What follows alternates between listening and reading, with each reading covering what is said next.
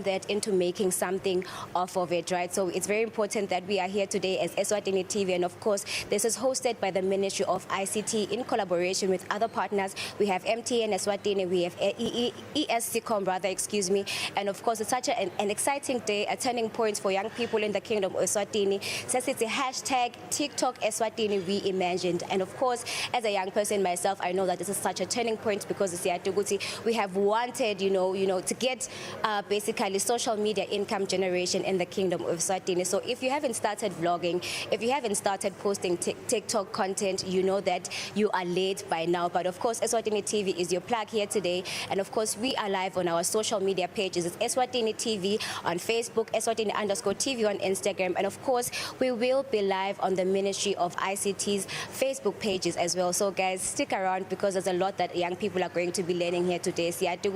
When it comes to matters of, cyber protection as well, ESCOM is going to be the rightful person. But of course, we are very excited because the Ministry of ICT has basically, come forth with the promises that they made to say that young people are basically the leaders, the future leaders of tomorrow. And we know that we are in a world of digitalization. So it gives me such great pleasure to be here today as a young person myself. And of course, with that being said, I'm just like, we're clocking it all the way through today, and we want to see what's happening inside. And we have so much more for you guys here today. And we hope that a lot of people are going to be reposting, sharing, of course, it's about social media. So if you see this live, share so that a person that is thinking rather of starting their TikTok page, their social media page, there's so much that we have for you guys here today. But for now, let's see what's happening inside.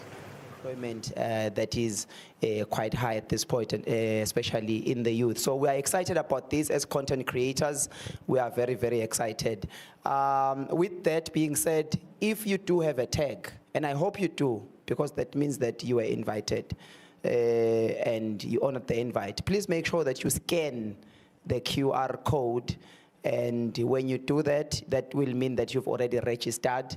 So you will get something at the end. So there's something that we have prepared for you, but you're only going to get it if you're able to register and scan, because that's the only way that we will know that you were here using your own name. So let's make sure that we scan those QR codes. And now moving on with the program, I do know that you want to get it straight from the horse's mouth. You want to know what are some of the opportunities globally for creators, because as content creators, we may be based where we are, but our target is quite broad, it's global.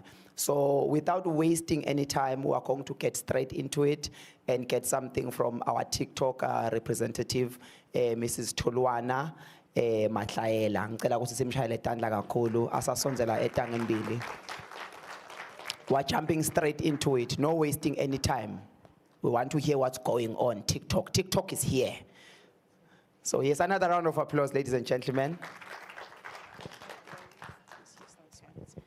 Good morning. I stand on the protocols observed, but first of all, I'd like to really express my gratitude to the Minister. We have had conversations since last year, actually, around this time of year, if not earlier. And interestingly enough, I had recently joined TikTok when we'd started these conversations. So it's an honor and a privilege to stand before you, as well as all of the creators, to engage really about TikTok. TikTok, much as it's a global platform that has really grown and expanded quite a bit, is actually the youngest on the block. We were only launched in 2018, but it is incredible and both inspiring to see how it has been embraced, not only globally, but particularly closer to home for some of us. It's great to see how it's been embraced in Africa. We are grateful for the opportunity to engage you today. Ours is really to inform you about how to best create content that will really be successful on TikTok, give you some insights and understanding on our platform, but also give you some insights on the existing monetization opportunities. We know that as we talk about the global economy, as we talk about the creator economy, as we talk about the digital economy in particular, we all want to know how can we best leverage these platforms. It starts with understanding how they operate. It starts with the skills. It starts with also understanding how to conduct oneself online. And without going into into too much detail because a lot of it will be covered in the masterclass. Our hope is really that by the end of today's session, you'll have a greater understanding of TikTok itself as a platform. You'll get a greater understanding of the responsibility that you all collectively have as content creators in terms of the type of content that you share. Ultimately, as a platform, we give you the opportunity to be global ambassadors, to be global entrepreneurs. But it all starts with ensuring that the content that you create is actually content that falls within the guidelines of our platform, but also just being mindful of the responsibility, of course, that you all collectively bear as content creators. So with those few words, as I said, we've got the masterclass that will go into much greater detail. I just want to thank you and also just express the gratitude from the broader team. I know that we would have loved to be a lot more than you seeing just one representative. We are unfortunately a very small team of only 3 people that cover the entire sub-Saharan Africa, but nevertheless, we are here and we will be engaging. Mine will be a very interactive session later on. We've got a few prizes, so do pay attention, be engaged. We've got also later on a bit of an interactive creator session where we start taking a more practical approach in relation to the information that we would have shared. So thank you very much once again for this opportunity. Thank you once again, Minister. And this really is the beginning. We shouldn't look at it as everything is happening today and then after today we all go on our separate ways. This really is the beginning of looking at how we can collectively work together and empower each other to build a lasting imprint as we forge forward in the creator economy. Thank you.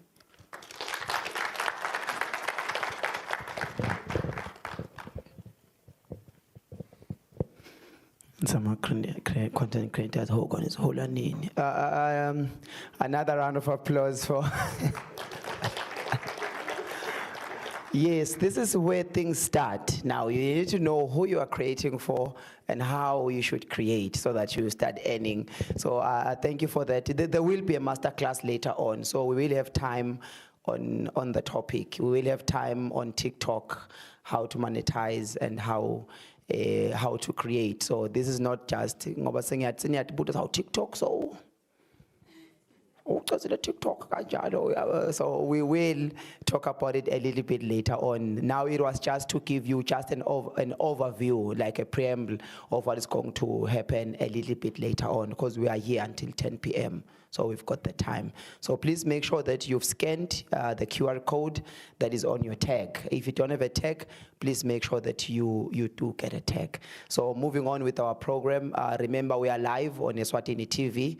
So we've got viewers that are watching. Please make sure that you share the links with all the other content creators that are not with us today. Not with us today sounds different. The content creators that couldn't make it here. So please make sure that you share the link so that every content creator in Eswatini has an opportunity to be live with us and get all the information that they need. So without wasting any more time, Principal Secretary in the Ministry of ICT, Prince Mshishimba, ngicela simshayele tandla umlangeni asasonzela ngembili.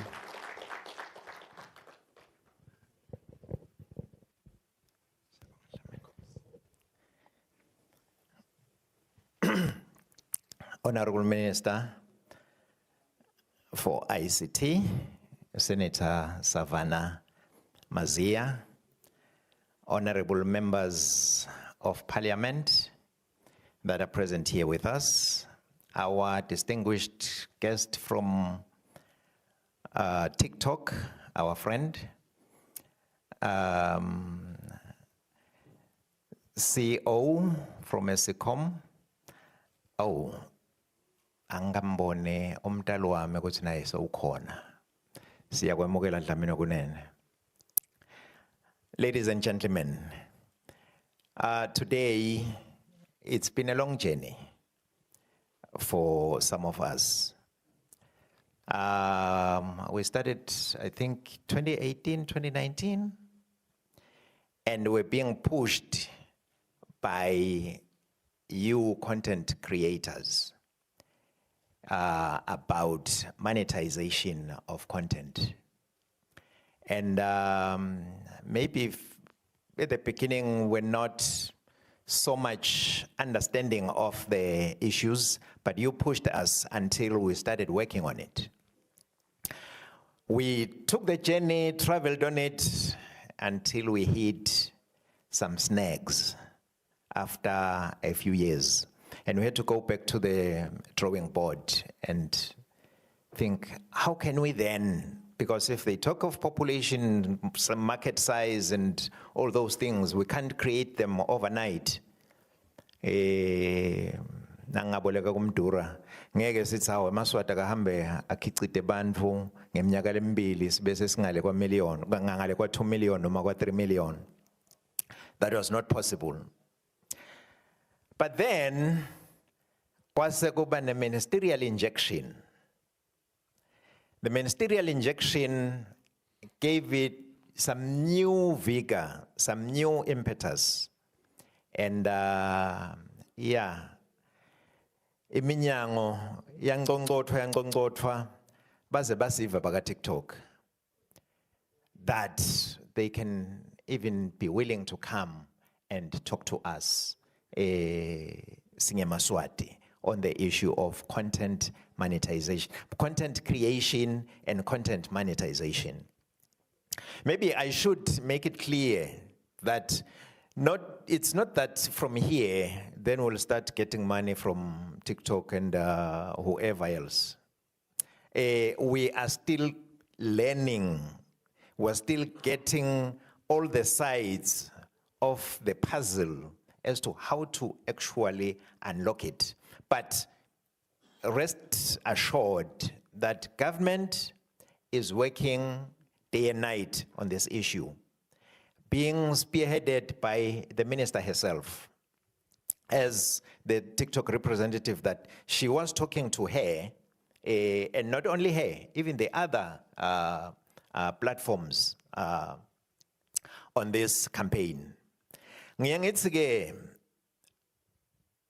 This minister, government was given the mantra of nkwe. It's yena wamvakabili nkwe. Kokokutsi nembala sesiyagijima sithi nkwe singemaswati. Some of us, or some of the creators here, the invitation was saying 8:30. Some of you came after 9. Maybe I should have reminded you, or maybe we should have included in the invitation. And she keeps time, and she comes on time. So even today, that is what happened. So, Honorable Minister, please come and address the audience on this very important issue of content creation and moving on eventually to monetization.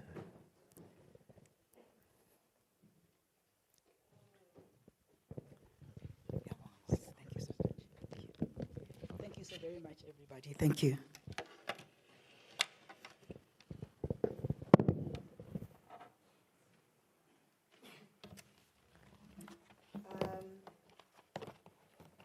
I'd like to also ride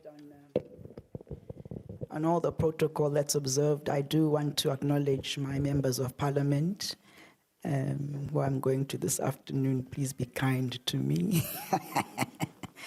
I'd like to welcome Tulwane to Eswatini. First of all, her first time to come to Eswatini, and also to come to us with these wonderful news of being our friend and our partner in the area of content creation and monetization. To start off this conversation today, I'm very excited. TikTok is here. The creators are here. I think we can clock on that. I think we can really clock on that. I say that because I was not aware, Bahlonishwa, that our youth were not getting paid for their content. Until, because the youth are my friends, told me, one of their biggest problems is this area. You will recognize and understand that one of the things that I really concern myself with every day is the employment of young people. And it's really critical for us who are in positions of unlocking things to really use those keys to open up opportunities for our young people to get work. I talk every day, and I will talk again today, about careers are changing. The careers we had before are no longer the careers we're going to have in the future. We need to be able to prepare our people, prepare our youth for those careers and for those businesses. It's the reason why we have the goal to have 300,000 coders and AI specialists in the country. And we've been able to give those courses, and we encourage everyone to continue to looking into taking those internationally recognized courses. What's really important to me and to the ministry is that every day when we wake up, those of us who have a job and are lucky enough to get up and go to a job, think about those who do not have jobs. And let that be the thing that lives in our minds every single day. The thing that always encourages me about Hlonisha when times are hard and things are difficult, as they tend to be for me, is there's a rural child somewhere who's going to make Eswatini a bright and shining star, who will be a content creator, who will be someone that's going to really make money out of this. I was just saying earlier today to a team that I was talking to, when I found out about the issue to Luane that we're not being monetized, I asked the team about it, and then I got the story from the former PS and the directors that, no, Sisayisebenta, Minister Saibuga, we've got a team in SADC, which is very good that we work with our SADC partners, because Bashara Hutsi, we're a small country, and they can't deal with us as a small country. I have a disease of wanting to get things done. So I got onto my friends at Uber, as you know, the leadership there, and I said, listen, how can you get me into TikTok? And I got to my friends at Meta, and I said, listen, get me into TikTok. I want to start with them because the kids are crazy about TikTok. I'll come to you, Meta, as well. So they said, we're in a change environment. There's a new person coming into the team. Wait until she comes and joins the team. And then they told me that there's only 3 people, looking after the entire sub-Saharan Africa. Now that tells you that the world is changing. 3 people are running their whole continent of 1.4 billion people for TikTok.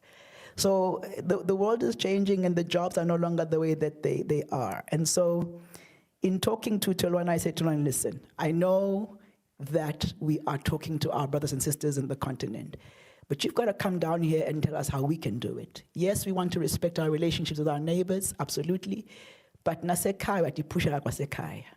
how do we do it for ourselves? How do we ensure that our story is the frontline story? As I said to you before, we are looking at the issue of Sibaya and saying, let's be pushed by the area of how do we get our rural children, our rural people, to be able to also have the capacity to be employed, but more importantly, to be able to earn an income.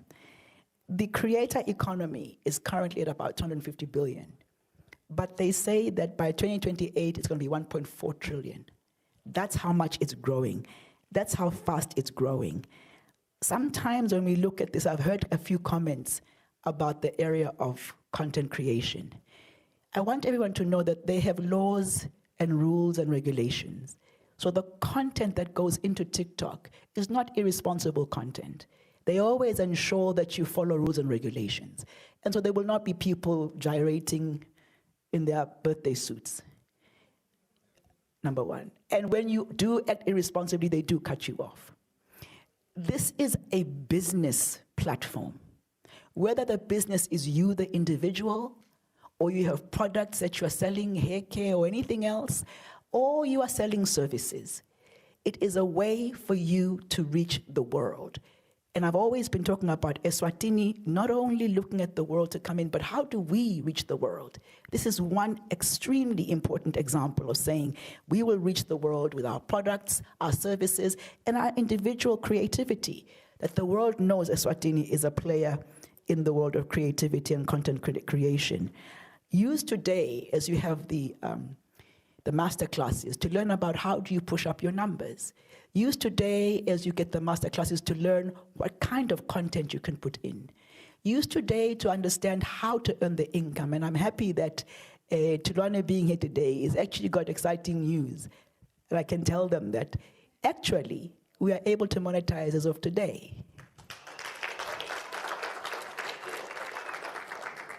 So she will tell you how, she will open the keys and the gates for you, but also you see that we put you at ERS. It was not by mistake.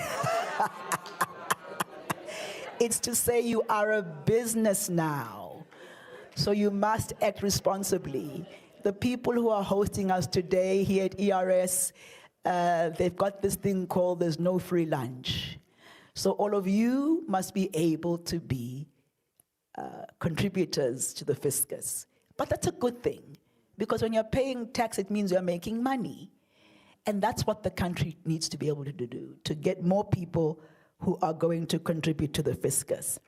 I also want to just say, the area of TikTok and the area of this kind of platform is not just for young people.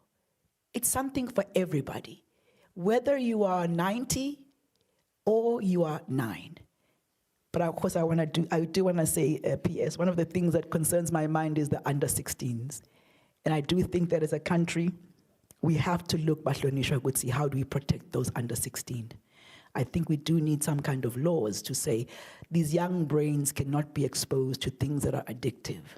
We need to ensure that we are working with ourselves to put together some kind of laws. I am concerned that when, countries are not responsible about having young people not being exposed. Not that there's anything untoward being seen on these platforms, just to be able to protect them from these issues. But I do know that things like TikTok, these platforms, you're able to use it for education.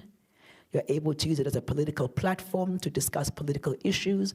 You're able, not bad political issues, but just news. You can be able to be a news person and have a news podcast. And also, if you're talking about something, one of the things that we're complaining about, people are using social media to abuse other people, to swear, especially at our leadership. That's unacceptable. And what I like about these platforms, is that they just cut that out. They just cut that out. So we're not going to have the issues that we have sometimes on other platforms that are not necessarily the content that we're talking about today. I want to thank Tulwane because I've harassed this young lady literally every week from the time we began speaking. She said, no, Minister, I know you want it to happen, but we've got to go through the process of SADC, because I said, let me tell you something. I'm not going to wait. If I've got to come to your house and harass you and harass your people, I'm coming. And listen, I have no shame in my, I will do it. And this poor woman kept saying, well, maybe, I said, you put us at the beginning of the list, not the end. No, we still have to go to Morocco and the bigger numbers. I said, no. I'm not going into the winter without you coming here. You're going to ensure that you open up this pipeline for our people. And I'm really, really happy that harassment works and that you honored me on that. Oh, you're too sweet. Thank you so much. So today is the start. What I love about this is that it's like peeling the onion. Today we're going to get a few platforms that you can already get paid for, and Tulwane will show you what they are. And then as we go on, we start peeling the onion of more platforms that they are launching. And also I said to her, listen, if you need to have a country where you can launch things, we're open for business. We want to be known really as a leading country in the area of technology and digitization, the safest country as far as information storage. It is really my dream to say that if Eswatini is known for nothing else, is that we're peaceful, we're a good people, we're a serious people, but we are the most safely digitized country, because that will be able to stimulate the economy. But also a country that has used digitization to have no unemployment for young and old people. So I thank you again, and I want to say that Tulwane is one of many. I've been harassing Meta as well, as you know. Instagram and Facebook will be joining us in the next couple of weeks. I've been harassing YouTube as well. And MTN Eswatini has also been harassed for quite some time, so they're going to be launching their own product. This is the time for the new careers. This is the time for Eswatini to lead. This is the time for us to be unafraid to ensure that we are leading. And this is a time for our young people to make money and completely be employed and be business people and contribute to our tax base. Thank you so much for coming. God bless you all.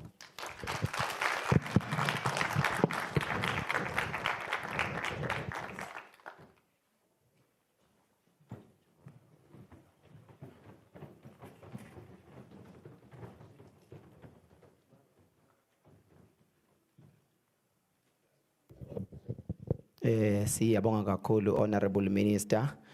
I know that content creators got exactly the statement that they were looking for.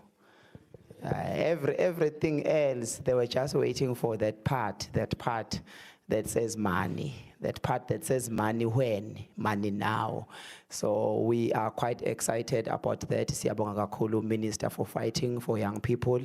Ngiyambona nemntwana Ngosi ukhona chairperson ICT portfolio committee. Siyabonga nje lokho ukuthi sibe nebantu laba woke laba khona who are able to clock it for us. You understand. So we are excited that we now have people that understand that this is a job for us. People that understand that this is not a hobby. It doesn't mean you've got too much data, but it means we are creating something. And if you create something, then you definitely deserve to get paid for it. So can we please give the minister another round of applause? Yes. And the whole team that the minister works with that believes in this thing, because I believe that you cannot work on your own without a team that believes in the vision that you have. So ngicela ukuthi sibashayele tandla nabo bonke labanye asibati labanye asibaboni. Some of them have been fighting for us without us even knowing that they are fighting for us. Nakakhuluma nje PS ngimvile umlangeni athi this thing started way back like about 2019. Uyabo labanye bebasangakadalwa lana, but they are already fighting for content creators. It is so sad when you travel around the world and you find content creators that are making money out of this, and you can see when you compare that you probably are doing better at content than those content creators. But so this is what we are here for today. We want to be excited that we were born here in this country as patriots of this country. That is what we want to say. Yes. Yeah, siyabonga kakhulu khona labangashaya itandla, so angathi ukuthi bona bafuna ukuthini. Ngidawucela nje at this point, Honorable Minister, kindly and humbly for a group photo with the content creators, because these guys create content. So they will only be able to prove that the minister and the team were here if they take pictures. And so ngidawucela nje minister kokuthi semane sishoot isithombe nawe sema content creators. Ngicela kokuthi ama content creators even nawe asukuma sisalukhala batangisita. Ngidawucela kokuthi Honorable Minister and the team is mane simelange embili so that everyone else atokhona ukuthi abe lange emuva kungabe ngasisithombe sebhola. If kindly anyone could help me arrange that, please. Yes, in the portfolio committee, anyone who was involved in making this happen, and our guest. Ma-content creators ulahleli phasi. Ngicela ukuthi sisukume nisitawukhona kushuta sithombe na minister. Sonzele nje sibe singena la nge-movie stage. Sitawubona sikhala, and then minister, MPs, CEO, ngidawucela ukuthi thina sitawuba la ngembili. Once everyone is set up at the back, then sitawukhona sine kusukuma a bit later. Thina nje sitawuma la, we'll try to move. This is very heavy.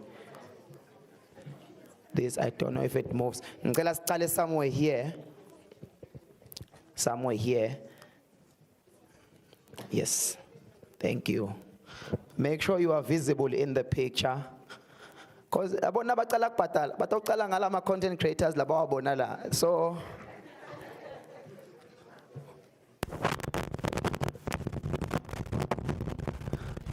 yeah. It's fine. Even if you don't have a tag, you can come and take the picture.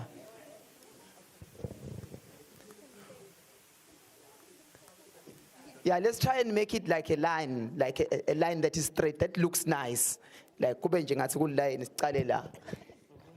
yes kubonakala kube line nje lelikahle kungabe ngasiyinyonyane sime nje uyabona si le line lethu ngathi best petition uyabona sime sibe straight so that the picture looks good. Is that does it look better now?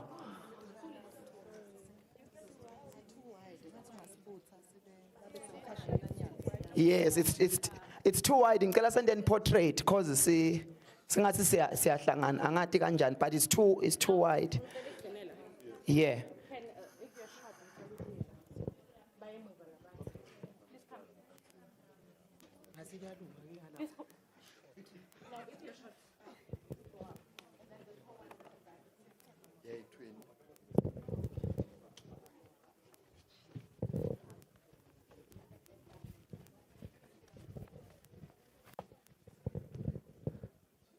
Yeah, don't go too wide.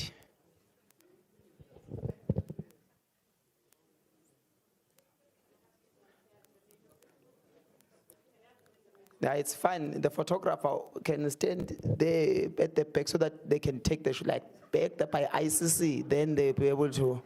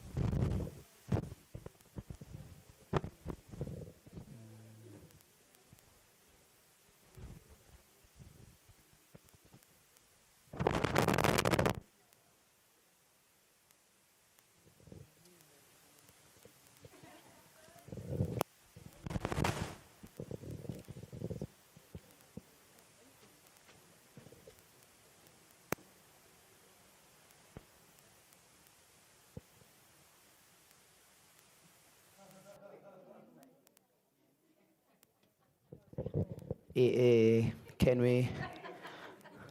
we please kindly, we are ready, Minister. Can we please kindly, directors, MPs, our mahlonishwa, balingani bami sala, Ministry of ICT, Ministry of Commerce, directors, can we please kindly,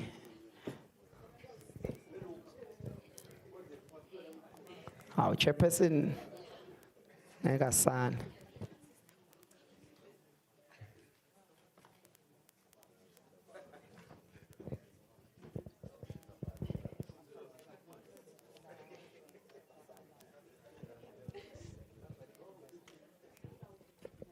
Balingani bami bangasali bahlonishwa bavele angifuni bese sigijima nani lenkundleni manje naselisala lana Nkosi. Yes, hawo sekuhloniphekile ke manje.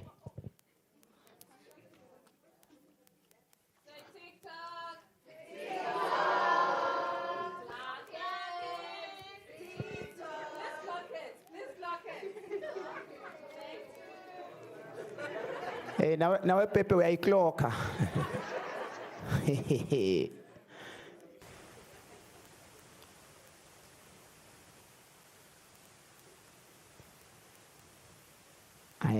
Asiyothi khohlwa uyabona nje.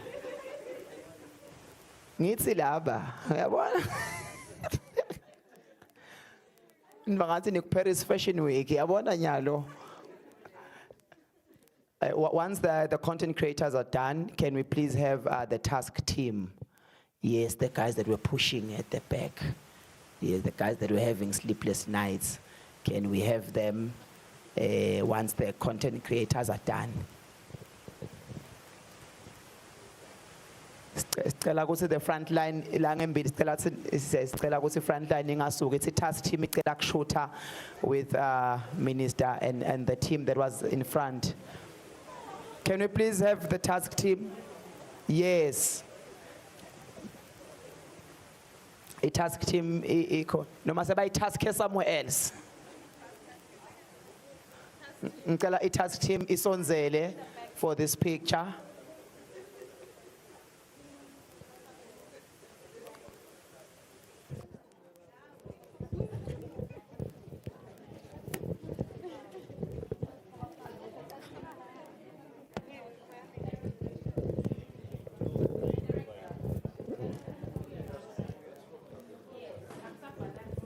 Yeah, let's make it nice.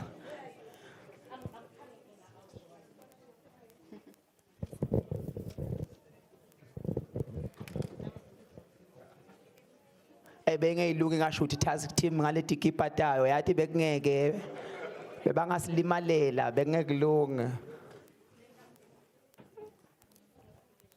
Na aglitchi ukutask team.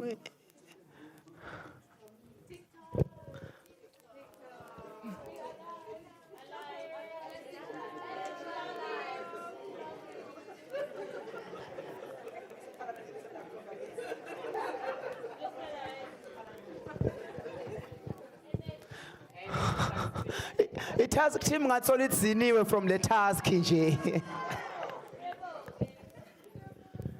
Yes, these are the guys that made it happen. The work in the background that we do and say thank you very much. Siyabonga kakhulu Minister.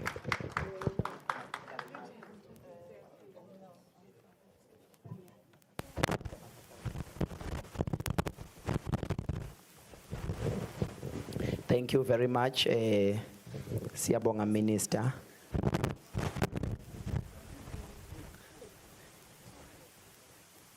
And thank you very much to the task team, the guys that were making sure that things are happening in the background. Ngibonge the government of Eswatini, kune Ministry of ICT that was working on this, kune Ministry of Commerce, Industry and Trade that was working on this to happen, that was pushing. Ukhona na Eskom, which is the regulator. Siyabonga kakhulu for creating the environment enabling for my content creators. We do have my partners lagakhona MTN Eswatini, Eswatini Mobile, EPTC. We do have Eswatini TV. Ngicabanga ukuthi ama cameras niyawabona. Like I did say earlier, we are very much live. And we do also have ERS that made it possible for us to come here. Njengoba sakashito ke minister ukuthi they want to keep us close, because when we are closer, then they know that the relationship between us and them works profitably for everyone involved. So the reason that we are here today, njengoba bekachazile ke minister, we just want to find out opportunities like akhona, but obviously those being even monetary singise ngibambise phela nawe. Yes, monetary opportunities. So we know that is possible now. We know that is definitely happening now, because all of the stakeholders that are involved are here. Because nothing would have been much more sadder than having one stakeholder what is going on. But if we want to ask questions today, everyone is here.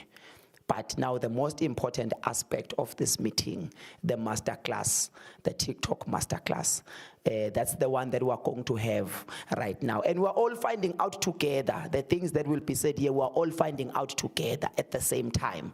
So I think if we are going to have any questions, they're going to come a little bit later. And the good thing about it is that everyone that is involved is still here.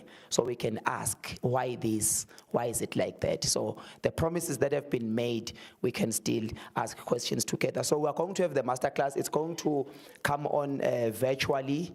So I think we will just take this time now, our notebooks and our phones. This is the important aspect of this meeting. So I don't know if we are ready with the virtual. Anyone give me a cue, a signal? We are fine. Are we? IT. Okay, and the task team. So are we jumping on right now? Yes, so as soon as it comes up, then we are good to go. Then we can ask our questions a bit later on. Nendesiqiniseka ukuthi ama notebooks akhona, so that we can prepare questions for later on. And also because this is live, I believe you can still find it a little bit later. Please make sure that you share the link with all our colleagues that are not here today. I know there's also associations that are here, like Kamga from the arts sector. So please make sure that you share those links with the people in the group. This is supposed to be an opportunity for everyone. Share my links so that they can watch. We are live on Eswatini TV. If you can check right now, we are on TV and we are live. We share the links on our social media so that everyone is able to watch. We still have a long program for you guys until a little bit later. Please make sure, if you're just walking in right now, please make sure that you have a tag, and take that tag and scan the QR code. And once you scan the QR code, then you have been successfully registered. You will be able to get your gift after the meeting. See, we're going to wait a bit for the master class because it's virtual. I think IT is going to let us know once we are done with that. Let me see what we can put in our program in the meantime. Oh, Sawakile, hi. It's my first time seeing you live, in real life. What a cute guy. I've never seen that. Who else is here that I've never seen? I met Mbutho live last week. We were doing a march. Yes, and he was marching all the way. We did 20 kilometers. Mbutho from Maiwane to Plen. Yes, yeah. Pesu is also here. Christian Maz is also here. One of the finest poets in the country. Kiani is also here. People don't know that Kiani is a comedian. They've forgotten that Kiani is one of the guys that started comedy in this country. Kiani Msebi over there is with Eswatini TV. Yeah, ukona Mbutho look. I'm happy to see all the content creators that most of the content creators, they are very much here. Yeah, we should get used to the auditoriums and the boardrooms now because we're formalizing things. Okay, let's see, maybe get another item in our program in the meantime while we're waiting for our masterclass.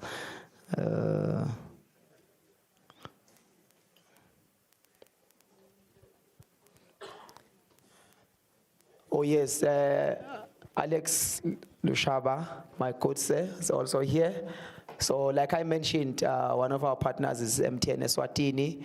So as you can see, the minister earlier spoke about a platform for content creators that already exists. So that's the guy that you can talk to and find out how you get on the platform. Are we? Okay, we'll be sorted just soon. Make sure that you all have TikTok in the meantime. Because first of all, that is the first thing. Make sure that you have TikTok. Because you could be here. You might also not have TikTok. But we must make sure that everyone you have TikTok. I had to when I started. You had to. Yeah, but are you supposed to? You didn't have it. So I had to create an account. But at first you were probably user 1,866. You know those accounts that No. there's a username. Yes. You upload content. Yes, but it's closed. Okay. So this will be on TikTok. We're good now. All right. So our masterclass. Thank you. Good morning, everyone. Thank you once again for joining in your numbers. So as already introduced, my name is Tulwana Nchikimahlaila, and I'm the head of public policy and government relations at TikTok, responsible for SADC. And I just want to ride on something that the minister said, and also use that then to make myself as an example. So I work for a tech company. My role is sharing, amongst other things, the opportunities that are available, but also engaging with governments and fostering good relationships. But background-wise, I'm a media lawyer, and for the longest time, I've been doing media law, and I've worked in the private sector, I've worked in the public sector as well. But here I am, working at a tech company. And so as we go through the presentations, I'd like us to all adopt a very open mind about the opportunities that are available, generally speaking, within the digital economy. So even when we get to the exciting part about the monetization opportunities that are available, think about it more broadly. And I'll try not to speak ahead, but there are a lot of examples that I will be sharing about businesses, small businesses in particular, that have grown actually using our platform. So I'd like us to have a very open mind. There are a few prizes to be won because I will be asking some questions. So please make sure that you pay attention, and I'll drop like a few cues here and there so that you know when I'm likely to ask questions, what the questions are likely to be, just to test your knowledge. But just to jump right in, we are going to cover quite a lot today, but the idea is also to help you get a better understanding of TikTok so that, especially for yourselves as content creators, you're not just passively engaging in content and consuming it, or you're not just passively creating content and uploading it.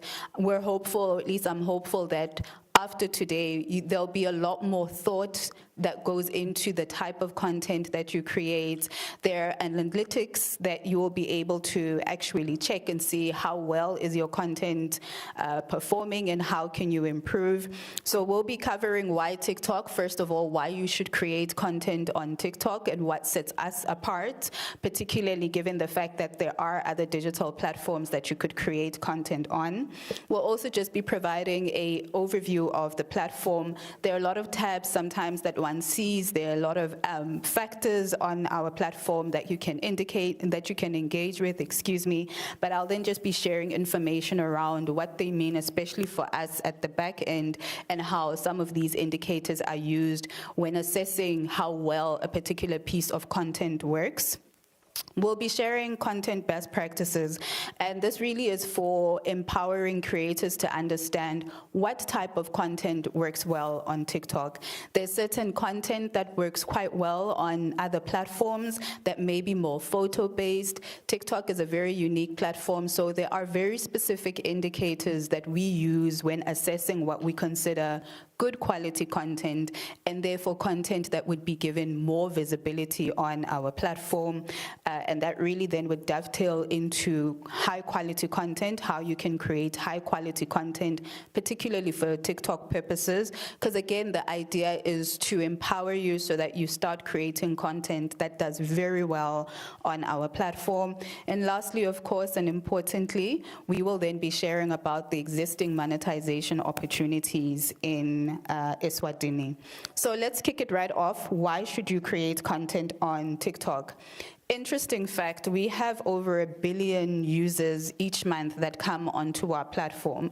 So for you as content creators, this gives you access to a global audience.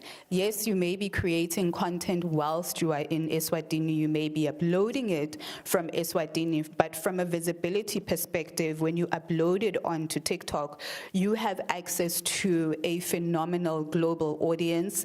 As we've often said, the internet is borderless. And similarly so, when you create and upload content on TikTok, you have access to a huge audience. And with 1 billion users, it's fair to say that a lot of people love TikTok. Just looking at the numbers here, it's a TikTok-focused workshop, and we've got a great turnout. So there's clearly love for our platform.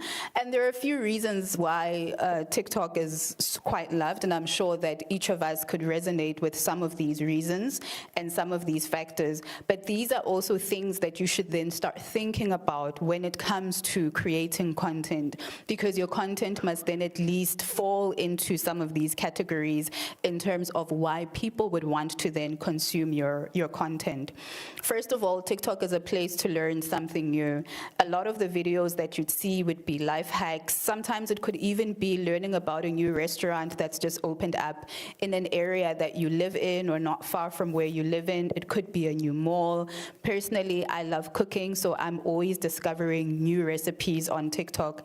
And the beautiful thing about our platform is that all the things that you learn are curated based on the content that you are interested in. So it's a very personalized curation of content. Secondly, it's a place for creative expression. Our motto, our mantra is we seek to inspire creativity and bring joy. And so a lot of the content that does very well on TikTok is content that is creative in nature, whether it's the sounds that are accompanying that particular content, or whether it's the effects that are used in association with that content. Importantly, and in the last few recent years, TikTok has also become a place for businesses to grow. We've got testament upon testament of small businesses that have actually been able to leverage TikTok as a growth medium. How they've been able to do so is because, as I said, with TikTok, you have access to a global audience. So as a small business, you no longer need to be spending a lot of money getting somebody to advertise in the conventional sense, to advertise your business or your product in a conventional sense. You can literally actually go onto TikTok, share about your content. You can have some of the people that buy your content share about your product. And what that immediately does is not only does it create visibility, but it starts creating a demand. We have a lot of success stories. We were in Kenya a few months ago, and one of the small business owners was actually sharing how his business now serves customers outside of Nairobi, despite the fact that he's Nairobi-based. And that level of success, that level of visibility, he attributed directly to TikTok. And so even as some of you may be entrepreneurs, start thinking about how you can actually use TikTok to increase the visibility of your brands, whether you're a service provider, to increase your visibility as well in that regard. And of course, TikTok is a place for entertainment. First and foremost, whenever people think about TikTok, they think about entertainment, whether it's your favorite creator who at the end of a long day, you wind down, you go on TikTok, and the first thing you start doing is consuming their content. So it's a place for entertainment, both in terms of you consuming entertaining content, but also in terms of you being able to entertain a global audience. And lastly, it's #AllForYou. And this particular aspect, you'll hear me talk a lot about it for the rest of the presentation, because it's one of the things that actually sets us apart. All of the content that you see as an individual user of TikTok is quite unique, and it's curated to your content preferences. So if we were to all actually exchange phones and look at what each person is consuming on TikTok, you would see how vast and varied the content is. Because again, it's #AllForYou. Interestingly enough, TikTok has actually now become quite a global search engine. A lot of our users actually come onto our platform to learn about things. So if they want to look up a place, they would go onto TikTok. If they've learned about a new place or something, a new brand, and they're a bit curious about it, they would actually come onto TikTok. The reason is because TikTok is also loved for the authenticity of the content. So you know that if you want to go to a particular restaurant, before you go and you want to get a sense of what does it look like, is the food actually as great as the restaurant is marketing it to be? What are the aesthetics like? People actually go onto TikTok as a search platform to be able to get a better sense of that, because we have become a global search engine. Moving on, I'll just then take you through the elements of TikTok and just help you navigate it a bit better. And this is what we call the anatomy of TikTok. So when you open TikTok, this is effectively what you would see.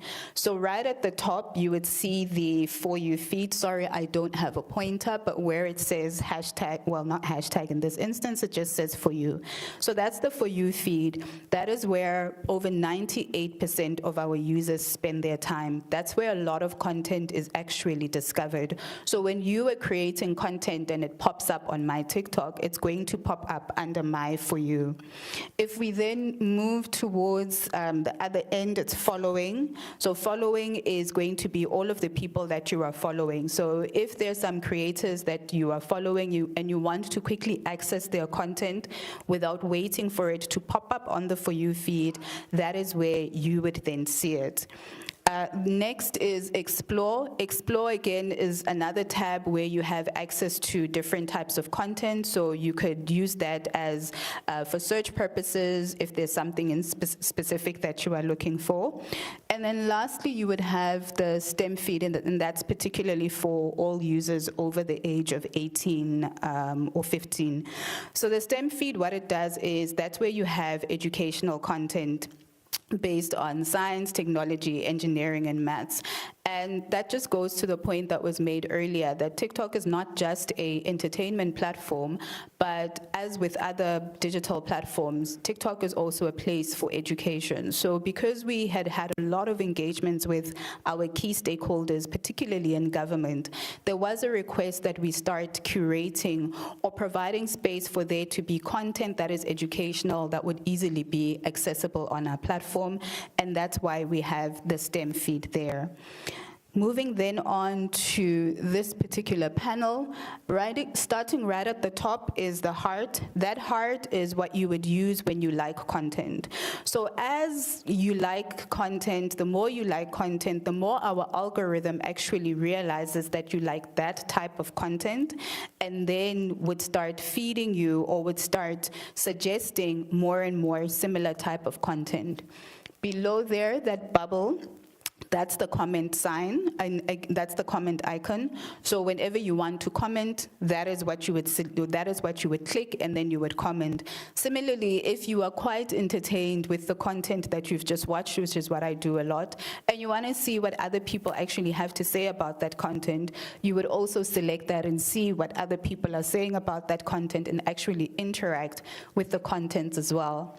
This, lastly, below there is the favorite sign. I use that a lot. So whenever there's content that I've seen, I've enjoyed, and I want to be able to come back to it at a later point in time, you can select that and it automatically goes into your favorites. It's filed in inverted commas, and you're able to always then go back and see it. So you don't necessarily have to download, whether it's a video or a picture, you don't necessarily need to download it. You just select on the favorite sign, and then you're able to access it. All of these factors and indicators are what our algorithm uses to then determine the content preference of a particular user. Below that is then the share sign.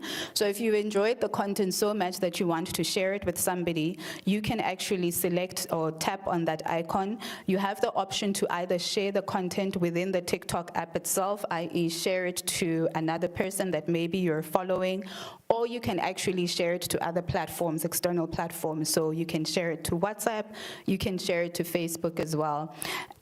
Below here is a very important icon, especially for us as TikTok. This is the sound icon. A lot of the content I'm sure you've seen with TikTok, there would be sound associated with it. And this is me now starting to drop some hints of some of the questions that are going to come up later. That sound icon then enables you to see whether it's a song that you are hearing and you're quite interested to hear more about it or learn more about it, you can then select that icon. When you click on that icon, you have not only access to the song information itself, but you can see which other videos have been using that sound. Below here, again, we'll then just quickly run through it. First is your profile icon, so that's your profile. When you select it, it takes you to your profile. It'll have your username and your bio and your profile picture. Next is inbox, very important. Inbox is not only used for when other creators are engaging with you or when other users are communicating with you. Inbox is also where us as TikTok, engage with you as creators. So if there's been an update to any of our features, we would communicate with you and send you mail. So please actually do read our mail when we send it. If there have been some complaints or your content has been reported, we've reviewed it, you would also then receive that particular information. If there are any other product updates, we would also then share and communicate that information with you using the inbox button. And the plus sign is where all the magic happens. So when you're creating content on TikTok, always make sure that you create content using the plus sign as opposed to recording content and then uploading it. The reason is because when you go onto the plus sign and you either take a video directly using the app, you then have access to all of the creative features and creative tools. So you've seen when you open a TikTok video at the bottom, it'll be effect skin flawless, and you now are trying to find it because you love the quality of that particular video. You have immediate access to it if you create content selecting that plus sign. So it's very important that when you create content for TikTok, it must be as organic as possible, because those are some of the indicators that we then take into consideration. Friends and home really speak for itself. Friends, again, it's the people that you followed, it's people that follow you as well. So if you want to see or engage almost immediately with your community, then you would select on friends, and then home is just generally then the home page. So that is the anatomy of TikTok. And as I said, the For You feed is where all of the magic happens as far as the visibility and discoverability of your content. So as you create content, you need to be mindful of the fact that you want your content to be as visible as possible on the For You feed.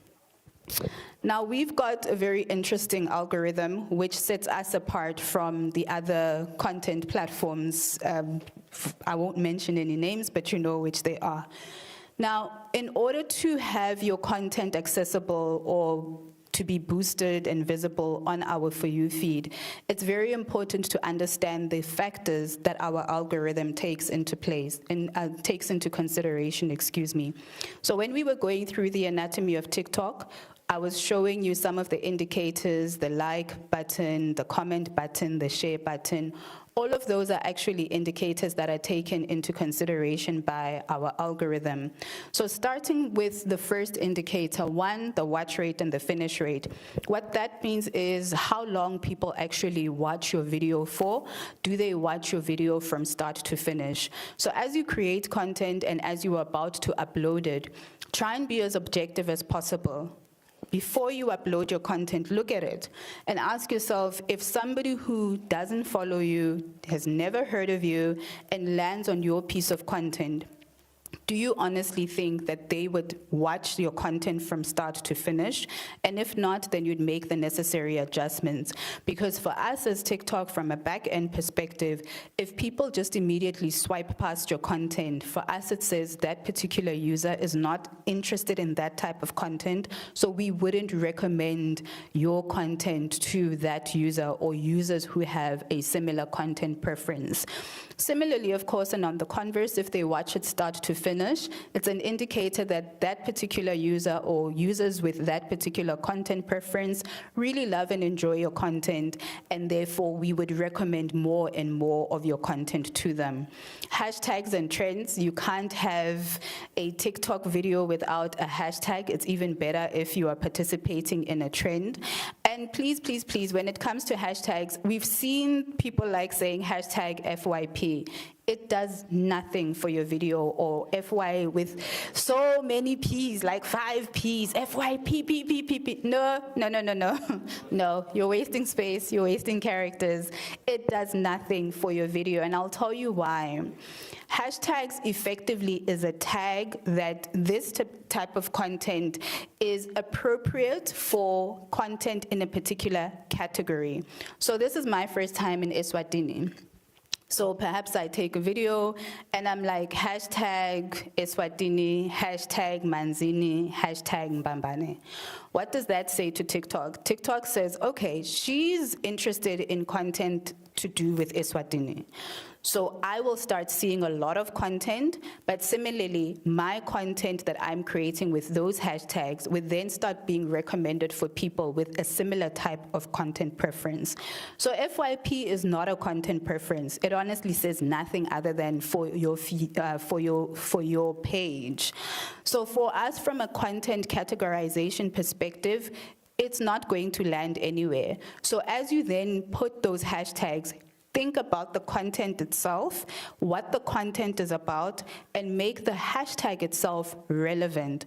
And the beautiful thing about TikTok is when you then create, or when you're putting in the hashtags, you then are able to see how many other pieces of content are associated with that hashtag.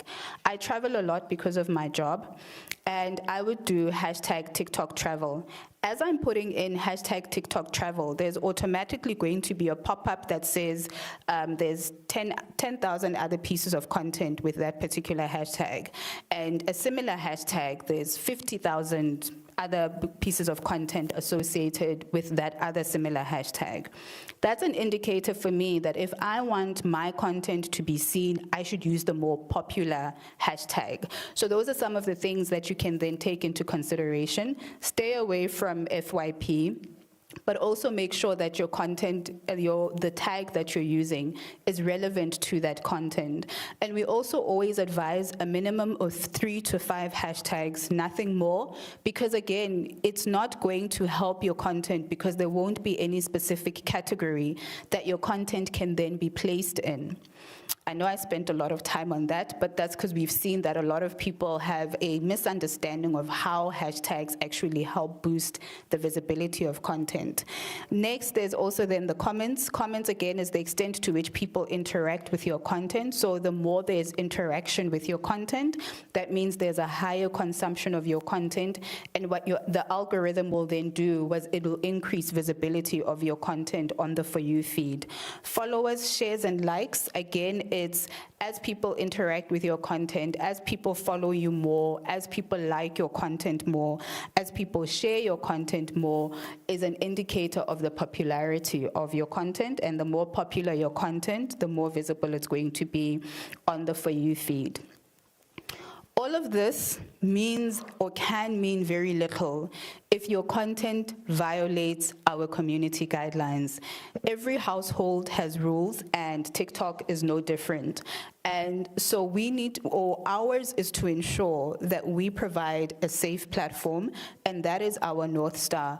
We cannot be a place that inspires creativity and brings joy if at the same time our content is known for violative content. We also cannot be a platform where people feel safe to express themselves authentically if there is perpetually violative content on our platforms. And so we are dedicated to ensuring that all content that is available on TikTok and all content that is visible or goes viral on TikTok is actually content that complies with our community guidelines. Our community guidelines are effectively our code of conduct. So it's for you as creators also a code of conduct where you say you acknowledge that all content that is created does actually comply with the community guidelines. What happens when the community guidelines then are violated? Quite easy, as the minister says. Your content is then removed. There is an appeal process, but ours is to make sure that any violative content is actually removed from our platform. That said, we also do deeply value the fact that we have a global audience. So our perspective or our approach to content moderation and the enforcement of our community guidelines takes into consideration the nuances and the cultural context of the various markets in which we operate. And so for that reason, TikTok does not create its community guidelines in isolation. We take into consideration the harms that may be prevalent or may possibly be prevalent in the market that we operate in. As I said, we take into consideration the cultures of the respective markets as well as the social values. And I'll use Eswatini as a practical example, and it's an example that I use a lot of times.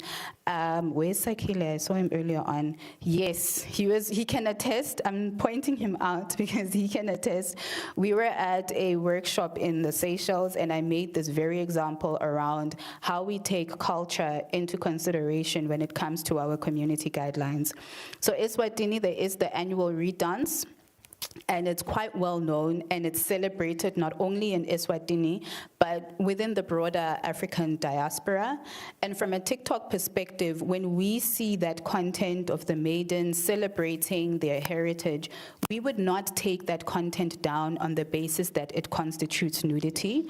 What we would do is then acknowledge the fact that that content has been created as part of a heritage celebration, and we would just make sure that that type of content from a visibility perspective then is given the due regard. So those are some of the things that I mean in terms of us not creating our community values in vacuum and also taking into consideration the local context. Importantly, we also engage quite extensively with regulators. We engage both on a regional level but also on a national level. So if there are certain developments that are happening in the regions and markets that we operate in, we consult and engage with the regulators. We've got subject matter experts that also help inform our community guidelines and ensure that they actually are fit for purpose. And we work quite extensively with a network of NGOs on the ground. So you might then at this point be wondering, okay, what are these community guidelines? Because you know, Tulwana, you were saying that if my content violates the community guidelines, it's going to be removed, but you're not telling me what the rules actually are. So we've effectively got 8 community guidelines, and they cover various key aspects. First, we've got youth safety and well-being.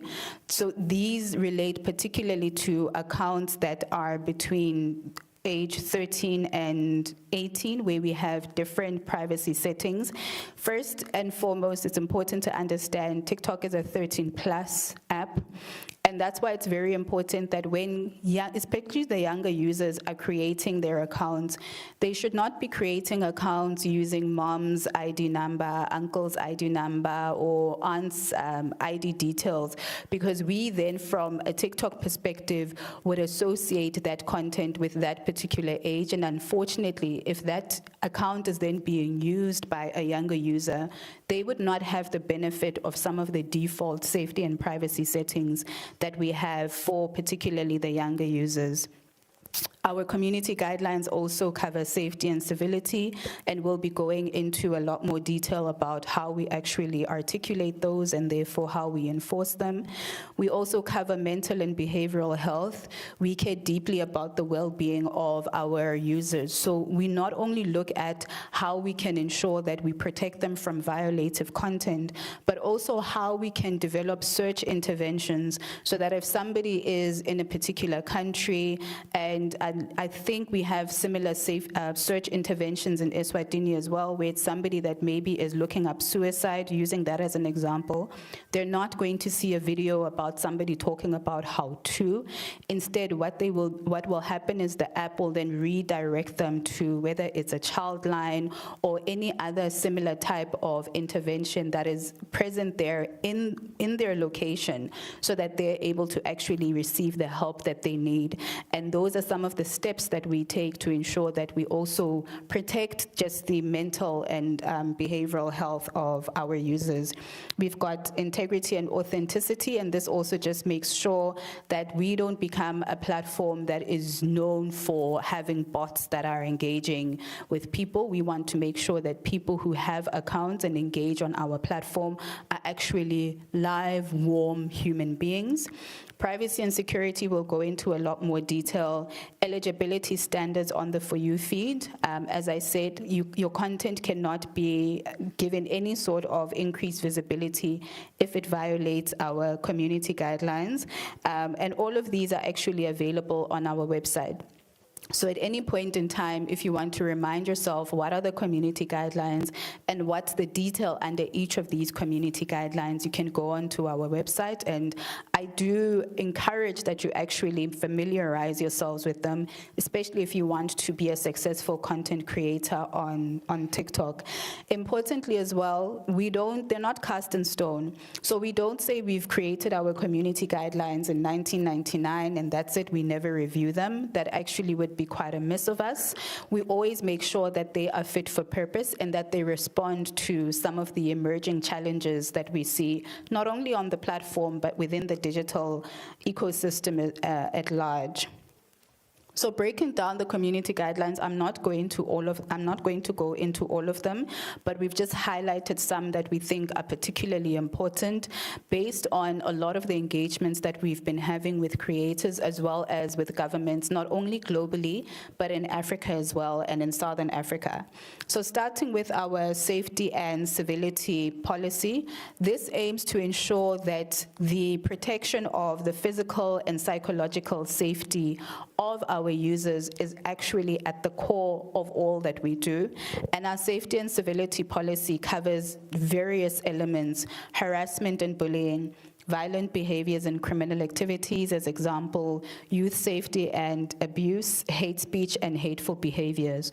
What this means practically is if any content is uploaded onto TikTok and has any of these elements, it would then not be available on TikTok, even if maybe, let's say, you are able to upload it and somebody sees it and reports it and we review it and we see that indeed actually it violates this particular policy, it will be removed. A lot of the times I would get calls from different governments or different stakeholders just saying, look, there's this particular video that's claiming that's making these particular claims against an individual. Can you please have a look at it? We believe that it violates your community guidelines. We would review it and then it would be removed. So for you as a creator as well, it's important to understand that yes, there's freedom of expression. Yes, we love creative expression, but it cannot constitute a community guideline violation. Secondly, as I said, we've got mental and behavioral health as a policy that I'd also just like to spotlight. And this actually covers, it's an ever-evolving policy because of some of the challenges that we have observed within the digital ecosystem overall. But it covers things like depression and anxiety, disordered eating and body image, and suicide and self-harm. This policy not only finds expression in terms of us using it as a framework to moderate content, but we also use it to be able to have very specific search interventions to assist some of the people that unfortunately come onto our platform. They express their very depressed state and even sometimes attempt to commit suicide or claim that they're going to commit suicide. And we've had quite a few interventions where somebody had gone on live they actually were talking about how they wanted to commit self-harm. We identified it as a platform as imminent risk. Our law enforcement team was actually able to engage with the law enforcement team on the ground. They identified where this particular creator was, and they were able to get hold of him, make contact with him, and ensure that they receive the psychological assistance that they need. So you'll see that sometimes when people are talking about certain terms, they will adjust the term. So instead of saying that someone was killed or murdered, they'll say that someone was unalived. That's because creators have actually caught on to the fact that how our moderation systems intervene so swiftly in some instances.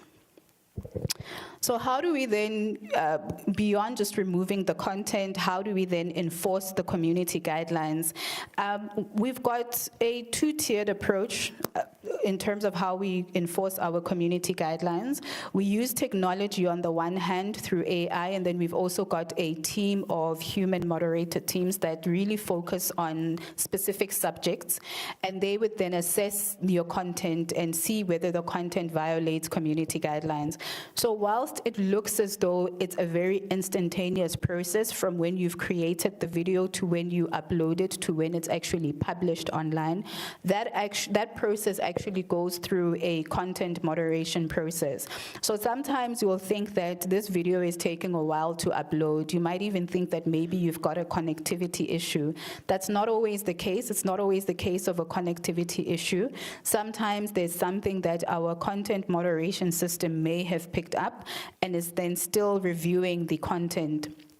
In some instances where the content itself is very egregious in terms of the extent to which it violates our community guidelines, some of the accounts actually get suspended or they get banned altogether.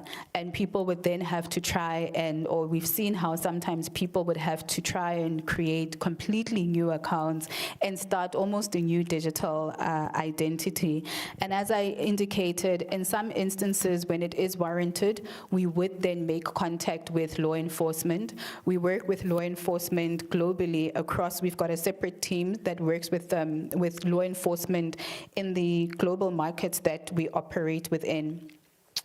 It's always good then having an understanding of the community guidelines framework and understanding the importance for your accounts as creators to be in good standing, to always do a health check and see actually how is my account in relation to community guidelines violations, because we work on a strike approach. So 3 strikes and you're out.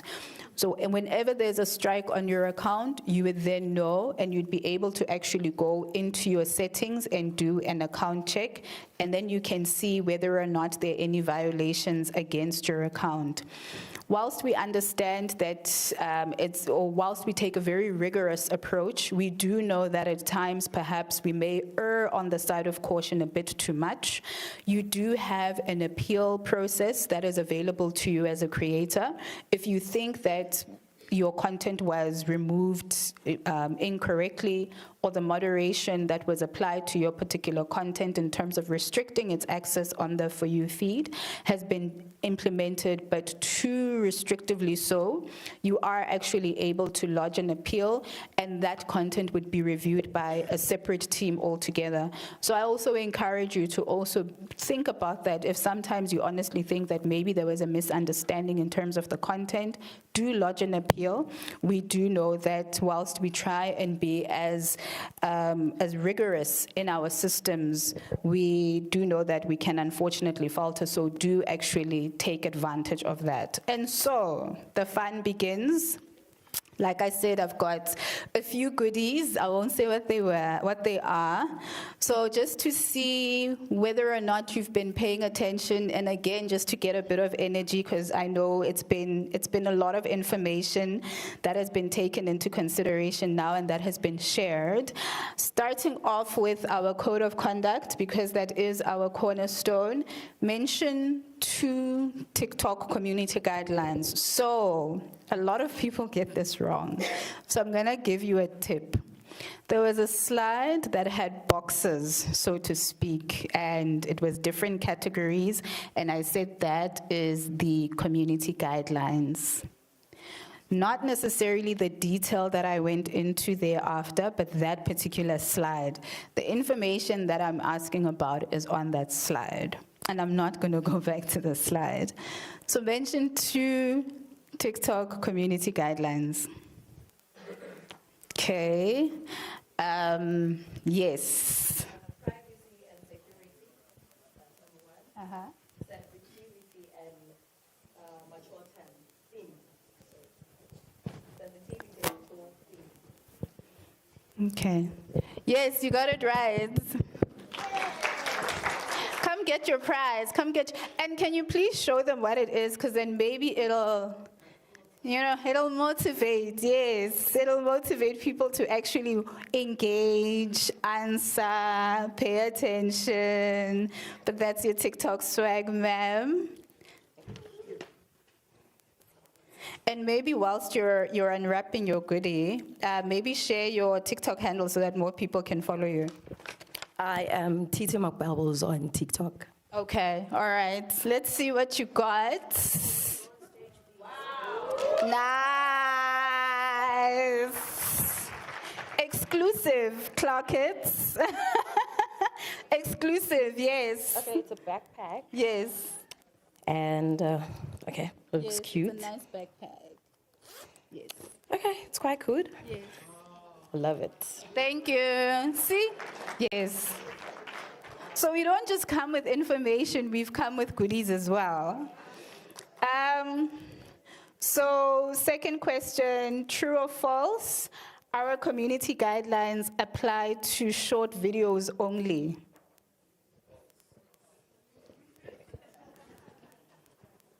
Okay, gentleman at the back with a white shirt with some blue detail, because I want to balance. You see, we've gotten questions from here. I want the people at the back to also feel included. So true or false? False. Okay, first, your name and your TikTok handle. Remember, this is a bit of a marketing opportunity as well. Oops. Before I fall. Hi, everybody. My name is Sammy. Sammy is not a stage name. It's actually my biological name. So it's that Sammy on TikTok. And your answer? False. Okay. Thank you. You got it right. Come get your prize. So yes, our community guidelines apply to all the content. So whether it's a comment that you are posting, whether it's a photo that you are posting, thank you, Sammy, our community guidelines are equally applicable to that. So you can't think that you'll get away with it just because it's in the comments. Nobody's gonna see it, we see it. So that's the answer. And then, I've told you about metrics.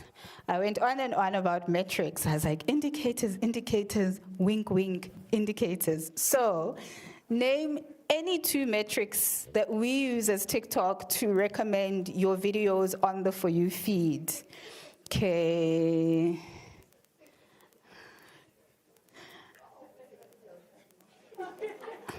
Okay, lady in the green.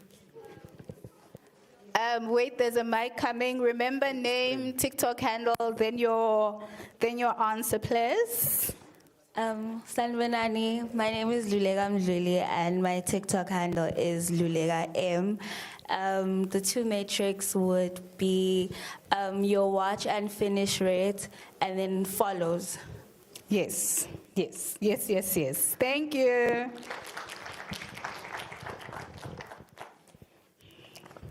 Okay. So the next segment, thank you, there you go, enjoy your swag.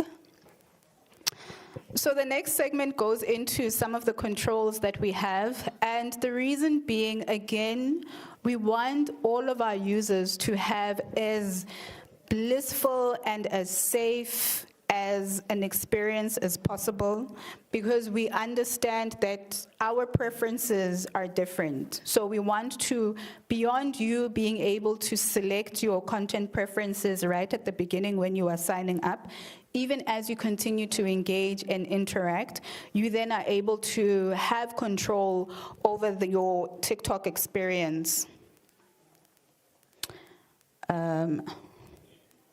Sorry about that. Okay. So, first of all, we spoke a lot about the community guidelines themselves, and we spoke about how we as TikTok enforce those community guidelines.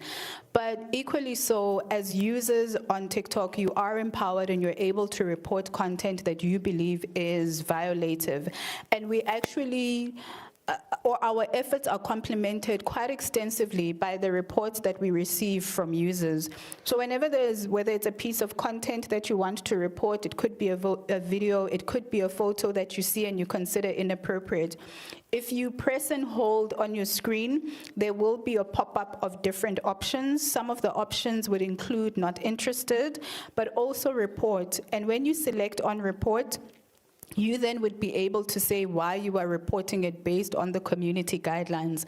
The reason we also want you to be able to assist us in knowing the basis upon which you consider it violative is it helps our teams to also then be able to quickly identify what the violation is in relation to that content. Because if you simply say, you want to just report and say it's violative without giving us an indication. You can imagine how much content goes on to TikTok. You can imagine how much content is reported. So the less information we have, the more difficult it is for us to review any instances related to possible violations.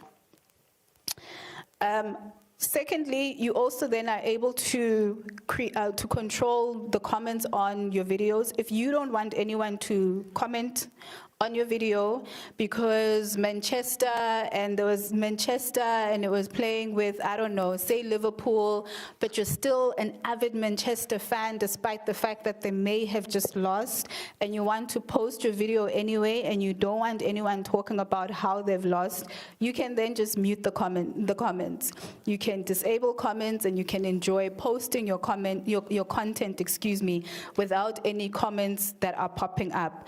You can also actually filter the keywords. So you want to make sure that that there can still be comments on your video, on your photo, but you want to filter the type of comments that can actually be made. You can use the keyword filter option as well. And the way then you are able to also do it is not only through filtering the comments, but you can also manage them by deleting them. So you actually, let's say, didn't have any particular issue with people commenting, but you're seeing that there are some comments that are now coming up and you don't like those comments at all and you want to delete them. You can actually do that without necessarily disabling comments altogether, and you're able to bulk delete comments, which is something that I do quite often.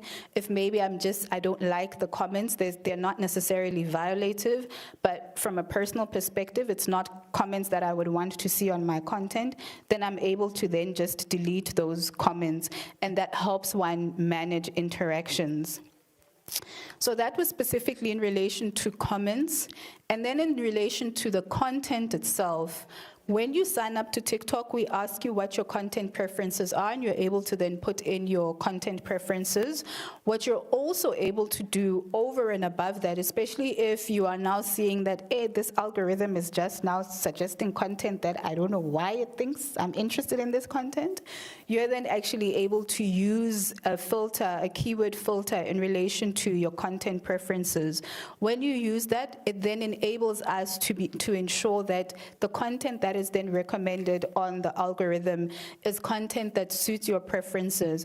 Because remember, the algorithm is ultimately based on, or the objective is to try and give you as, whilst yes, relevant to your content preferences, but also give you a sense of diversity. So every once in a while, there will be content that is quite different from your everyday content preferences. The idea is also to give you a perspective of the other pieces of content that you may not be aware of, but actually you may find quite interesting as well. But if you find that more and more of the content that is suggested is really not for you, you are then able to adjust that by using the keyword filter. And I'm gonna just jump over that and go to screen time tools.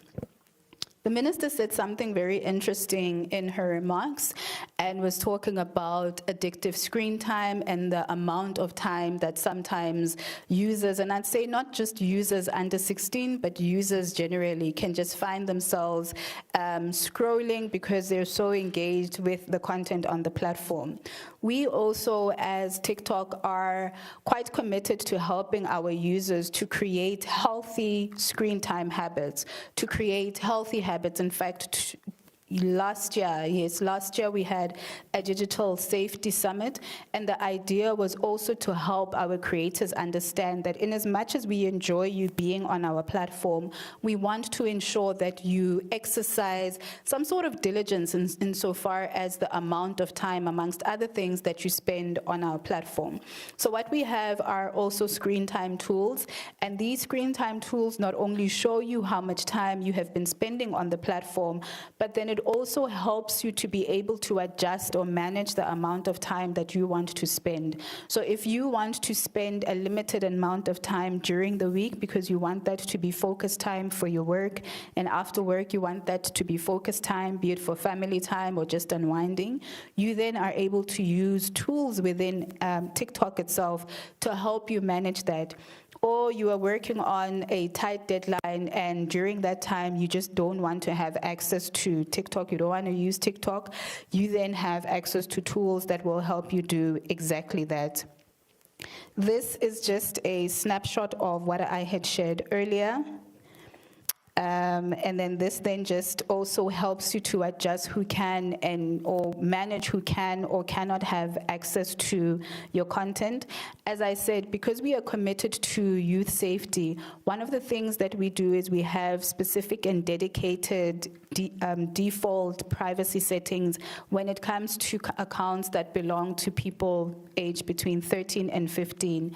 And that is why it is fundamentally important that when TikTok accounts are created, they need to be created with the correct information. Otherwise, the younger users would then not have the benefit of some of these default settings.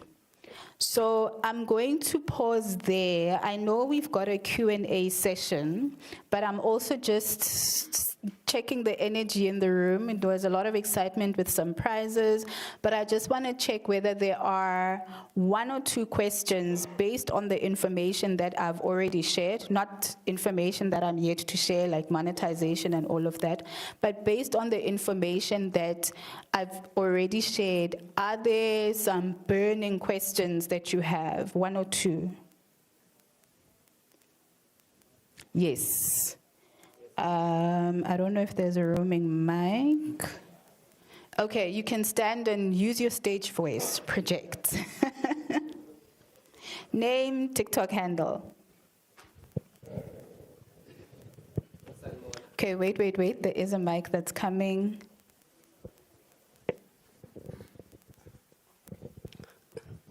Sanbonani. My name is Tinisi Zobutelezi, but formerly known as We Country. Used to be as We Country. So my question is there any correlation between, I heard you said,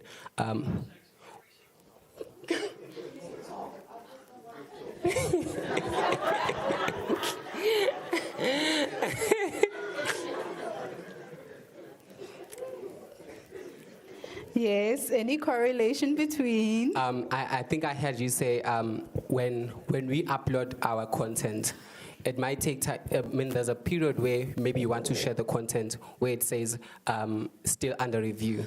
So is there any correlation between that and your content being not recommended? Because I know with most of those videos, they don't really do well on the platform if they take time between your upload and review. Okay, that's a very good question. It comes down to the content itself. So, as I said, one, think about the fact that we're a global audience. Two, think about the fact that we've got anyone between ages 13 and way above. So, if there is concerns around the eligibility of your content from a recommendation perspective, and you would know because perhaps the themes of the content that you are talking about where you've had that experience is similar, then that's an indication that whilst the content may not violate our community guidelines, it's also not necessarily content that would then be eligible for recommendation. And if content is not eligible for recommendation, that then means that the visibility of your content is restricted. It's not necessarily that there's anything wrong with the content, it's just about whether or not from an eligibility perspective, your content then meets our standards. What you can also do, and I'll go into much greater detail, is with that type of content, then maybe just do an analytics, and I'll share with you how you are able to do that. Because then what that does is it enables you to see how people are actually interacting with that piece of content and other pieces of content that people are interested in, searching about, and you can then use that information so that, yes, you give yourself the opportunity to still share that content, because again, as I said, it doesn't violate the community guidelines. But as a creator, you don't only create content that is restricted from an eligibility perspective, you also create content that would be able to be seen by a broader audience. Because the more people then see your content, yes, there may be that content that is restricted, but as long as more of the content is not restricted, then there are more people that still would be able to see and engage your content and discover you as a creator as well. Last question.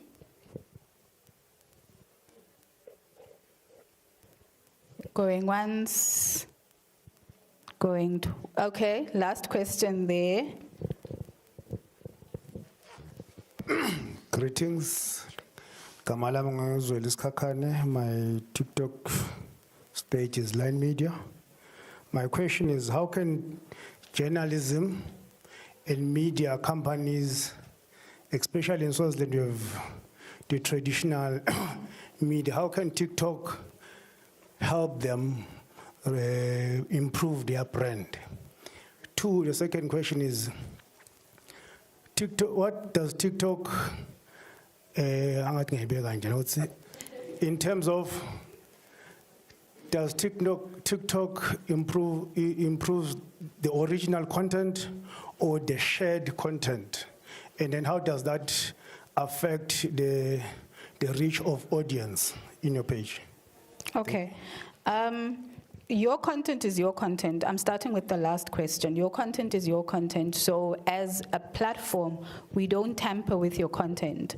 So the format in which you upload your content is then the format in which it becomes available on TikTok.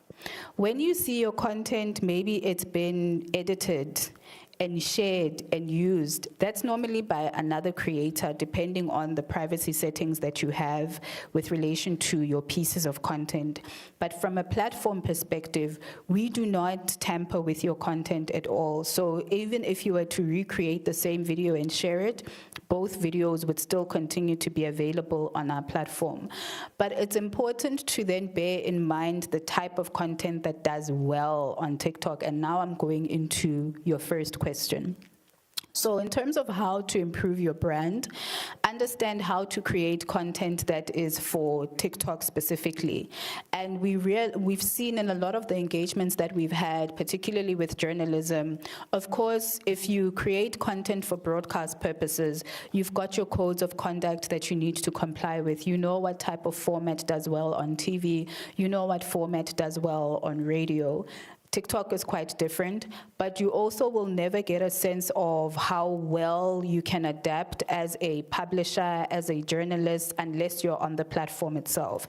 So short, bite-sized content, you must have a hook, and we have actually separate workshops that we do with journalists specifically to help them understand how they can then incorporate TikTok into how they share content quite generally, because we've seen that whilst we don't necessarily consider ourselves ourselves as a place where one would go for breaking news. The reality is there is news content on our platform, and publishers and journalists have started using our content to share news-related information as well. So understand what your audience likes, understand how your audience best responds. So is it when you start with a breaking news? Is it with a particular song?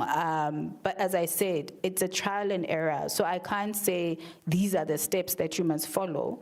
But what's important is also look at what your peers are doing, those who are doing quite well on TikTok as journalists, and then see how some of those you can actually take into consideration. Yes, TikTok, you can have a video that's 60 minutes, but who of us here go onto TikTok and will actually watch a video for 60 minutes? TikTok is known for short, bite-sized information, punchy, get to the point, on to the next. That's how a TikTok user consumes content. So remember, I'd said watch and finish rate. Ask yourself, if I see this content on TikTok, am I actually gonna watch it start to finish? Or 5 minutes in, if I can't tell what the story is, I move. So those indicators that I shared, use that to also assess how people are actually responding to your content. And you will learn from your own community to see how you can then best improve to create content that is quite suitable for TikTok, whilst for you as a journalist, it still enables you to share news and keep your community updated. Thank you. But yeah, we actually have dedicated sessions with news and news publishers. So if you share your details with me, I can then add you to the database so that the next time when we do workshops, then we can share that information with you as well. Are we good for, I don't see Google. I wanted to check if we're still good for time. But I'll run through the next session so that we can at least get to the interesting monetization section, because I know that's where a lot of people are wanting to learn a lot more information about. So this is really then, again, just a summary of how you can control your scroll. We spoke about topics, how you can actually control content based on topics. You can filter the keywords. You can refresh your feed. I do that every once in a while. If I think the content is no longer as engaging or as entertaining, then I can actually refresh my feed. And then we've got meditation tools. This goes hand in hand with us wanting to ensure that we can create a very conducive digital environment for our users. So that actually helps you just to be able to wind down at the end of the day. I'm jumping through the topics section because we spoke about it quite a bit, and how you can actually go about indicating to TikTok the type of content that you are interested in or not interested in. This is where, if you had notebooks, I'd say, okay, I'm being told that we've got 3 minutes. We do have some more time later on, and I don't want to rush through this section because this is content best practices. So we are then going to take our break, and we're going to continue with our session where we will be going through the content best practices, and then we will be going through monetization. And it's important actually that we pair those so that you understand how do you then create content that'll do very well so that you can maximize your monetization opportunities. Thank you very much. As I said, that's not it. So hopefully after tea, we will all still reconvene in our numbers. But thank you very much for your attention, for your interesting questions, and your engagement.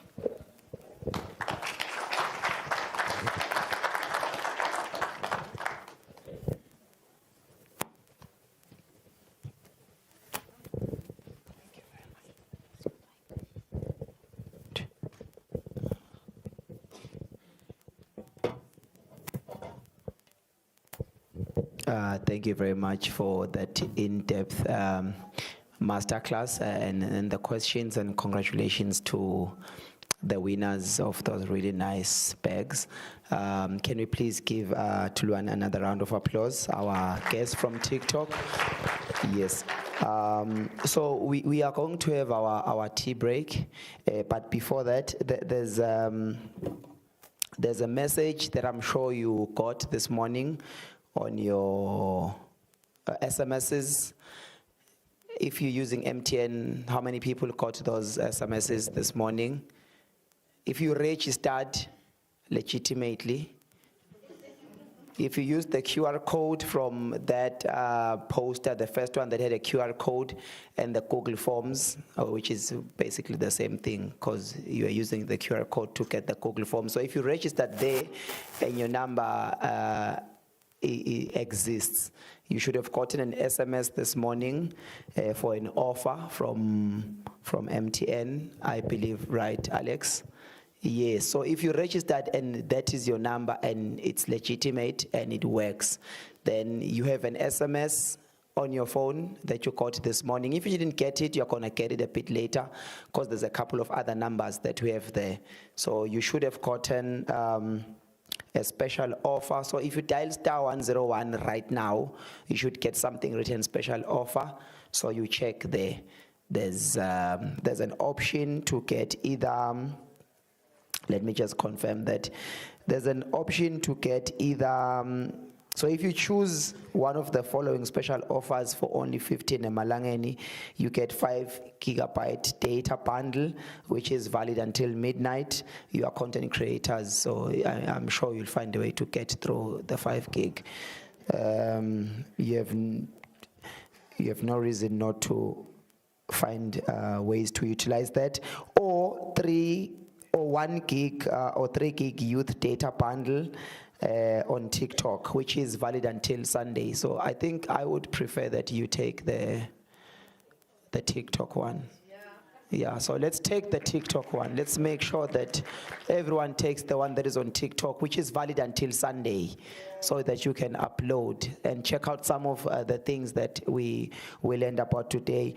And then on Eswatini Mobile, you should have received 1 gigabyte data that will help you participate. It says here in the workshop, but I'm gonna say on TikTok, so you can use that one for TikTok. Yes.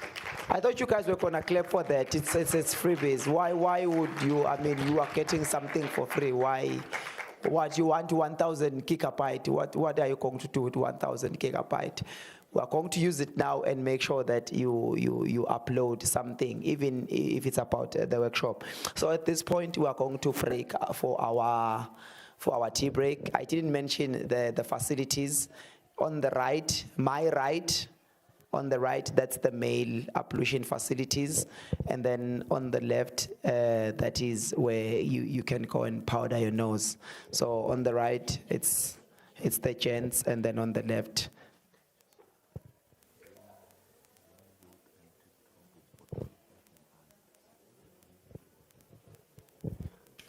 okay, so I'm being told that the one for youth and TikTok is for 25 and under. So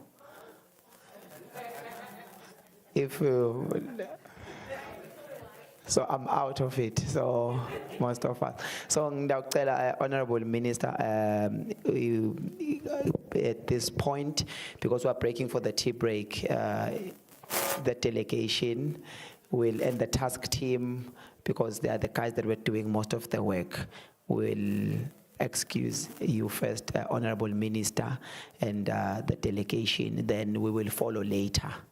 Yeah. Thank you. After that, all of us.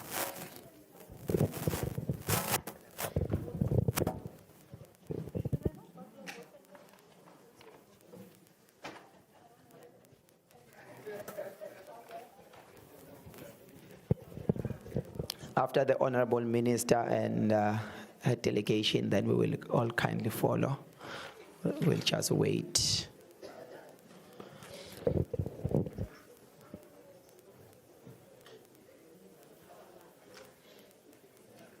Oh, the pegs are gone. Please make sure that you register. If you don't have a tag, make sure you have a tag. If you have a tag, make sure you register so that you can get everything that we are getting here. Hello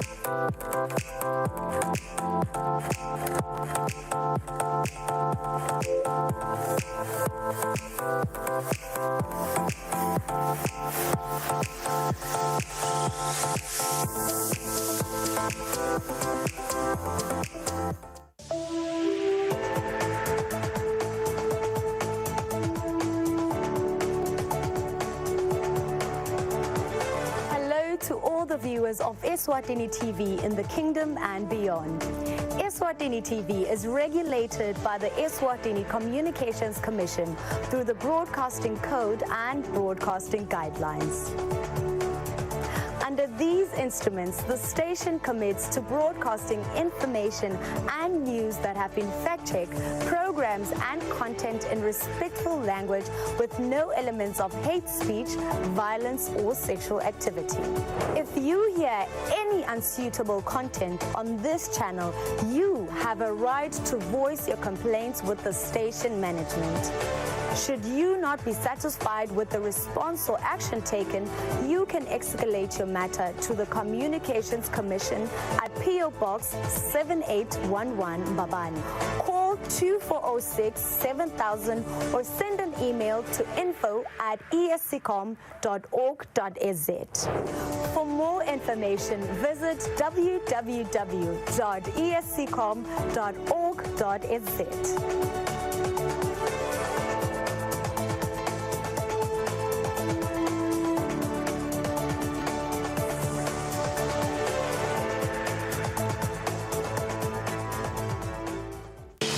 iBhayibheli lithi kwakude lebekadzingile emkhathini wabo ngoba lebekanako bekakuletha etinyathelweni tebapostoli bese bakudistribute according to the needs talabazalwane babo. Sekabheka ilanga ukuthi ilanga lokweshumi kunesondlo semfundisi wondliwa kuthi wendele ngoba lithi iBhayibheli umndvodza yodla ukuthi utayo. We don't collect the money by force. We receive the money from a cheerful people. That's my position. So it seems as though the church is not doing anything. No. Ungela lihlelo lwakho njalo ngomsombuluko ensimbi yesithupha kusihlwa umsakadweni wakho lohamba phambili Eswatini TV isibuko samaswati.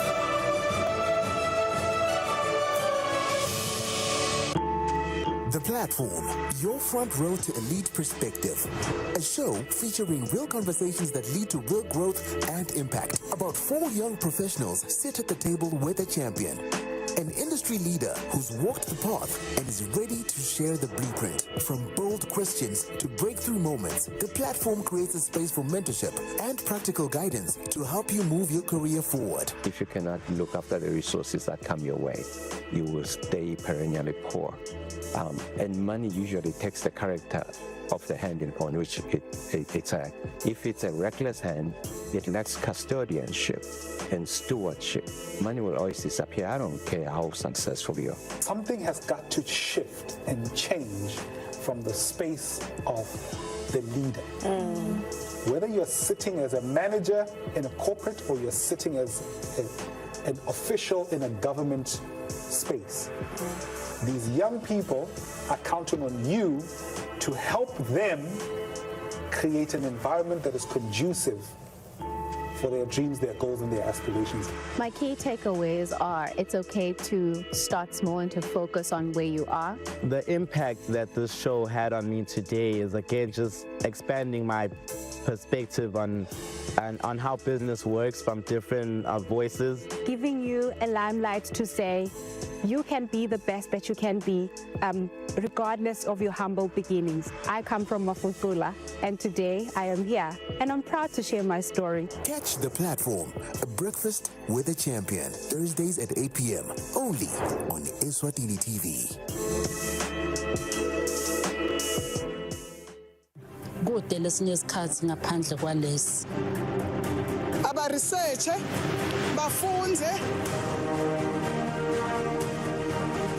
Being risky means ukuthi nalokuwa kwayo kulula. Nathi kufuna sento ukukhicita lokusendile.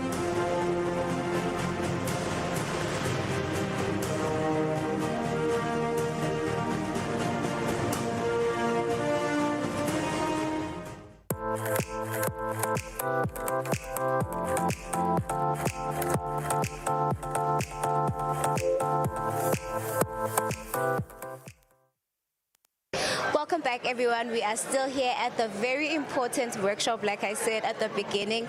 We're learning more about the features of TikTok. We're learning more about privacy settings of TikTok, and of course, just basically how much so many people, over billions and billions of people, are on TikTok. So it's a very, good platform for you to market your business. It's a very good platform for you guys to earn money through your content. So of course, we are with our comedians, we are with our influencers. We have Christian Dude. Ngiyaqhaqhathela nje njalo ngisafuna ukuva ukuthi emavasi amphethe yini buya kunjani ngiyaqhaqhathela uphethe amavasi. How are you doing? I'm good. How are you? I'm great. Why did you come here today? What inspired you to come here today? So ufuna wakhe imali now? Yes, ufuna wakhe imali and a lot of money. Okay. Besides that, it's the information. Yes. Lengifunako so that I can go and do it better. Yes. Okay, so kuyini nje lokuvilela ngekhathi ngiyade ukuthi sizatofika kulo msobo le mali ukuthi siyakha kanjani imali ka TikTok, but what would you say is something that you have learned inside from just using the platform at TikTok? Okay, I've learned a lot. Kufaka ikhathi ukuthi one, it's a safe platform. Yes. Inema regulations, ema standards, and again there are tools lawasebenzisako. I've learned good there are tools longawasebenzisa to grow your business. Yeah. And again there are over 1 billion population in the platform. Lokusho ukuthi it's a good business way. Nangathi ungusoma business ufuna kungenela kuyo umsakazi. Yeah. Yes. When how many followers do you have on TikTok?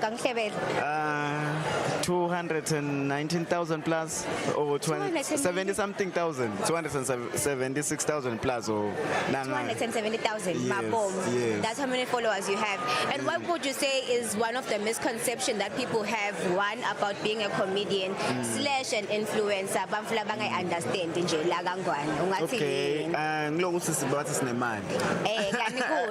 I think this platform address it well ukuthi basically site imali. Yabo you are trying all together and it's how basically at the end of the day lo package ngayo lena ukuthi ube marketable and hireable out there. Yes. So, ngiyathi mhlambe wena wayicala i social media handle yakho yaka TikTok because you loved comedy so much. But for a person who's thinking of joining TikTok, for a person who's thinking I want to have a TikTok account, I want to start making my content, being an influencer, what advice would you give to that person?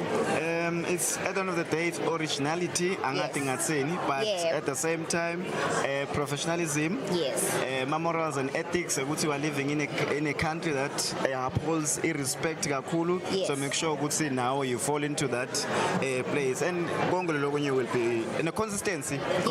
Consistency. Okay. Yes. But TikTok. And of course, what would you say is your end goal when in terms of like your TikTok account? Ufuna kufika how many followers njengoba sowuqalile nje posting on your social media? A million. I think for now Kibita is an upcoming until I reach a million. Are you going to throw a party once you get to the million? Obvious. I am calling everyone. Thank you so much. Ngidophenza ngibuye ngikukhulumisa ngifuna ukuva ukuthi sesifikile yini kuleti ndzaba tetimali. Nasa sifikile kuleti ndzaba tetimali ngifuna ukuva ukuthi wena yakho strategy sitawuthini yabona. Yeah, utawubuya mos. I'll be back. And of course, one last question: if you were to be reminded of one specific video that you posted, which one would it be? I love that one. It might be multiple of videos on that one, but I love that one. And also my trending song.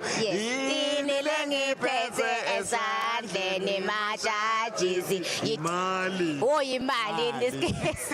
Thank you so much for being with us. Thank you so much. Yes, thank you. There you go, ladies and gentlemen. We are talking to a lot of influencers and of course a lot of comedians, and we want to know Guti yini labayfunzago. Of course, there's so much that we have in store for you guys, and of course we want to just bring you in on the conversations that we are having here today. We want to learn more about the different conversations, and of course there's there's a lot of people that we're still going to be engaging. And of course, we do have the Honorable Minister Savannah Mazia, Minister of ICT. Maybe she's going to be joining us in a few, guys, because this is her, basically her initiative.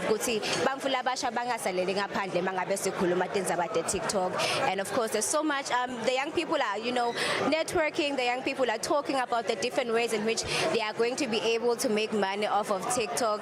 And we're so excited, as you know, Eswatini TV as well. We are so excited, to be a part of this initiative. Okay, followers on TikTok, they have highlighted the fact that it is a safe platform. They have highlighted that you can grow your business on TikTok and a lot of things that you can make on TikTok, especially when it comes to, just showing a lot of people in the different parts of the world in terms of our culture, in terms of what we have to offer, our food as well. And we have a lot of national events that we host in the Kingdom of Eswatini. That is a great way for us to be able to show Guti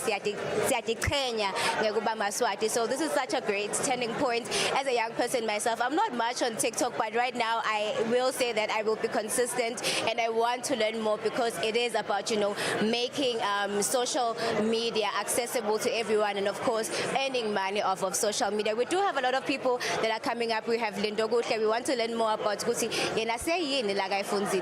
Hello, how are you doing? Hi, Chance. High five. How are you doing? I'm fine, Wena. I'm fine. So what brings you here today? You're just still yet to learn more. Yes. Yes. Engagement Yes. Okay, and of course, followers on TikTok right now as we speak. 56.9k followers right now. How did you? What's your secret? How did you get to having so many followers? I think the content yes. like 14 weeks ago. Okay. So I'm a creator in something unique. Yeah. My followers. Okay. Yes. And what's one best video that is trending for you currently? On TikTok. Yes. Yo, I'm not sure. Now and then so yes. Yes. Yeah, and what's the longest time you have spent on TikTok editing a video? Do you think that's like still a lot of work? No,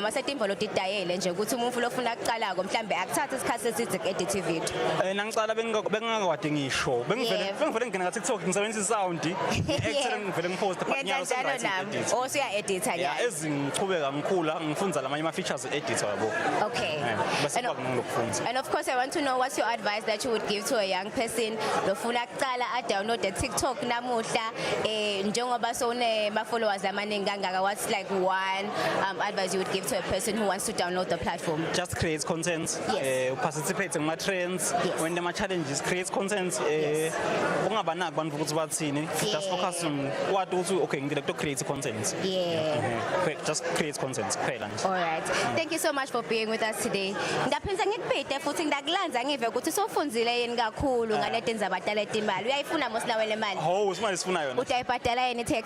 Obvious. Okay, thank you so much, Lindo. Ladies and gentlemen, those are some of the influencers that we have here today, and of course, Sitaubuya again and fill you in on the action that's happening here today.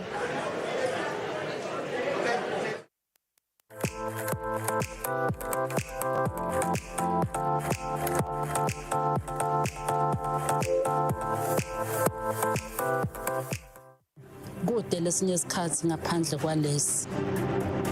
Aba research bafunze. Being risky means ukuthi nalokuwa kwayo kulula. Nathi kufuna sente ukukhiqiza lokusebenzisa.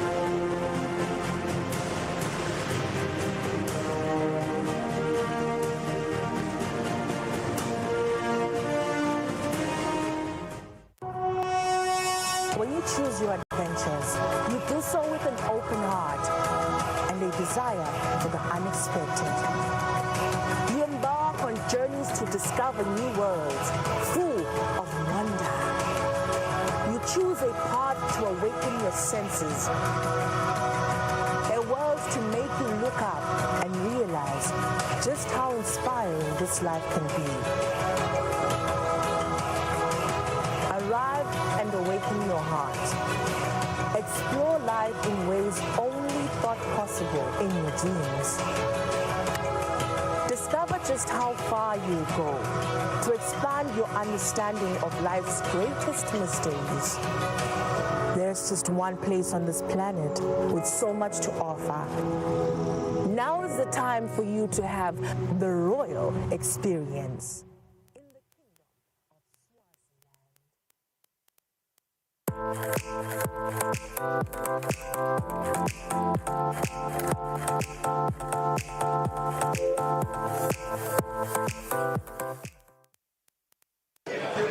Hey, Turan, how you doing? I'm very well, thank so you, how are you Minister. feeling about, you're the head of legal and government services. Government relations and public policy for Southern fantastic. Africa specifically. For Southern Africa. Yes. Okay, so 1.4 billion people. Yes. Okay, this is wonderful. Tell me something. How do you feel now about so far with the event? It's been great. I must say I'm very encouraged by the turnout, and it's people that have come with a real desire to learn more about TikTok, with a real desire to see what are the opportunities that we can actually foster beyond just within the platform itself, but how they can actually start using the platform to increase their visibility, whether they're small business owners, entrepreneurs. So to start thinking about it more broadly about the creator economy and the digital economy than narrowly in terms of platform specifics. I like that it's a start. Yes. You know, as I said, I tell everybody I've been harassing you and your leadership over a year now. I like that we are trying to include all the Southern African countries, but certainly I was adamant that we must push Eswatini first. It's always my priority. I like that you really have been so kind to come over and give us the time of day and to be able to really explain how you work, to be able to talk to content creators about the rules and regulations. I thought that was really important because outside of monetization, it's important to understand running and following the rules. How do you feel about that when you're presenting? That really is the bedrock. That's the foundation, and that's why we always lead with it. Whilst yes, it's about empowering creators so that they can understand how to create viral content on TikTok, what type of content does well, but your content can't do well if it's not there on the basis of it violating community guidelines. And it goes beyond just us removing removing content. Sometimes even accounts themselves can actually be suspended or banned, which again can actually be a huge deterrence or a huge limitation for them. So for us, we always make sure that we have that as the foundation, because we cannot be a place for authentic expression. We cannot be a place for creative expression if our users don't feel safe. If the creators themselves do not have a safe platform that they can actually express themselves on. And that is why for us, safety is fundamental, both for the creators but our user population at large. Fantastic. I always say to people in Eswatini, we're a country of firsts. Yes. Even though 1.2 million people, we want to be a country of firsts. You know, we brought Google into the country wanting to work with them. We've got you, TikTok here, and we're going to have many, many brands. But what I like about the content creation is that it's not then going to create brands from Eswatini to the world. Yes. Because this whole content creation is looking at reaching an entire world of 7 billion people. If you've got the right product, if you've got the right service, if you've got the right content, you're able to reach all those people and really be able to monetize. I mean, I know when we go back after the break, we're going to be talking about monetization, which everybody is excited about. But also the fact that you were telling us that you've already unlocked, before you even came here, how we can start some projects on monetization. Give me a little bit of information about that. So there are existing monetization opportunities or features already that are available. What we've realized, based also on the conversations that you have been spearheading, is it comes down to access to information. So we will be sharing with them how they can actually have monetization through live gifting, through video gifting, but also what you alluded to just now around brands. We always advocate and encourage users and creators to actually think more broadly about monetization. So it's not just about the monetization within the platform itself, but how can you use TikTok to leverage opportunities for brand collaborations. We have got some creators that have gone and become quite successful, having used TikTok as a launchpad. Because as you said, we have a global audience. So when you come onto our platform, you have access to that global audience. That's why we say we use a content graph and not a social graph. So your content as a creator is not limited to the number of people that follow you, but the number of people that consume your content. And so with an understanding of how then to use live video gifting, for instance, then they understand the importance of creating content that is or can be consumed by a broad audience, because the broader the audience that consumes, the higher the monetization prospects. I think that's wonderful. I mean, we have a lot of people that we collaborate with in the country.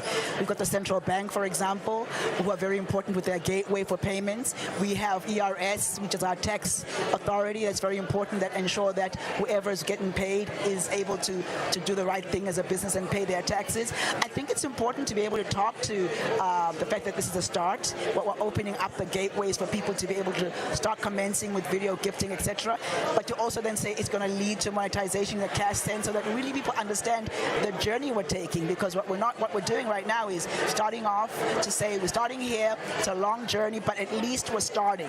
The important thing is to start and not to lose faith, and we're going to be able to get there. Absolutely, and that's what's important, is let's use and leverage and maximize the tools that are available. Let's understand the tools that are available, and again, look at it holistically. So yes, there may be some features that may not necessarily be immediately available, but let's understand the features that are available, and let's understand how we can start thinking about collaborating with brands. As a creator, that's the influencer marketing has actually taken off, and TikTok works quite well because a lot of people come to TikTok for authentic content. So when you are a brand and you're collaborating with a TikTok creator, you know that it's people that would have a wide engagement because of the authenticity of their content, which is why we say we think about it more broadly. Even businesses themselves, tourism, we just actually drove past our wonderful beautiful ICC. structure. Yes, yes. Exactly. Starting to see some of the events that are hosted there is immediate marketing for ICC. When creators now start talking about and sharing their experience there, it's brand visibility for ICC as well. So it's an entire ecosystem that we are just trying to help people to have a greater and a better understanding of. We have a lot, I mean, from just tourism, as you said. We've got the big five here, you know. We have so many elements of our traditional celebrations. We've got the King's birthday, which is just had, and 40 years on the throne. So there's a lot to be able to have as content that's pure, that's clean, that's acceptable, that really can be able to also not only be for the creators, but also to be able to market the country. Exactly. I'm excited though that we are working with the other side of countries, because part of the journey is to be able to work in the numbers to get the actual cash. I think I've been talking to the audience about that. What are your thoughts about how this enables countries to utilize it as a way to get those who are younger to get some kind of monetary gain, some kind of making an income and making a living? I think above everything else, it's skills. It's skills development. This actually has been a pathway for people to then understand the importance of digital skills, and even governments as they start developing their programs, understanding that they need to invest in that. I think when we talk about the creator economy that's at the tail end, it's also about accessibility. So we think about whether or not these services are affordable, is there access to infrastructure. So it's quite a broad ecosystem, and again, that's why the collaboration with SADC governments becomes quite important, because we start looking at how do we as a region make sure that we have an enabling policy framework so that both the operators can thrive, but also the users themselves have access to these platforms. They are accessible, they are affordable for them, so that it's not only for an elite few or those that can afford, but we make sure that internet penetration, for instance, in itself is resolved quite extensively. So I think that's the benefit when we start looking at it from a regional perspective, because we look at what are some of the fundamental hindrances, what are the building blocks that need to be there, because when we are talking platforms, it's really more towards the other end. But if you don't have access to a smart device, if data is not affordable, that in itself becomes quite a challenge, and that limits the ability of people to then be able to monetize their content. Well, Well, I mean, we are working on being able to minimize the data costs. It's very important, as you said. We have already put in some satellites to be able to reach the far-reaching corners, and we're going to be laying fiber throughout the country. So that's exciting for us, for the reliability and the consistency of that data. But we're always working with the providers. But also, we've got 300,000 coders we want to be able to have in the country, so we're the most knowledgeable country in the continent. So thank you so much for coming through. Thank you. We look forward to a continuous relationship and unfolding of a journey. Yes. But thank you for this, and TikTok has been a wonderful partner for us. Thank you for working with my harassment. Thank you for the invitation. You're very welcome. And I love the fact that I'm coming to such an awesome engagement, and this being my first time in Eswatini. So that's just the best way that one can actually So you're have. our first tourist from TikTok. I'm sure there'll be many more. Thank you so much. Appreciate Thank you. that. All the best. Thank you. Thank you, Minister.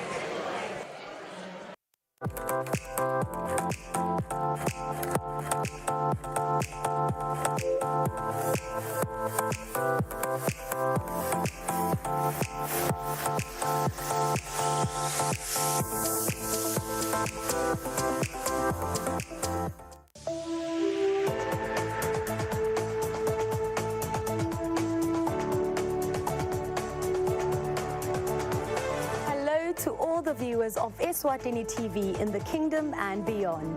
Eswatini TV is regulated by the Eswatini Communications Commission through the Broadcasting Code and Broadcasting Guidelines. Under these instruments, the station commits to broadcasting information and news that have been fact-checked, programs and content in respectful language with no elements of hate speech, violence or sexual activity. If you hear any unsuitable content on this channel, you have a right to voice your complaints with the station management. Should you not be satisfied with the response or action taken, you can escalate your matter to the Communications Commission at PO Box 7811 Babani. Call 2406 7000 or send an email to info@esccom.org.za. For more information, visit www.esccom.org.za.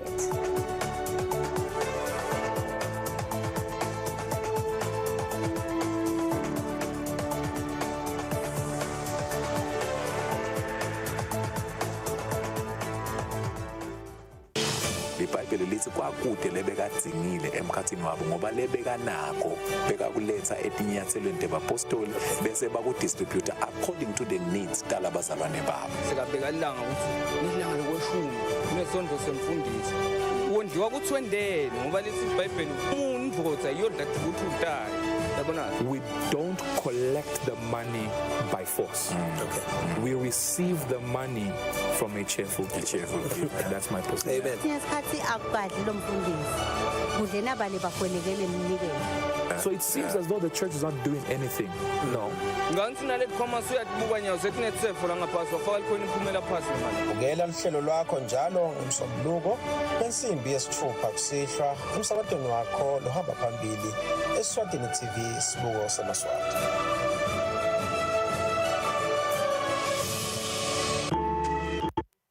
Kude lesinye isikhathi ngaphandle kwalesi. Aba research bafunze. Being risky means ukuthi nalokuwa kwayo kulula. Nathi kufuna senze ukukhicita lokusendile.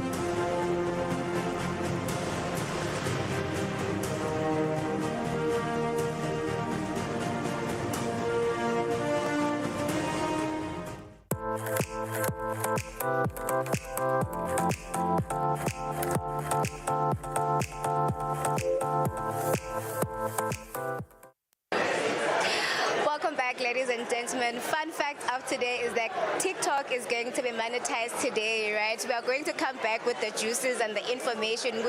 How is that possible, right? But for now, I still have one of our local influencers with country. Like, we know that he wanted to dress up for this day, guys. He posted on his social media and he was just like, are we dressing up or what? He definitely looks like an influencer, and that's why we love, our local influencers, because they represent their brands and they represent, what it means to be a Liswati. Join me. Come through. Hello, how are you? Hi, how are you doing? Uswengile fana, what's with that? Tell me more about the tie. Oh, these are your pictures. Okay, okay. How are you doing today? I'm doing very good. Very good. It's such a great day to be alive in Eswatini. It is. Content creator. It is. Manje bakhuluma ngani lapha ngekhathi yini soyivile wena?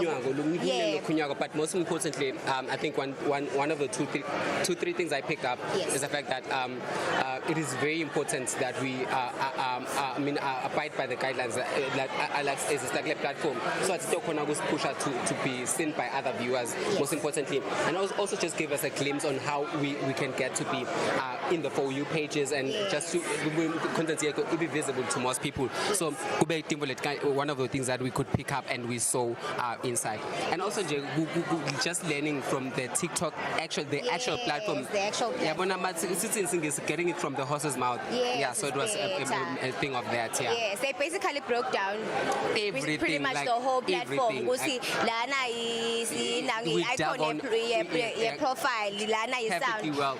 For even people that didn't know. Yeah, so I heard you ask sorry to cut you off. I heard you ask a very important question as to lamanye ema videos tata skati asa reviewega, and of course maybe they don't do as well as your other videos. Why is that? I think an explanation she gave us is the fact that also that video tata skati to be uploaded on the platform. Yes. Or there's something that is flagged on the video, so it gets review so that maybe that video say again. Also video, it doesn't really break any of the guidelines, but it's not a video that TikTok would love to recommend to viewers out there. So video it doesn't do well on the platform. So I think to creatives, if you see a video logo, it's now guys you then I should avoid creating videos in that line. So I should create videos in that manner. So and I want to find out what's the most embarrassing thing that you have done for content. You need to spill the beans right now. Spill the beans right now, excuse me. The most embarrassing thing I've Chiffon la uvlog uhambia shop it's one of those things. Now when have you done like one of those shopping vlogs, because apparently you're supposed to put your phone in the fridge also because mouse stolen because it's also cringe to say content in such a way that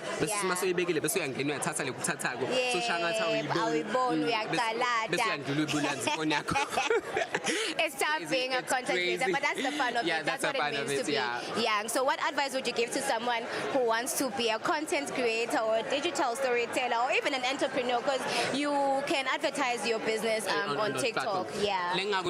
Please.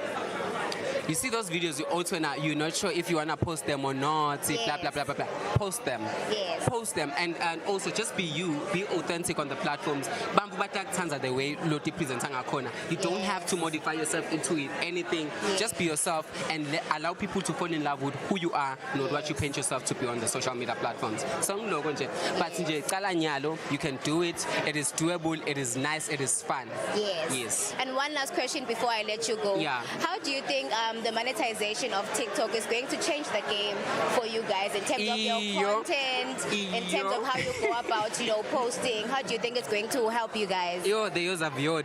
I think most importantly, it's gonna encourage people to actually get into the platform, take it seriously, and also it's not only a thing of content is gonna be taken seriously. It's also a thing of even other brands out there are gonna see and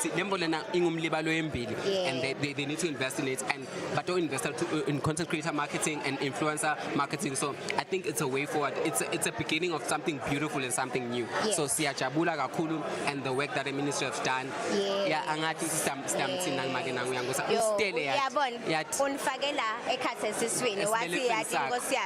No, I think it's such a great thing also that she kept her promises and she's been for young people, and it's such a beautiful time to be in the Kingdom of Eswatini. Very beautiful time, but thank you so much. We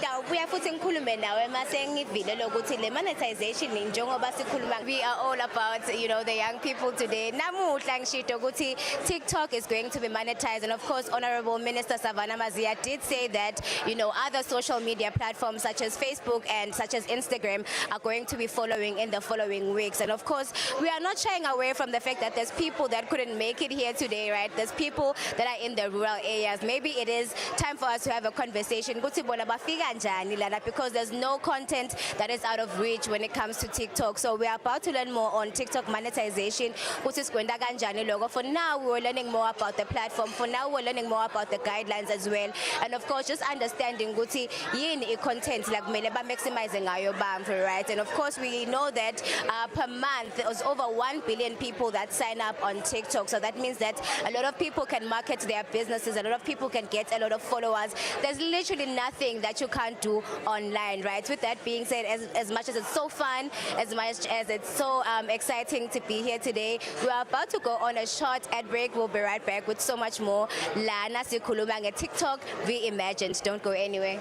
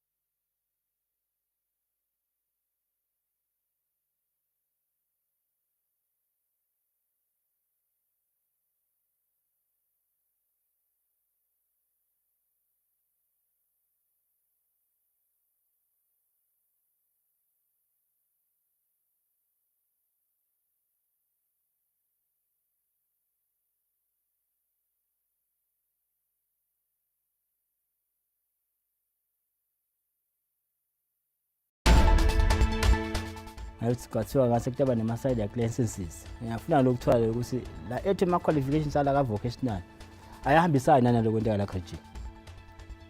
Sisasebenta ukuthi ahambisane emagwabana.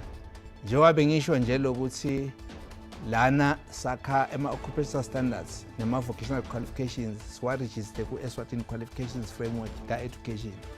Loko kumetama ukuthi ku-align nalokwenteka ka-SADC, ku-align nalokwentiwa e-Afrika nasemhlabeni. But kuyindzaba lensha magwabana.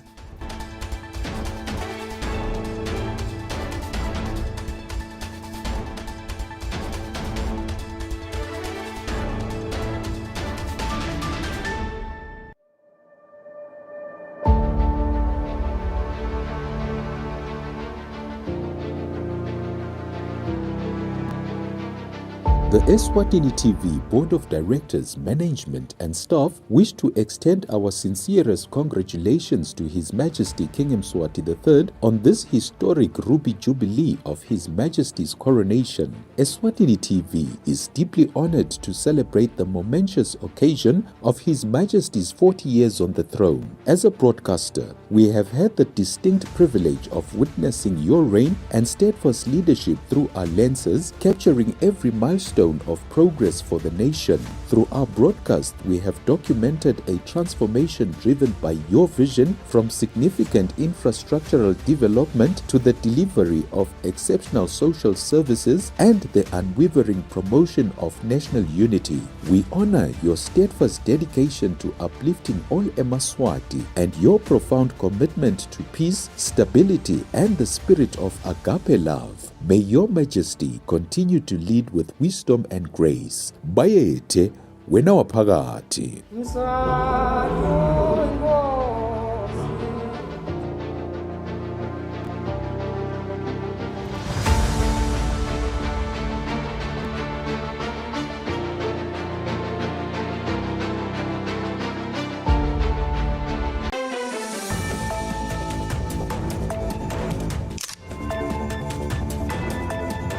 merchant retailers, importers, clearing agents, and customs brokers.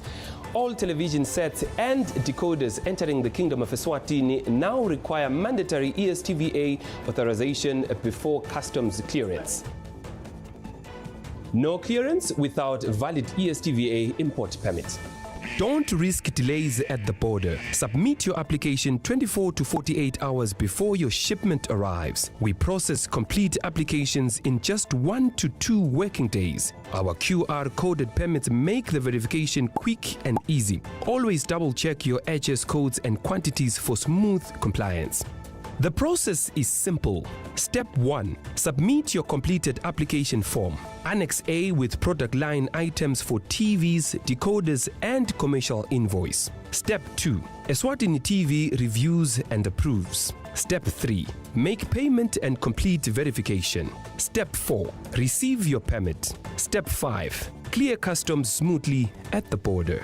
Make sure you have all your required documents, a completed application form, Annex A detailing your product line items, commercial invoice, valid TV retailer license, and letter of authority if applicable. Our permits feature QR codes for easy border verification. For assistance, email us at license@eswatinitv.co.za or call our help desk.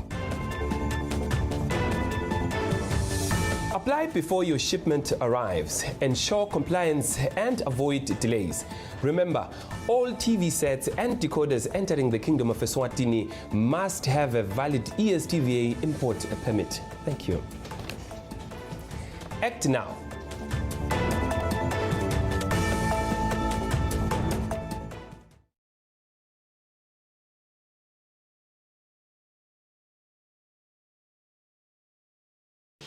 libhayibheli lithi kwakude lebekadzingile emkhathini wabo ngoba lebekanako bekakuletha etinyathelweni tebapostoli bese bakudistributa according to the needs talabazalwane babo. Sekabheka ilanga ukuthi nilanga lokweshumi kunesondlo semfundisi wondliwa kuthi wendeni ngoba lithi ibhayibheli umuntu ndvodza iyodla ukuthi utaye yabona. We don't collect the money by force. We receive the money from a cheerful giver. That's my position. So it seems as though the church is not doing anything. No. Bukela lihlelo lwakho njalo ngemsombuluko lensimbi yesithupha kusihlwa emsakadweni wakho lohamba phambili Eswatini TV isibuko samaswati.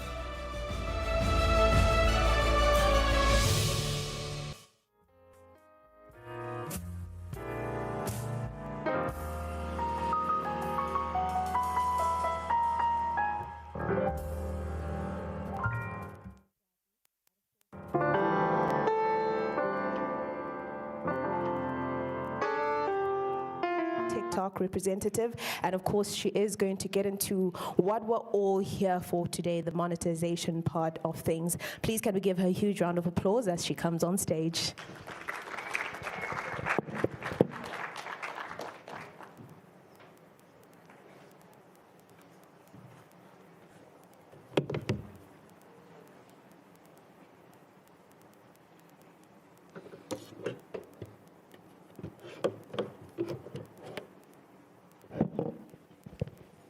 Thank you very much for joining us once again after the break.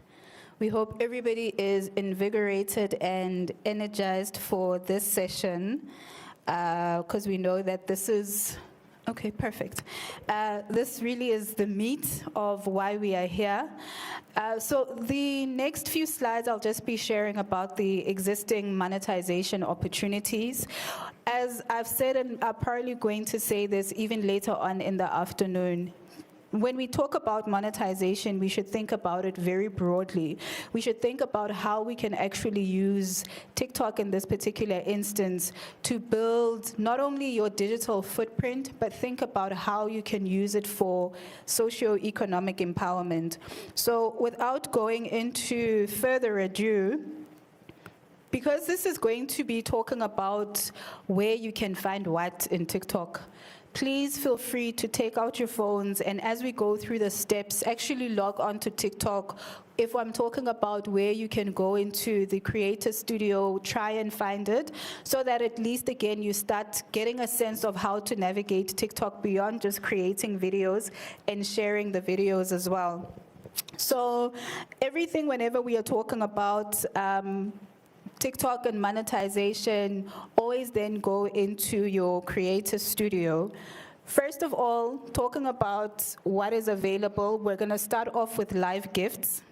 Live gifts is gifts that you would get from your community when you go live. Going live is, think about it in the traditional broadcast sense of the word. You're literally interacting with your creators, with your users, and your community in real time.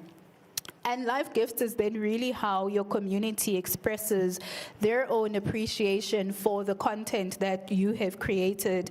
And you can then get different types of tokens, and created users or your followers, would then go onto TikTok. They would purchase some of these icons, and some of these icons, they would purchase these tokens. That's the word that I was looking for.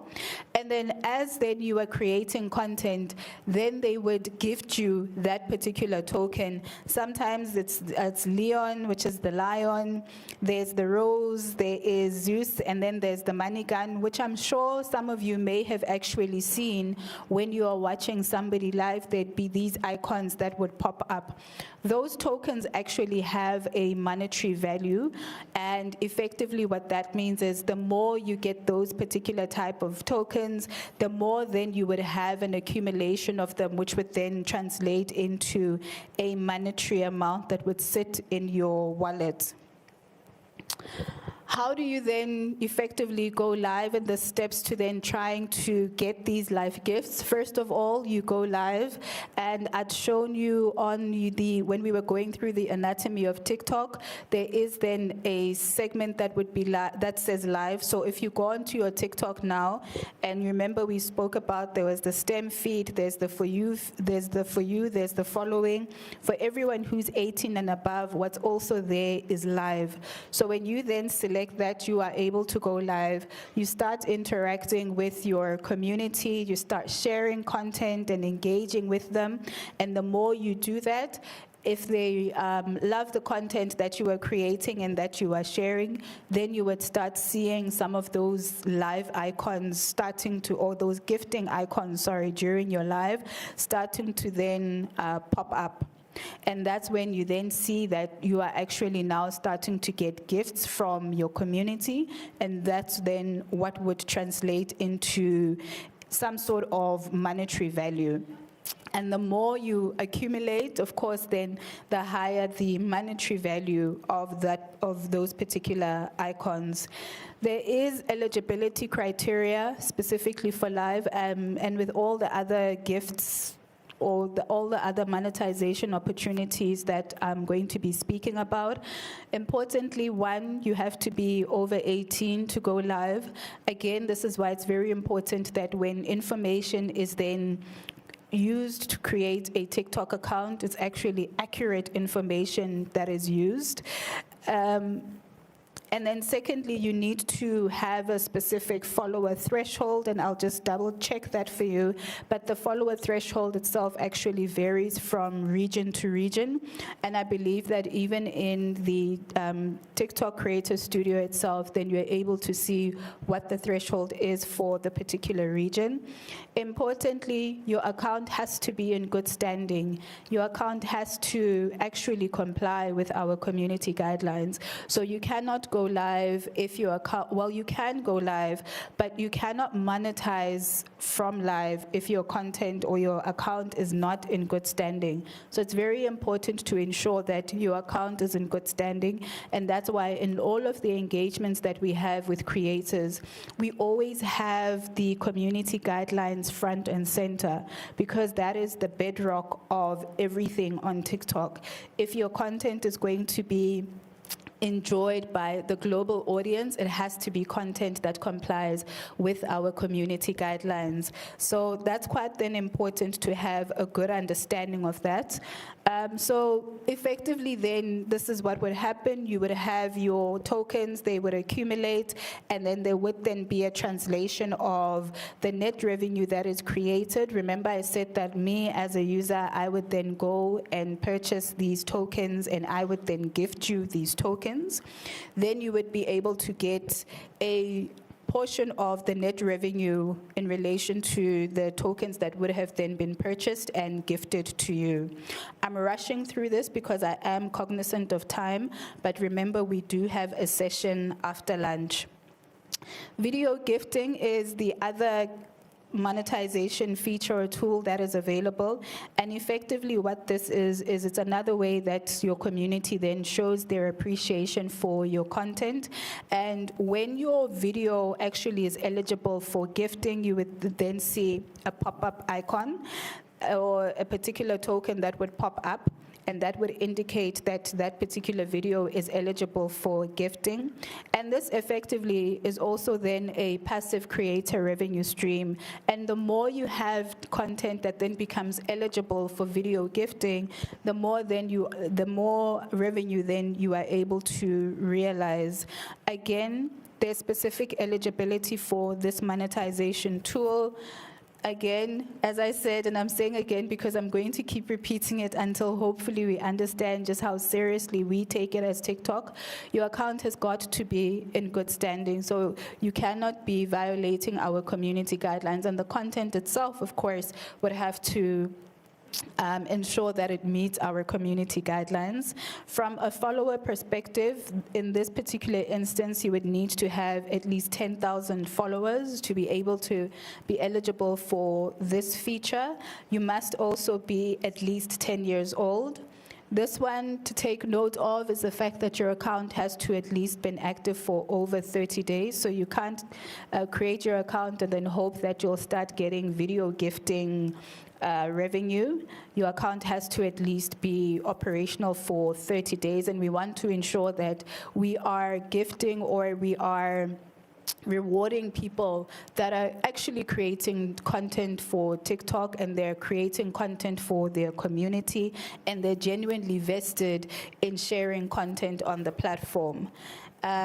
So moving then on to TikTok partnerships, this is the last one, and that's just an indicator for our timekeeper that I'm almost done. And with TikTok partnerships, we're not talking about a partnership with TikTok. We're talking about how you can use TikTok to increase your visibility so that you can foster so that you can foster some collaboration and partnerships with different brands. There's the term called influencer marketing, which I'm sure we are all very, very familiar with, how instead of actually looking at marketing services in your traditional sense, a lot of brands have now started collaborating with very prominent creators, particularly those that create authentic content, because they've come to realize that for us as consumers, instead of looking at a general review in relation to a product or a place, I would much rather go onto social media. I would much rather, in this instance specifically, go onto TikTok and hear what people are saying. So as you create content, remember that you are also creating visibility for yourself, for brands that may be interested in the type of content that you talk about or in the subjects that your content covers. We've got great creators that we work with at TikTok who create, some of them, they create very soccer-based content. So that if there's been a huge match, then they would create engaging content around that, and they've actually been able to strike up some incredible partnerships. For those that love travel, there are creators that have also created travel-related content, and a lot of then brands would then partner and collaborate with them. So that is why I often say when we think about monetization, particularly for TikTok, we're not only talking about it in terms of what happens within the platform, but also what the platform enables. And it's unfortunate that we're only doing this session before we talk about professionally created content and the importance of creating good quality content, because these are some of the indicators then that would increase your visibility even for brands. We often cite the likes of Tyler. Tyler actually started off as a creator on TikTok. And look at her now. She is an international award-winning superstar.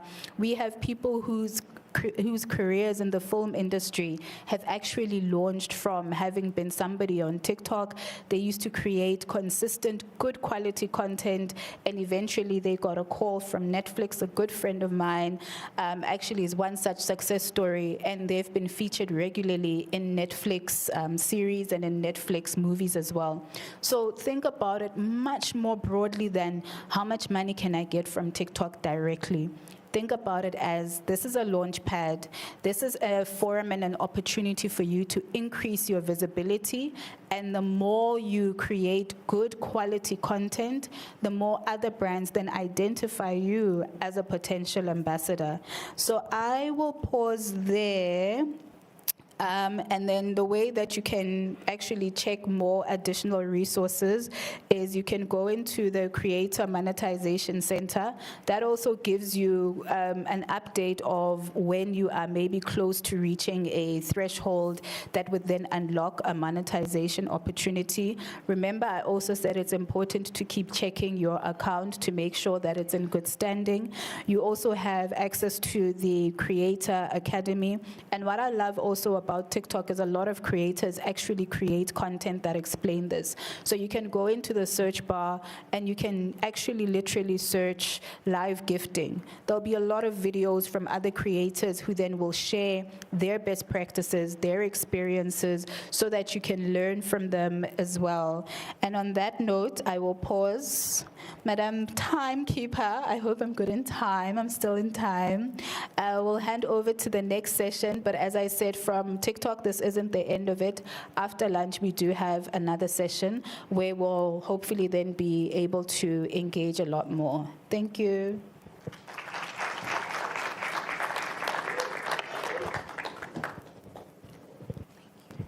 Thank you very much. I'd like to formally introduce myself. My name is Lirato Mabilisa, the Queen of Love, and I will be taking you on for the next session. Right about now, we're going to have a panel discussion courtesy of the Ministry of ICT. And of course, we are going to have our moderator, Sandile Bakanya, who is the president of Independent Producers. Please can we welcome him with a huge round of applause. And of course, joining us on the panel are some of the most amazing content creators we have in the Kingdom of Eswatini. We have Zinzi Twala. Can we welcome her, please? We have Mum Alice. Can we give her a huge round of applause? And please, can they come forward as we continue? Can they please come forward for the panel discussion? Thank you very much. And last but not least, we have Luke Vanderville. Please, can we also give him a huge round of applause?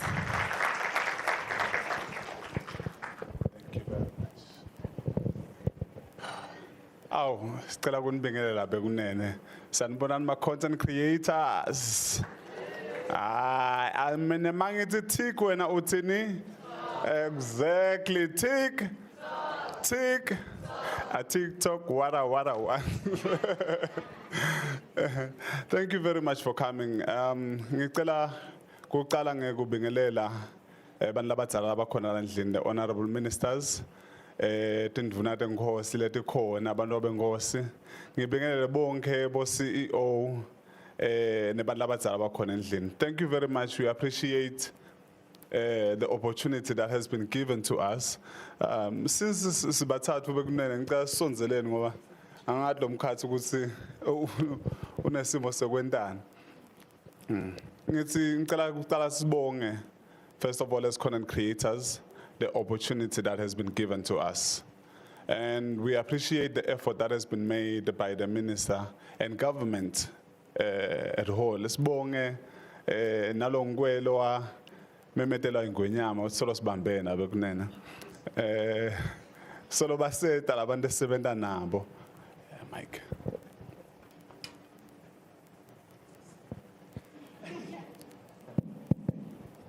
Yeah. There we go. All right. Basically, the purpose of this engagement right now is solely to discuss and we talk about the issues that we're facing as content creators. Labantu abadala labakhona la endlini bathathe ama notes bekunene.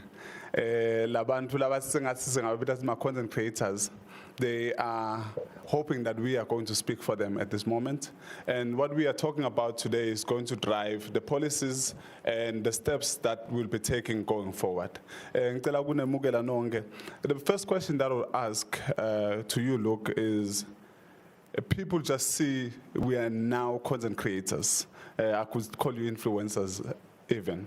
But what drew you into content creation? What is it that said, now I can consider myself or I want to get into this career? Thank you so much, Makanya. And I'd also like to greet everyone that's here today. Thank you so much for having this opportunity. Also, thank you to the Ministry of ICT for affording us this opportunity to be together. Thank you so much. So I think to that question, what I can say is that I've always enjoyed telling stories. And then about a year ago, a good friend of mine said, "Look, you should try. You should try putting more of like your life, daily life, out on the internet. I think people really find it interesting." And so I'd always been someone that enjoyed content. I never thought I'd be someone that would create content, to be honest. I always thought it's something that other people do, but I would not be a part of. And so then I just started to tell stories as I saw them, different things that I thought were interesting. And so, yeah, that's how I initially got into content creation.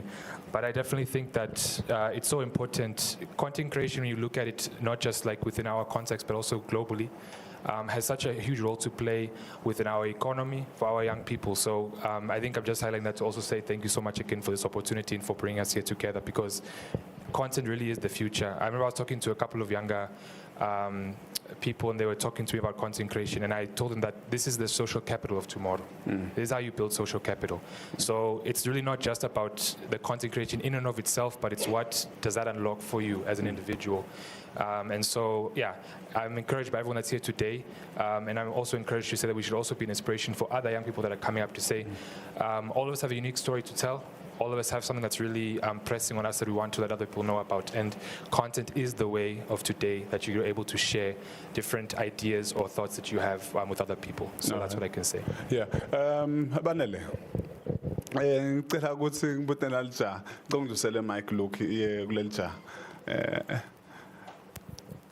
As much as you can just highlight briefly, ngicela kuthembisa bekunene. Ngifuna ukuprove namhla ukuthi bafana bemajob basibamba isikhathi. Ngifake i-timer la, banginike 20 minutes. Lo ngikwese mbambile kutathi kuphela lo 20 minutes tabe sesicedzile. Segoqoda mfana nkosi ngifuna ku-understand ukuthi as much as why did you get in, you can just briefly highlight on that, but mainly what made you stay consistent when you had the understanding that monetization hasn't yet been activated in the country? What made you stay consistent for so long?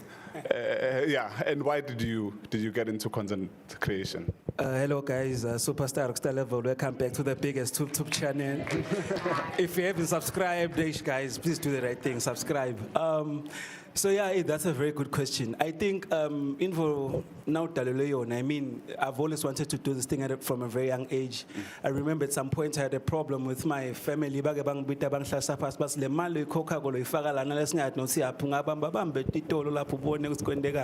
it was really hard and not easy, but I just had to make a decision. I'm one stubborn person when it comes to my dreams. So I just decided, you know what, I'm happy when I'm doing this thing. I really love this thing.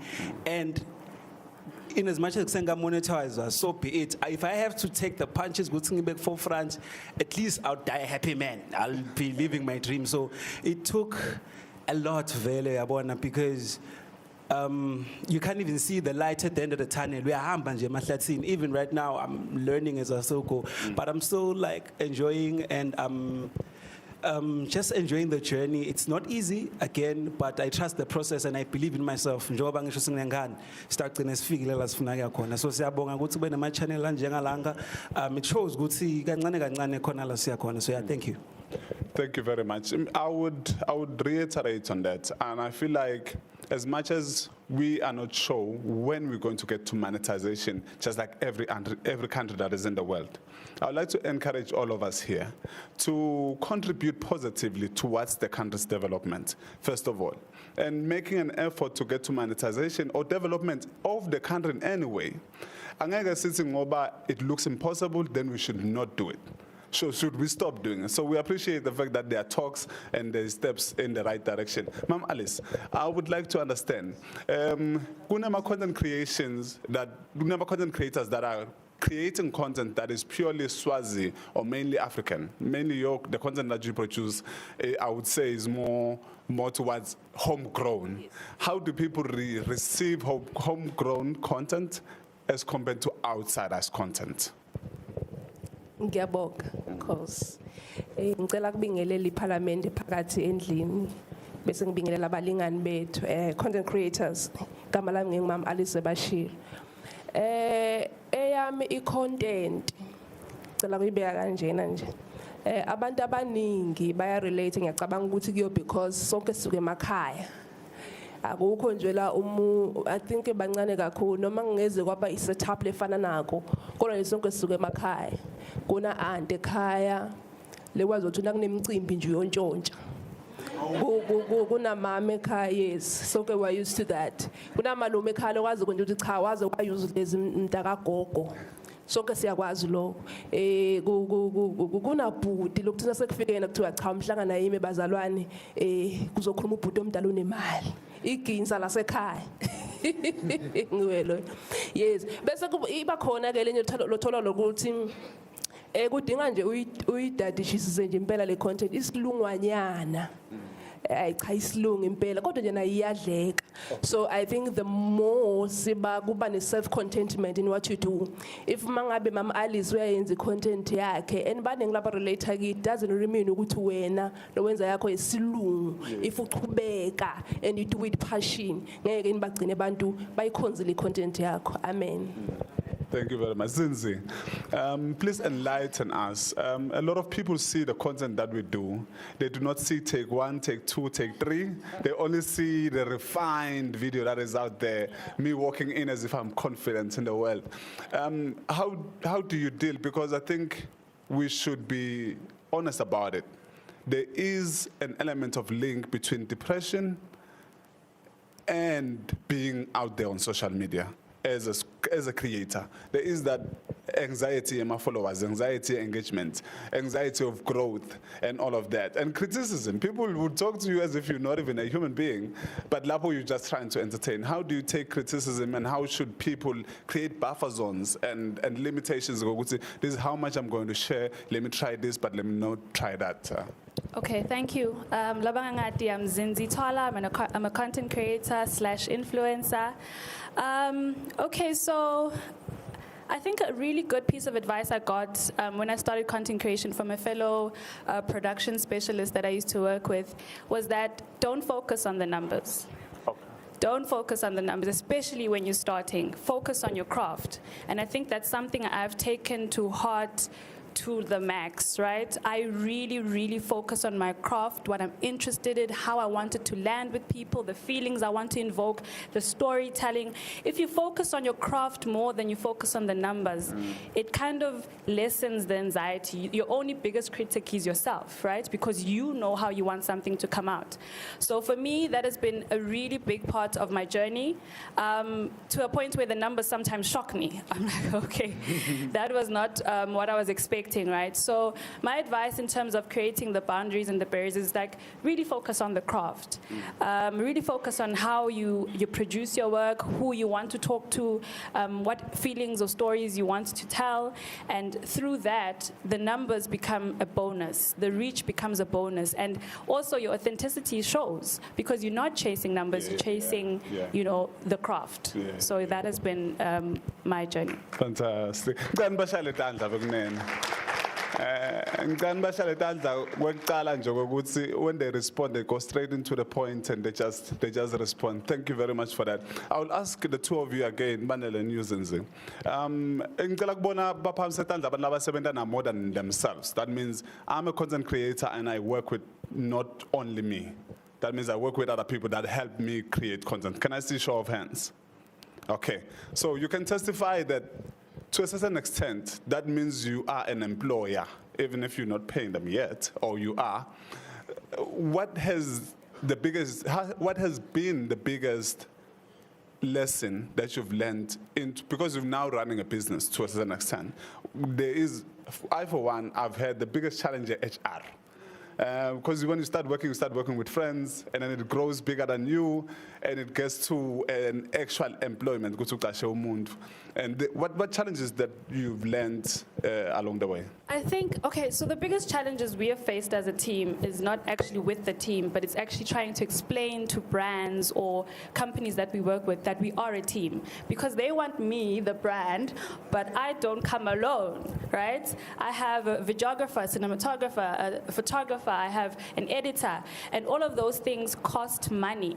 So when I come to a brand, or when a brand comes to me and they say, okay, Zinzi, we want you to do this, and it's always so light, right? So we just want 2 videos, but the actual work that goes behind the output that you want, because you come to us, you want something that's specific. You want either quality or a storyteller or someone who's funny. You know exactly who you want for your brand, but that person comes with a team. So for us, it's been really hard trying to convince the brands about our price. Like it's not thumb sucking. We have really thought out what it takes for us to produce something of the part that we produce. So it's been a tug and pull. Sometimes we have to compromise on just covering costs, just so that we can get the output. But brands and companies are starting to come to the table and understanding that it's not just the person that you want. It is a team, and those people also want to eat.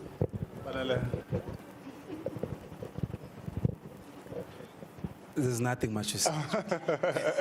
I hear you.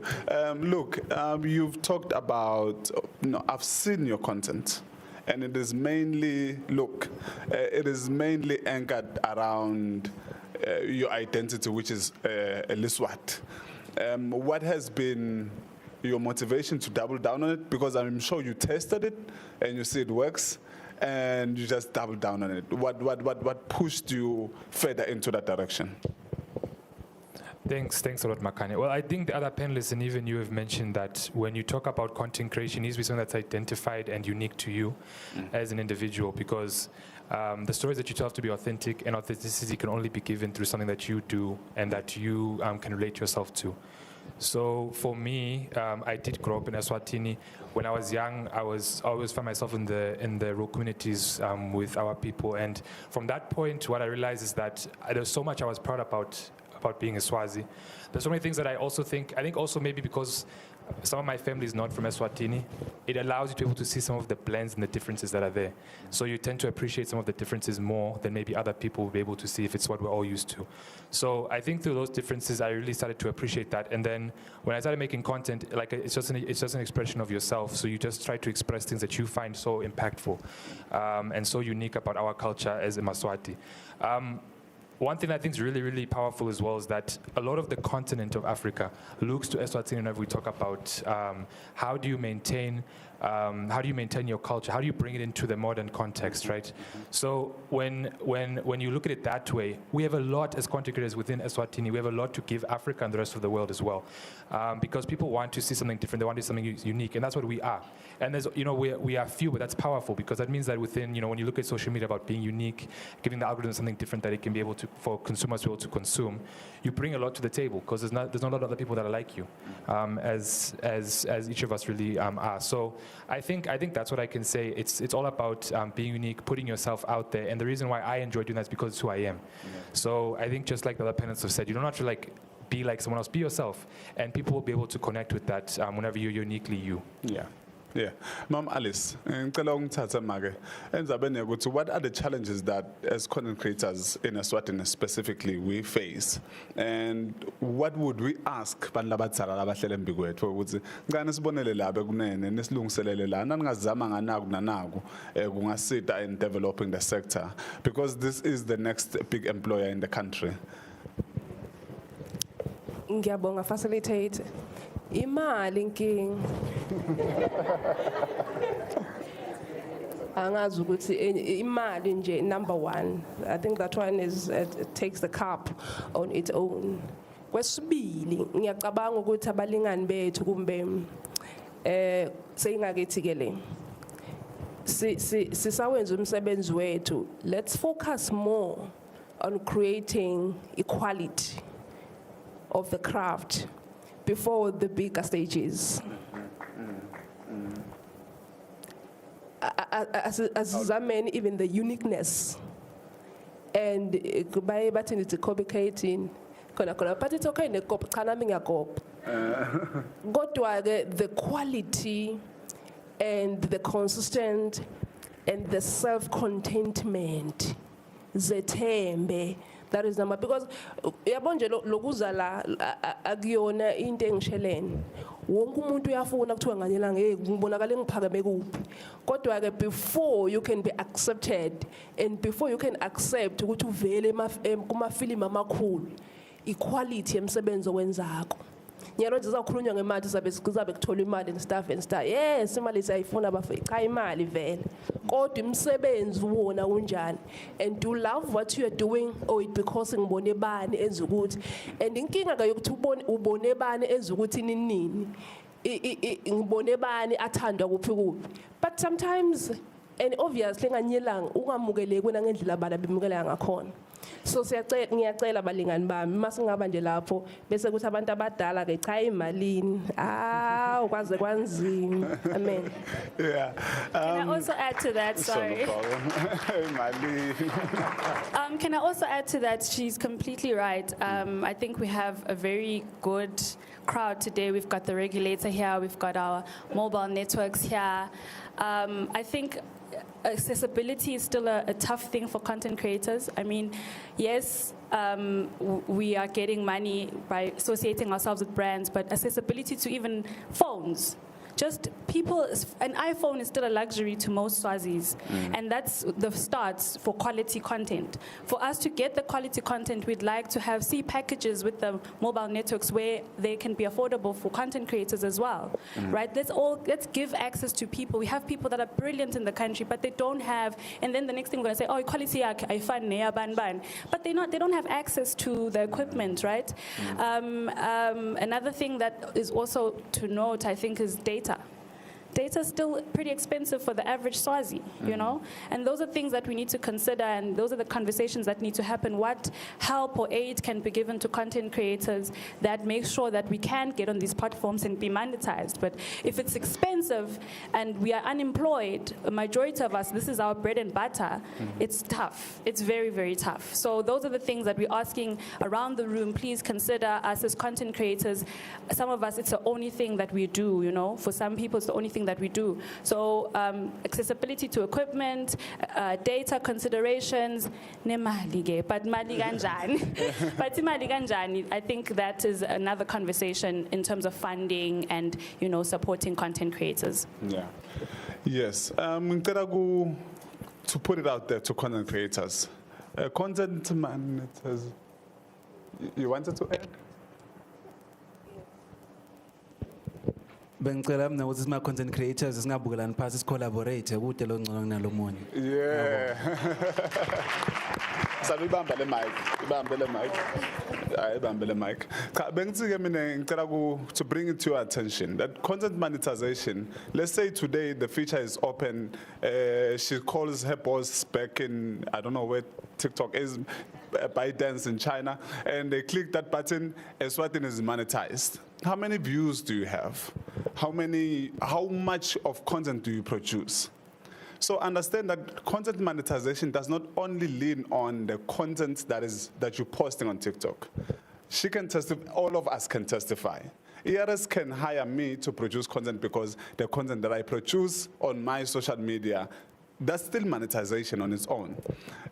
I saw you on MTN at Bushfire that you were presenting. That's still you making money. Your main job is to create content, but there's other ways that you can then make money out of. And the consistency in that is important. Which takes me to the next question. How do you create a sustainable relationship with brands and partners? Discipline.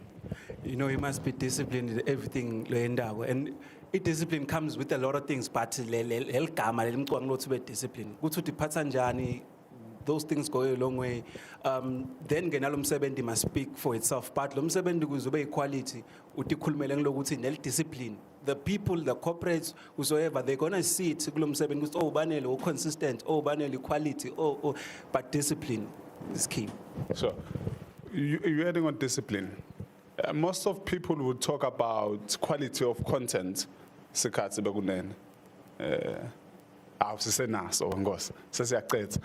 Most people will talk about quality of content and they'll go straight into lighting, they'll go straight into buying a camera and an expensive lens.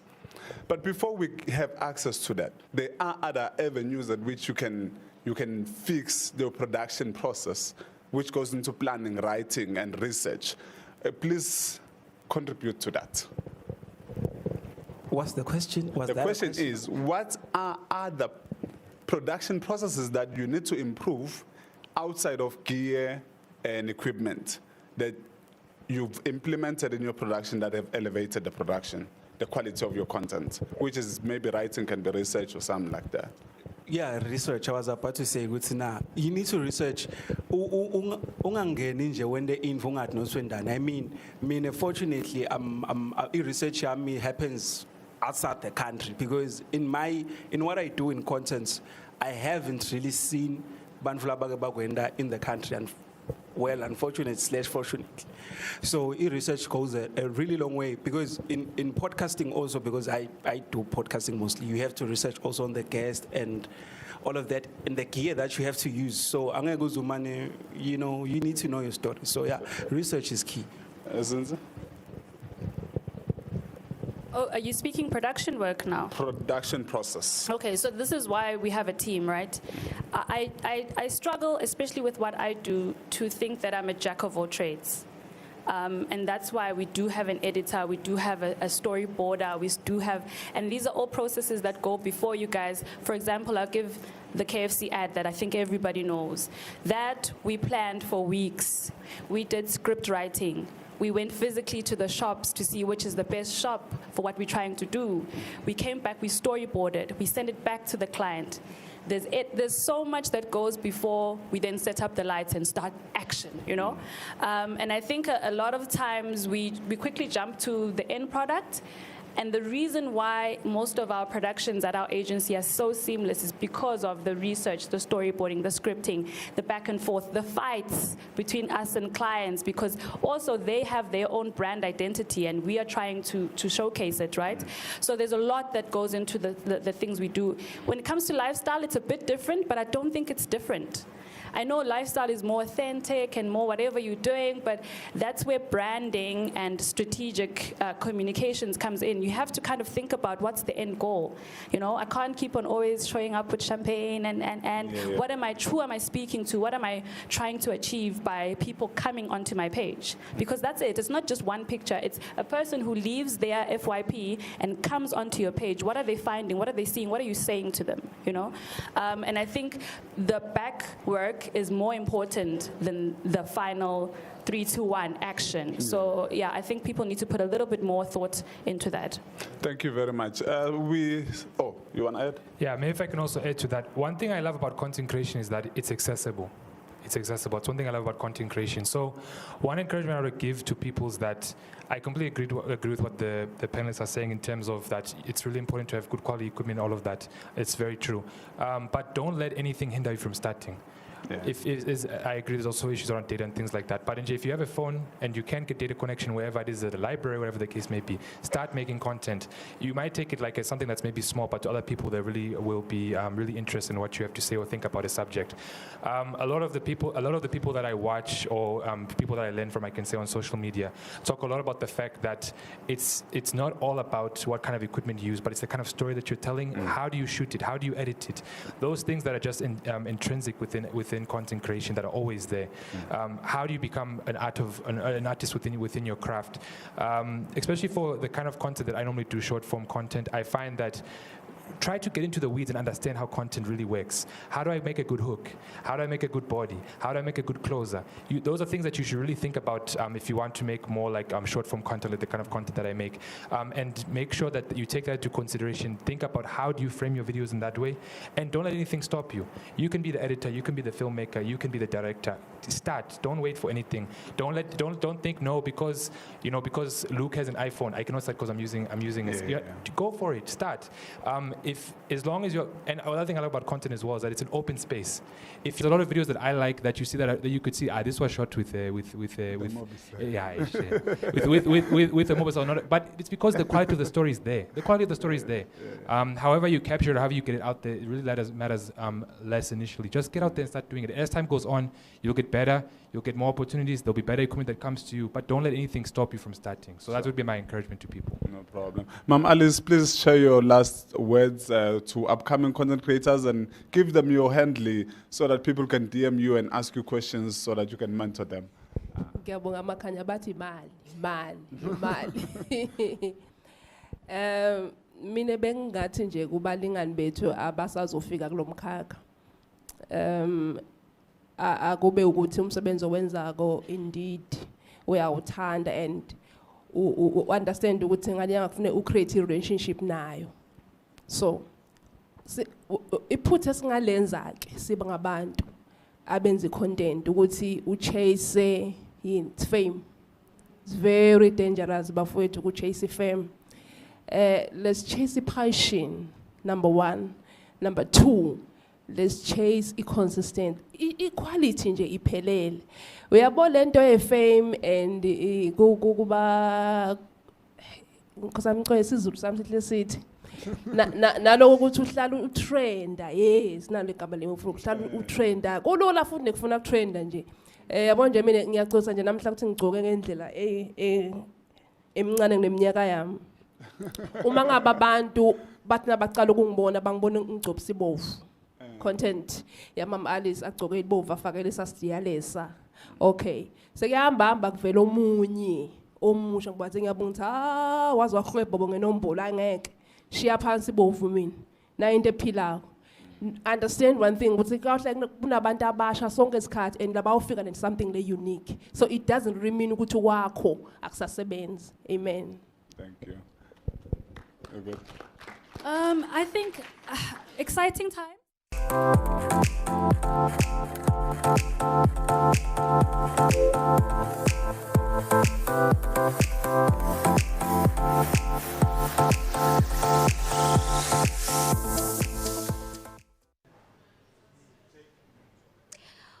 Welcome back, ladies and gentlemen. A lot is still happening, and of course, unfortunately, Melasi Gokote on our live TV. But I didn't want you guys to miss out on the most important parts, right? It is about monetization. So one of the things that they told us inside, or they taught us in terms of like how to make your account to be eligible for being monetized, is that you need to go live, right? So apparently now Ngena live on your TikTok account, there's something that they call tokens. So if a person gifts you like a token, that is how you get some money. And of course, there's also something called video gifting. So if a person has video gifted you, that means that you are able to make some money off of your TikTok account. Obviously, there's going to be an eligibility criteria. You have to be over the ages of 18. And of course, you need to have over 10K followers, 10,000 followers. And of course, you need to follow the guidelines of TikTok, community guidelines of TikTok. Those are some of the things that you need to consider before thinking that you can make money off of TikTok. Right about now, there's still a panel discussions about the content creation and how we can make data accessible to everyone, accessible to our content creators, so our our digital storytellers, but we hope that you guys are going to be scrolling down your profiles right now to see if you actually qualify. For the people that have already had TikTok's account, it's going to be a walk in the park because they already have followers, right? And if you don't have a TikTok account, you can still start right now. Be consistent. As you know, our influencers stated, you need to be consistent, you need to post, and of course, just be you, be unique, be phenomenal, and of course, be the person that you want to be. Your content should speak to your target audience, right? So there's a lot that we're learning inside, and of course, we are so grateful for this opportunity. We are still going to be showing you guys what's happening inside in terms of the panel discussions, but unfortunately, we are going to be on our social media pages, right? If you don't have our social media pages, it's Eswatini TV on Facebook, Eswatini_TV. Maybe we'll be posting snippets as to the whole event, and of course, you should follow us on our YouTube page. But right about now, make sure that you know, download TikTok, guys. Delay is not denial. Download TikTok, and we hope that the future only gets brighter from here for our youth in Eswatini, for our content creators, for our influencers, and you can be an influencer. With that being said, we're just saying TikTok Eswatini reimagined. Mwah. Have a good one.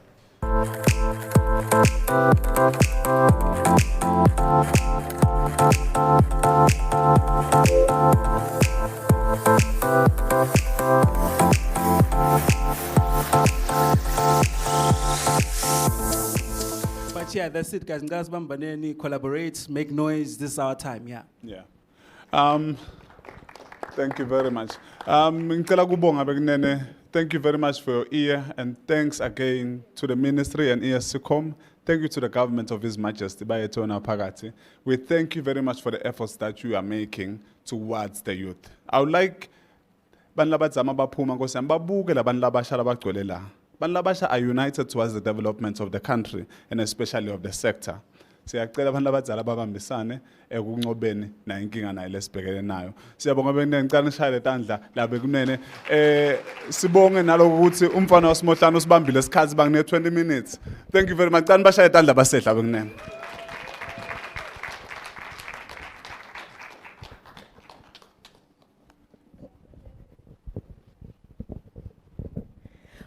One more time for our panel, ladies and gentlemen. Content creation is truly, truly something that we need to take seriously. And I'm very happy that we also spoke about the production processes from pre-production, post-production, and also just the collaborations that we would love to have as content creators in the room. Now coming up on stage is one of Eswatini's best. He's a comedian, sorry. I'll give you guys a hint. Yini lengi pete esandleni majajisi. Yini lengi pete esandleni majajisi. Ladies and gentlemen, Christian Dude.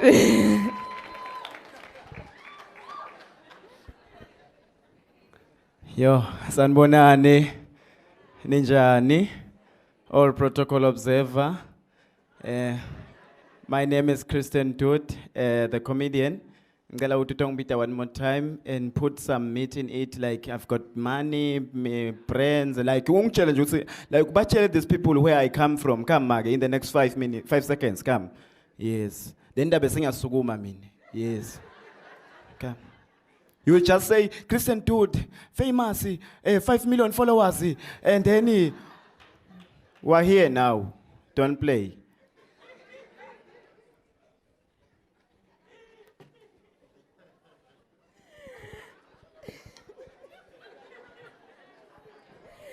Ladies and gentlemen, coming on stage is an international comedian with about 5 million followers. Give it up for Christian Dude.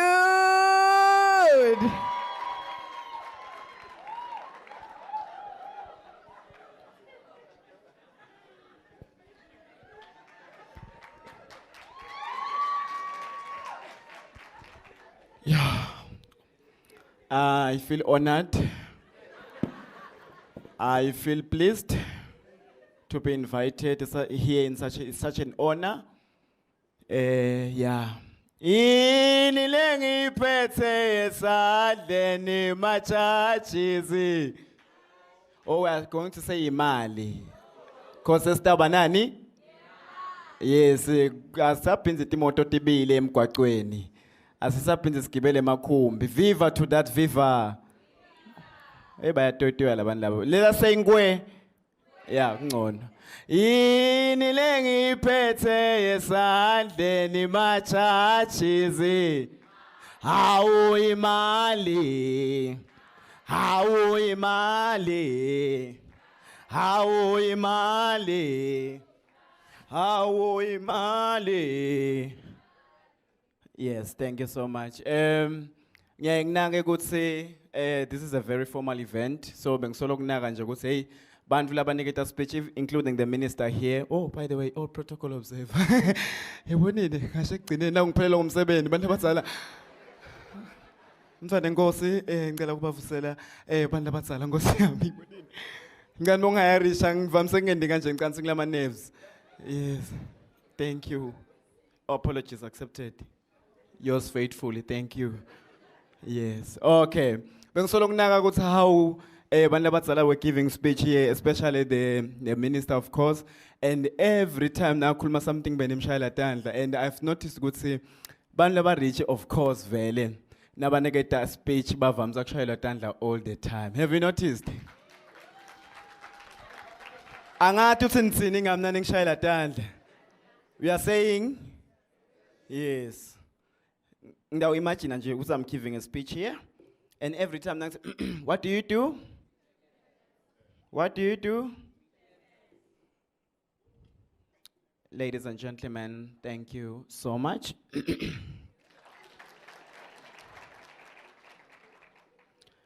It is such an honor and a privilege to stand in front of Phambi kwabantu.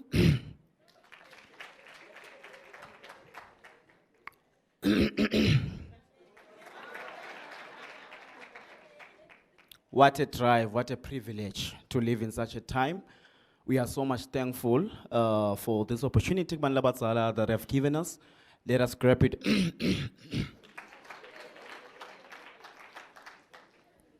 Do you have water? Do you have water? I water. Do you have water? Do you have water? Water. Anyone with water? Oh, but let's say glass science scope. Thank you. Let us grab this opportunity with both hands and fly the mountain. Please open for me, open for me, open for me.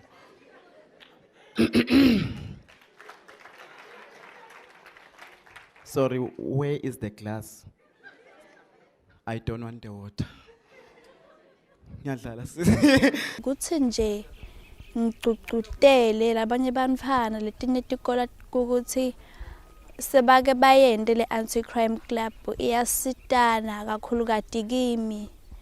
I am a very good example of that cause mineke eshivele ngimuntu lonemahloni mangifuna icambe mangangiyadesabela so bebangibhulisha ngingadi kokuthi ke ngidawe kanjani.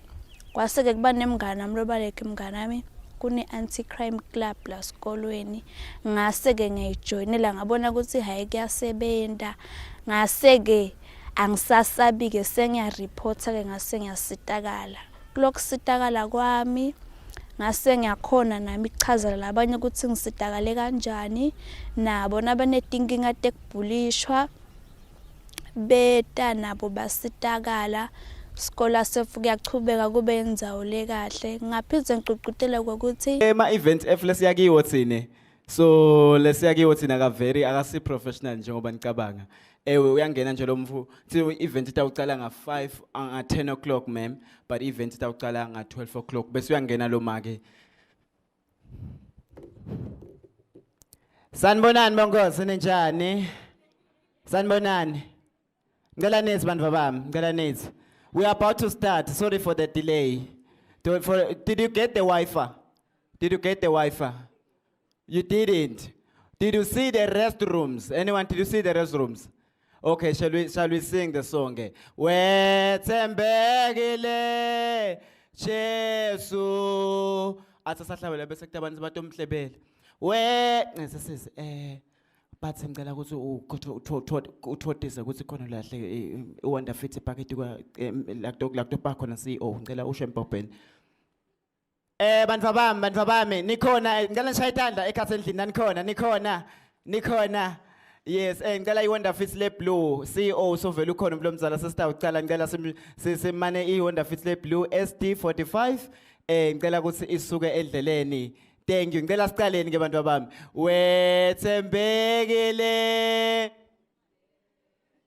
Wethembekile. Anyways, nani ngahle kude ngidathi hleka ngingenelani mina.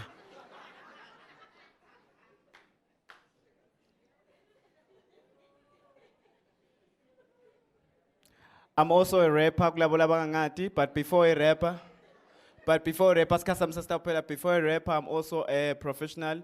I'm also a prophet, a seer who sees in the spiritual realm. Can you please come, my lady, here so that I can close it very well? I'm born again. Hurry up, mama. Come on stage, ma. Come on stage. Are you singing? You will say yes if you are and no if you are. Are you singing? No, I'm not. Okay. When I see in the spirit, I see you are in the home. But nangbuka la uhlala khona kunemnyango. Am I lying? No, you're not lying. You will not say I'm lying. You will say go deeper, papa. La uhlala khona, I'm seeing there's a window. Am I lying to you? Go deeper, Papa.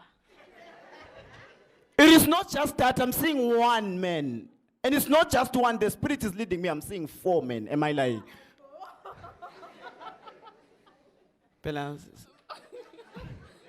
Vuma for the performance. Pascal. In the spirit, I'm seeing not just one, but 4 men. Am I lying? Go deeper, Papa. And all these 4 men are here. Am I lying to you right now? Go deeper, Papa. She's not sounding convincing. You should be shaking like, yeah, receive, Papa, receive, Papa. Anyways, you can go. Thank you so much. Without wasting time, ngiyabonga kakhulu. Kulabo labathanza umsebenzi wethu bawfollowisha kakhulu. Thank you so much. Thank you so much. I think that's my clue. Sengaphuma.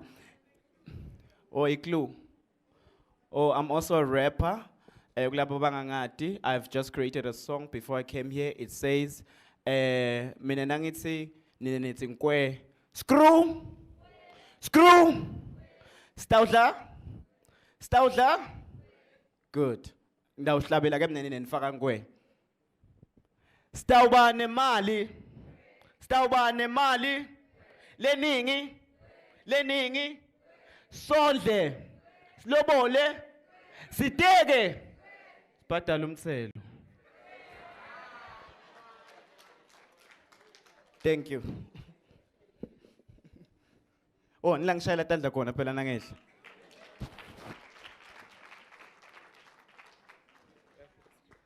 One more time for Christian Dude, ladies and gentlemen. Right now, we're going to have another panel discussion with the enablers in content creation and monetization. And Fisiwe Vilane is going to be moderating the conversation. I would love Meli Hlanze from Eswatini to please come on stage, as well as Siposeto Mdluli from the Central Bank. Ngicela sibashayele intandla. Nokuthula Hlope from ERS and Cebolenkosi Mahlalela from ERS.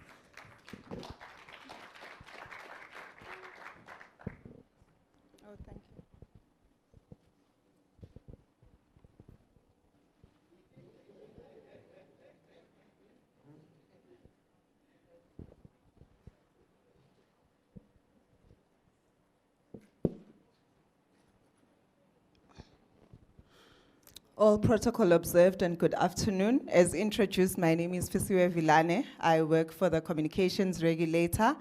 However, this afternoon, I actually bring to the content creators in the room representatives from the different enablers that are there for this environment. I know that we're excited.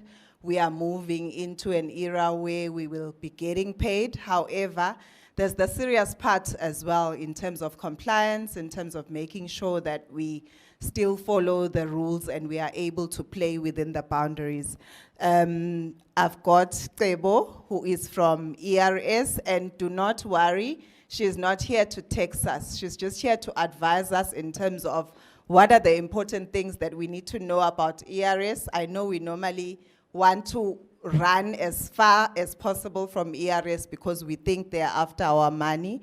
Meli is actually our Eswakos guy. He's gonna speak to us about IP and protecting our content as well, especially that content that is originally created by us. Noktula Hlope, they said from ERS, but Noktula is actually my colleague at ESCOM.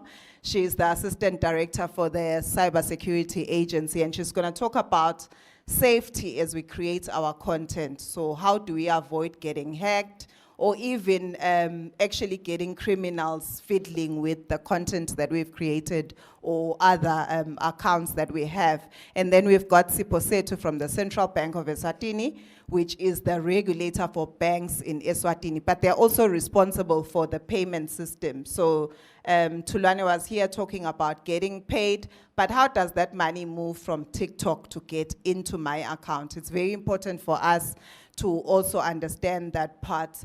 We won't take long. I realize that we are a bit over time, so we stand between people and lunch, and that is why my questions will just be straight to the point. So maybe first, just Meli. Eswakos, we always hear about that, but as a content creator or even as an artist, as a creative in Eswatini, what exactly do you do? Thank you, Sanbonani. Elbito ngumeli ngokahlanza Sibongo. I'm the Executive Director at the Eswatini Copyright and Neighboring Rights Society, which is Eswakos. And the work that we do is that we help copyright holders to monetize their work. So who's a copyright holder? A copyright holder is anyone who creates original work, whether it's music, whether it's in literature, film, content creators. They still fall within the scope of authors, producers, or performers. So we collect license fees from entities that use their work, and then we're able to pay them royalties for that. Whenever anyone uses their work, whether it's a broadcaster using your work, whether it's a digital service provider using your work, we're able to ensure that you get paid royalties. So that's primarily the work that we do. And in terms of content creation, I think the scope goes beyond just copyright. I believe that with content creation, it could even go into trademarks, which is something that's done by the Intellectual Property Office.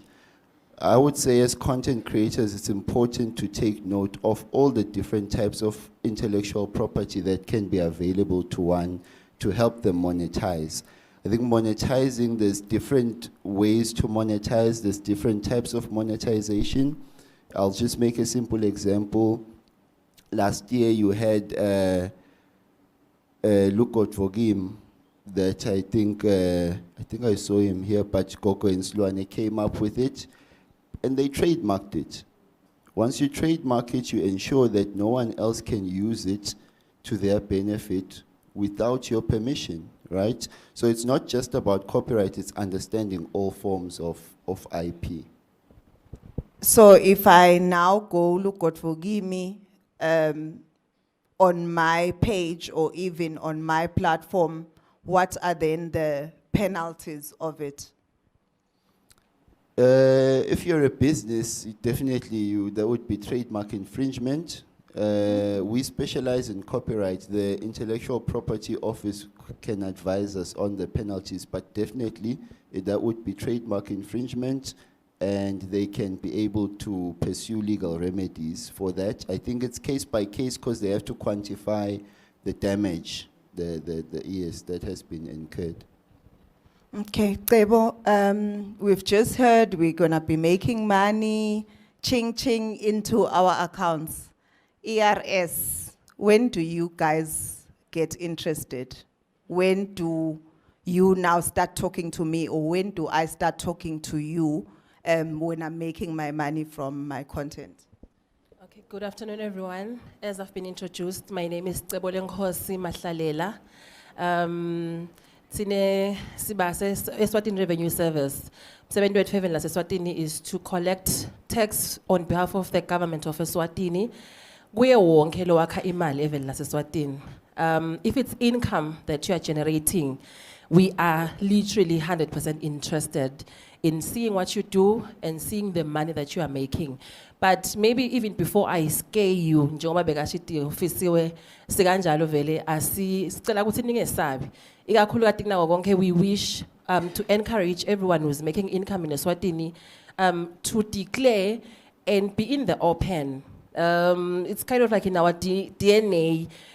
We have a temptation if you are operating and you are not registered, or rather you are not in the open, we then kind of like imagine that there's a lot that you are hiding. Probably there's a lot that we could even collect from you.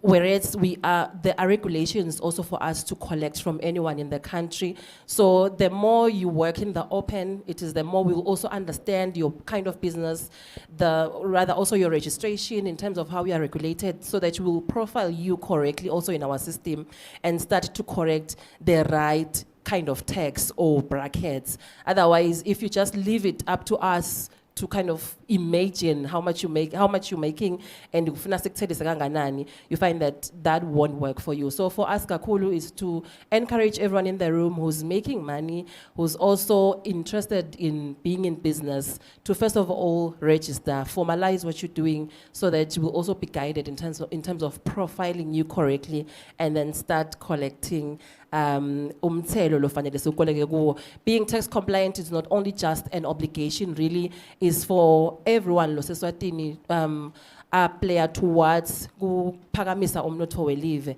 So we wish ukuthi that responsibility ibe shared fairly among onke amaswati la khona even who are making money, as opposed to having that burden say ithwelwe ngilaba decide bona ukuthi bangavela. So we wish for the tax burden ukuthi ibe shared fairly across everyone who's actually generating income in Eswatini. Thank you.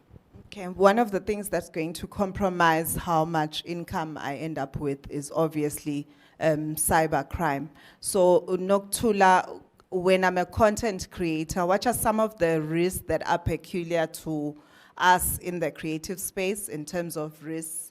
And maybe you can touch, whilst you're talking on that, touch on impersonation and fake profiles and all of that in terms of what then I can do to actually protect myself as a content creator. Kungabi nabofisiwe vilanela bayifoka TikTok and everyone is saying invest, or everyone is saying give me this and give me that. Good afternoon. As Fisiwe has mentioned, Noktula Hlope, I work for ESCOM, but under cybersecurity. So our department is actually responsible for ensuring that cybercrime ayende even. One thing that we have seen, which is becoming very common, because you guys are known, I would say you're in the, some of you, sebama celebrities, and you're in the social space. We are seeing a lot of deep fake videos where someone will come and impersonate will impersonate Zinzi, create a video, and it looks like Zinzi. The voice sounds like Zinzi, bese sothi invest, or so sebenda inang, because people trust the brand ya Zinzi. They may then invest into whatever is being advertised. We are seeing that quite a lot, even with our high profile people. Guningi lagangwane logo. And then the other one that is fairly common, especially with content creators, gulama account takeovers. When you put yourself out there, there are people that are going to try and make money from you or impersonate you.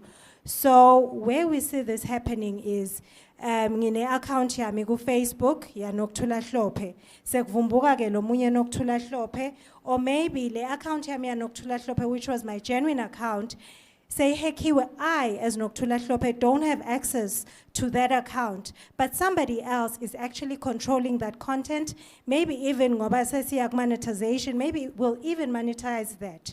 So we are seeing that quite a lot, and we are getting content creators coming to us and saying, please help us recover. But I will explain why it becomes a bit difficult to recover and why some of you are susceptible to that.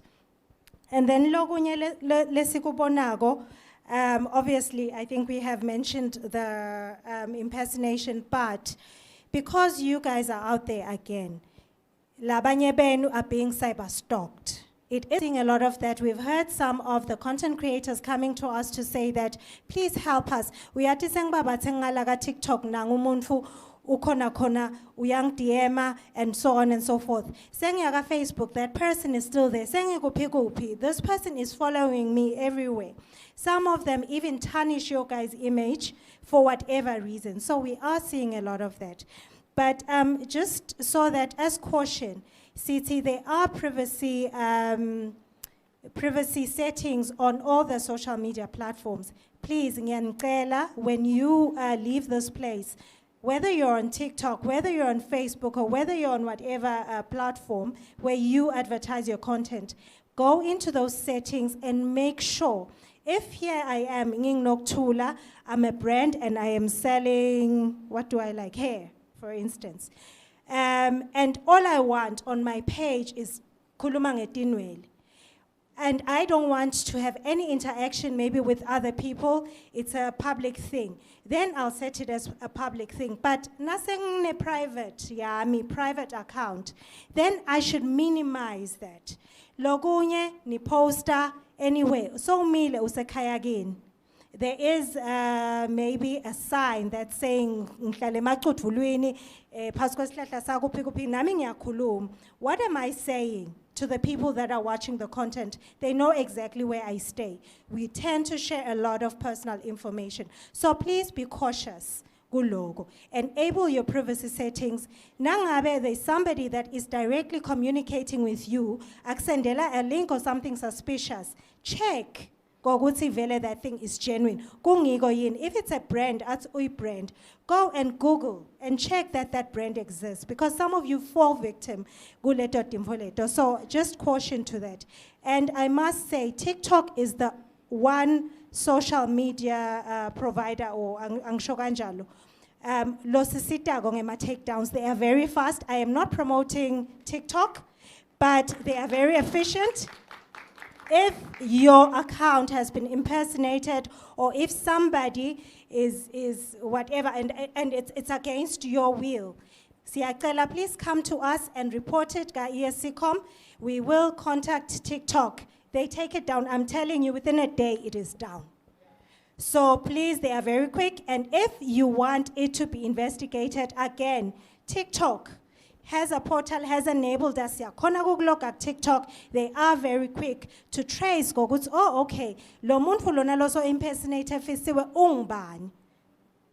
And they can dig down to that. And siyacela ukuthi phinze, because it's a crime. All these things that I've mentioned, do report emaphoyiseni. We do need a case number, especially if you want the perpetrator to be persecuted. Siyacela ukuthi niku-report. We're encouraging all content creators, report, report, report. Thank you. Thank you so much. That was quite comprehensive, but I want to hear from Setu. So we've spoken about creating. Meli has told us about how our content is actually valuable. Gebo has told us, as we get paid, we need to also make sure that we comply. But we're talking about money that's going to come from anywhere here, Setu. So TikTok is going to be paying me from the States, or from, but basically outside the country, brand deals that I can get that are from outside the country, or KFC. I think they made an example about KFC paying me from their Matapa office. How does that money move to get to me as a content creator? Sanbonani. My name is Siposetu Mdluli, as having been introduced, and I am a fintech analyst at the Central Bank of Eswatini. And thank you for your question, Fisiwe. And to answer it, I think I'd like to first start off by mentioning that the central bank is responsible, or the mandate is to maintain financial stability, a robust financial system. So with that in line, this speaks to the rails that in which the money travels. So with your question, Mangabe, I think with the previous conversations that have taken place, it was noted good imali ingaba locally, domestically, in the sense that you're being paid by a campaign, but then also you can be paid by an offshore account, let's say le monetization yaga TikTok layer. And I think domestically we do have the Eswatini payment switch, which I can speak to, and I'm sure all of us here know about it, but it's what the central bank has implemented. Guguti imali mawisenda noma nganguphi, it reflects a near instant, and also the interoperability loguti, you can send it between different banks and also mobile money accounts. And I think this is near instant. So to answer that question, domestically, it is near instant to get that money. And then speaking to the cross-border aspect now, ngasho loguti, what is currently available for cross-border payments is bank wire transfers, which are your EFTs. So in line with that, you will find loguti, the standard is 2 to 3 processing business days in which uyayithola le mali yakho. So when it's a bank wire transfer, le mali yakho uyithola within 2 to 3 business days, unless there are delays, of course. But yeah, I think to answer that question, Nglogo. Okay, I want to now, probably your last question, on the delays then. So if I've done the work and I'm supposed to get paid and somehow the money gets stuck, what are the possibilities? Like, what factors contribute to my money getting stuck somewhere? And what advice would you probably offer in terms of, jumping over those hurdles? Okay, thank you. So in terms of EMA delays, they are caused by a number of reasons. And to try and be exhaustive, firstly, the person receiving the money does not enter correct details. Let's just say it's a bank wire transfer. I'll enter EMA details correctly, because if it's international, kuba nabo SWIFT code, kuba and you're supposed to know all of these details and actually put them in the platform to actually receive your money. So EMA delays, you filled it out incorrectly. And just to make an example, I have a friend who was receiving an international payment just the other day. I got imali ingangeni. And then only to find out they actually have to declare that they have been expecting this much money and from where. So delays. And then also I'd like to allude to the fact, let's just say you're expecting a payment from TikTok per se. TikTok processing times in which they process EMA withdrawals. And I think that also takes into factor logoti lama delays abekhona logoti nabo banesikhathi sabo in which they operate. So then it kind of adds to 2 to 5 business days. Otherwise, in terms of how to avoid, I think, like the example that I made, you have to make sure that you actually declare that you're expecting this much money, and angat lama declaration channels go to hambanjani. But then you're supposed to declare, and on top of that, you're supposed to ensure the Islama details that you actually provide into that platform are correct. And I think, moreover, this will sort of remove or avoid EMA delays in getting your withdrawal. Thank you. Yeah, the money guy here, so I'm not gonna miss this chance. Financial advice for content creators: we want to get rich, we wanna get the money, but we also want to sustain it. What would be your one-liner? Mangani financial advice. So angati. But I think kumemana with what I had said, logoti with the delays and everything, I think you can avoid lama delays, and then probably I can allude to the fact that the central bank is sort of exploring an international e-commerce gateway. With projected timelines, of course, and also stakeholder consultation has begun. And the aim of this is sort of remove the barriers that currently exist in terms of getting international withdrawals or payments per se.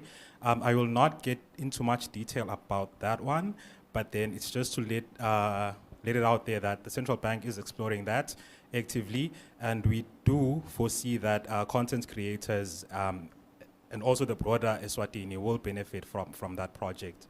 But yeah, with the financial advice, it's not my Thank you, business. Siposetu. You don't want us to get rich. Okay. Noguthula, as a parting shot, I think just one question from me in terms of how effective the reporting is. Are people getting arrested? Are people in jail because they are hijacking our accounts? But also probably as a conclusion, some final advice for our content creators. Okay, in terms of the reporting, we are getting Banfulaba reportago, but I think a lot of us siba embarrassed.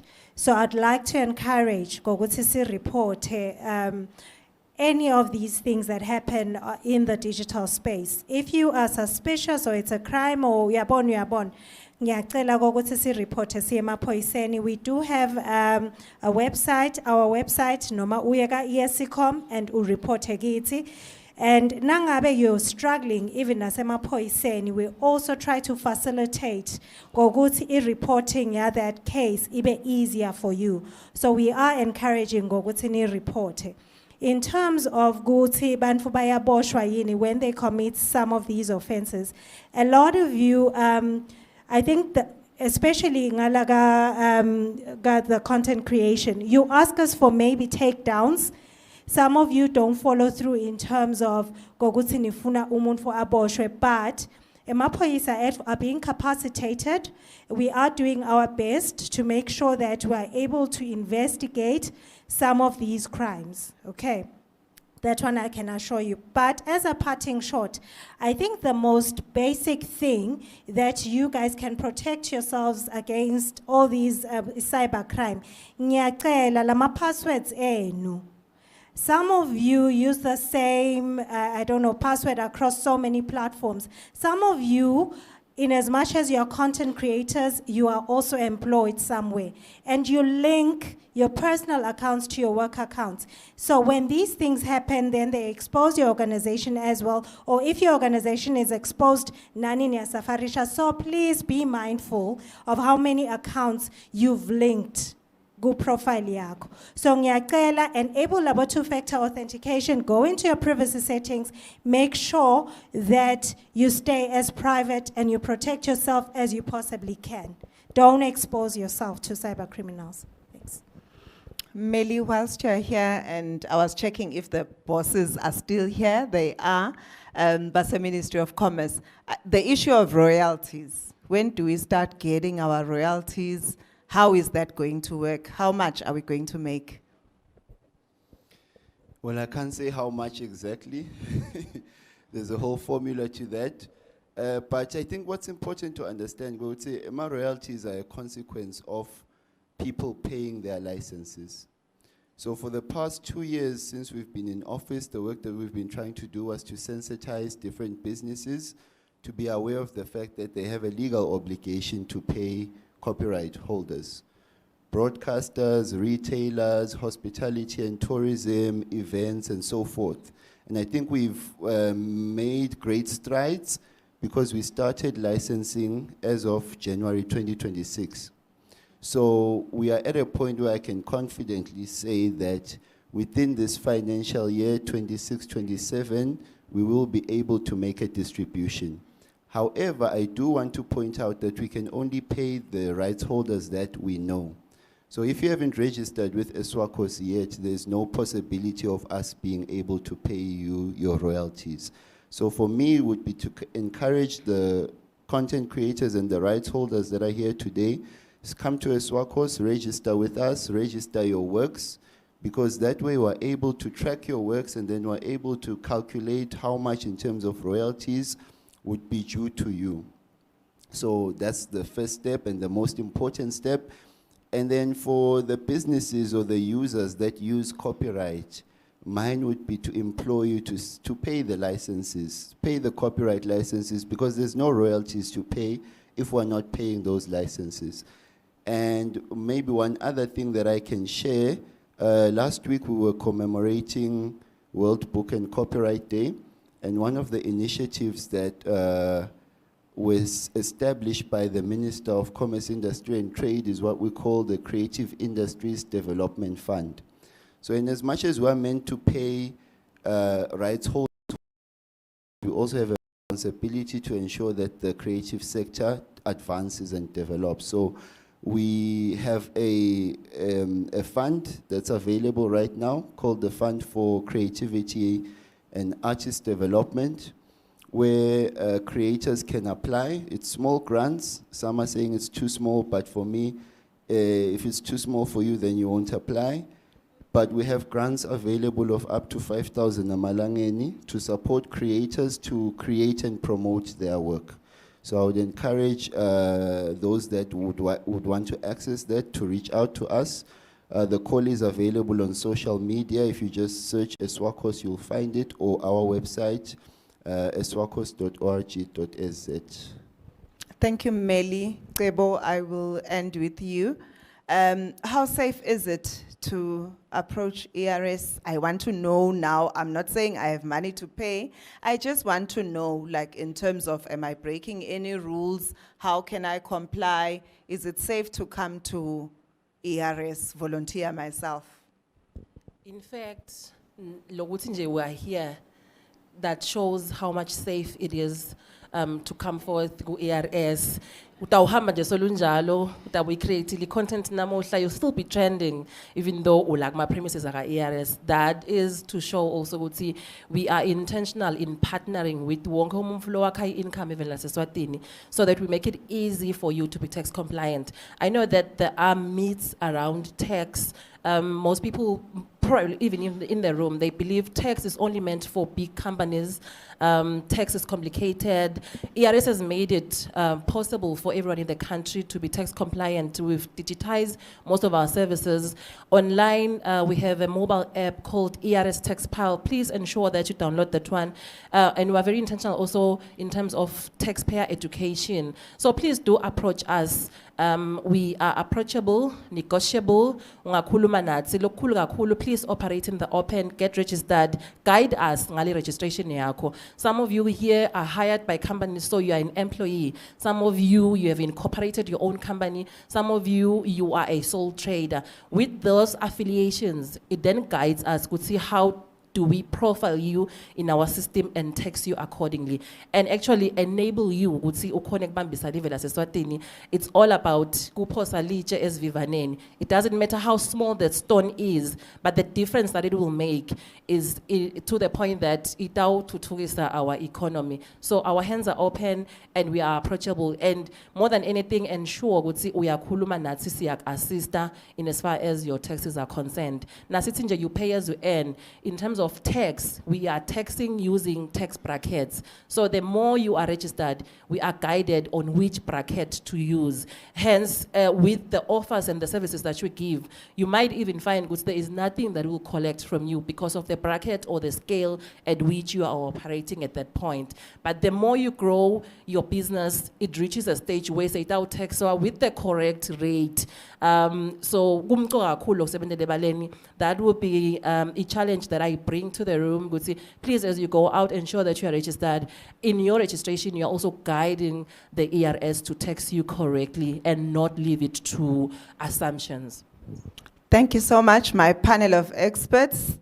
That is all that we had for this afternoon. And thank you, audience, for listening. I know it wasn't the most interesting part of today's program, but the serious stuff also needs to balance our fun stuff that we actually do, so that we are at all times within the legal and also boundaries in terms of operating in the beautiful country of Eswatini. Thank you so much.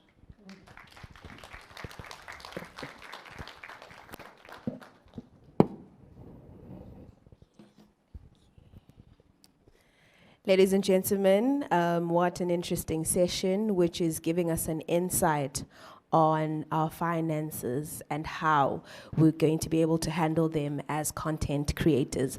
Right about now, we're going to go and network outside and have something to eat. If you're still live on Eswatini TV, please go grab something to eat. We'll be back right after this.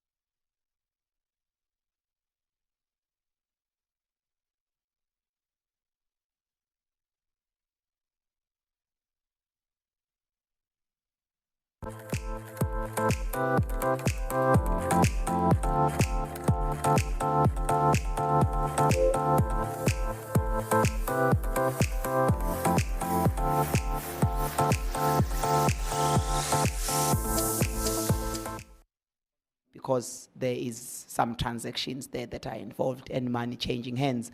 So please listen carefully or you might miss the answer. But I'm sure it's going to be there direct and bold. So once again, our representative from TikTok is going to probably answer those questions. Can we please give a huge welcome and a huge round of applause? Thank you very much. We are still very excited to have TikTok in the building. Thank you.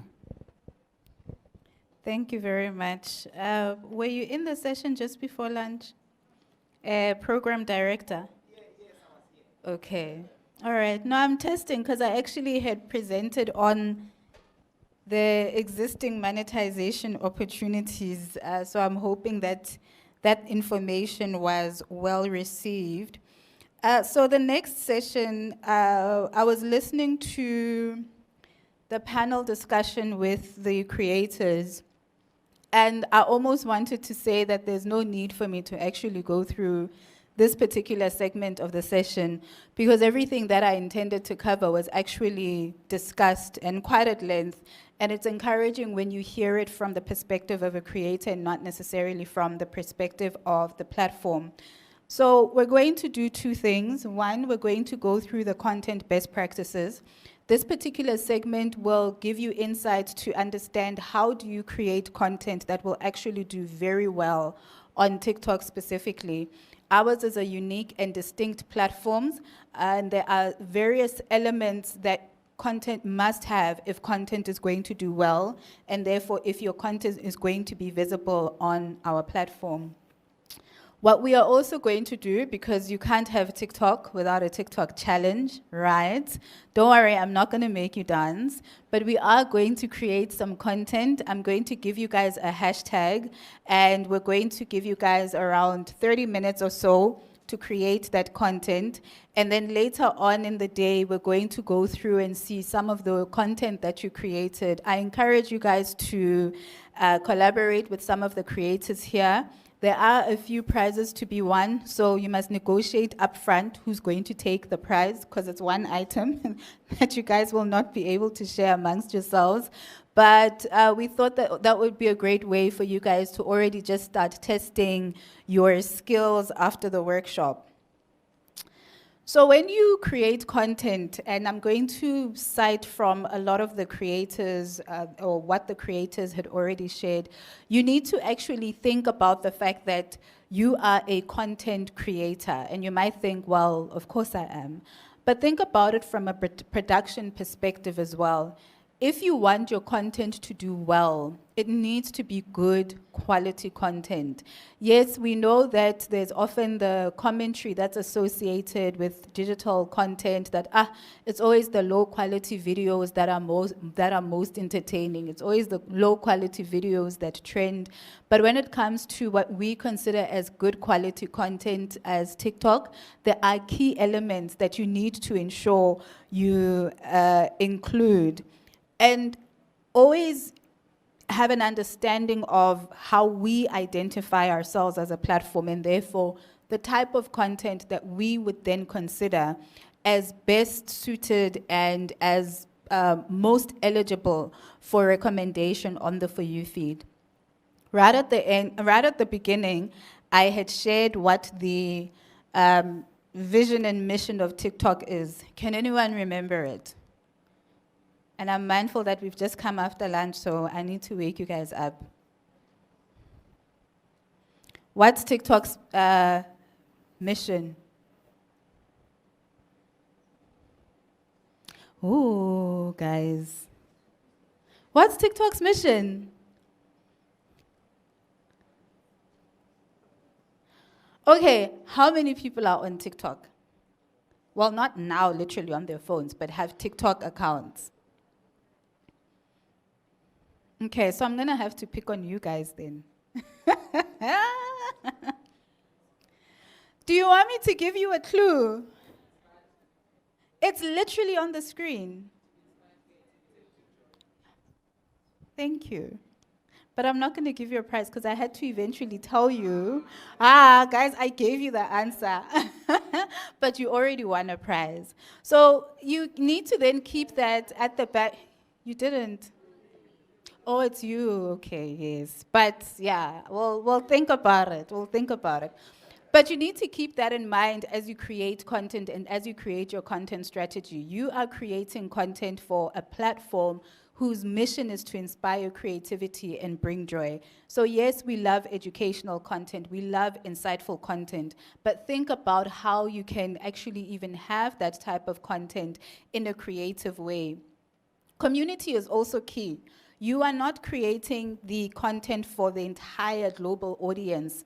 In that global audience, you want to develop your own community. You want your content to speak to people who have the similar interests as you, the similar intrigues as you. So some of your favorite content creators, go and look at the type of content that they're creating, and you'll start seeing that there is a bit of a theme, there's a common theme that runs. There's a creator that I love in South Africa, Tashnika, and what he does is skits. Yes, the fact that you're laughing, you know who I'm talking about. And you know the consistent characters. There'll be Tashnika, there'll be the friend that's always hosting and trying to figure out why are you guys always fighting. So you already know when you go on to Atlechang is his name, actually the creator's name. When you go on to Atlechang's account, you know what type of content you are likely to come across, right? So even as a content creator, start thinking about the community that you are creating content for. Importantly, and I was just having a discussion about it just now before we started, authenticity. What sets us apart and what we are most proud of, amongst other things, is the fact that a lot of the content that we have on our platform is authentic content. People feel free and comfortable enough to express themselves without feeling as though, oh, my makeup has to be done, oh, I need to be dressed in a particular way. People show up in their lived everyday reality. And authenticity is quite key for us as a platform, but equally so, it should be quite key for you as a creator because people want authentic content.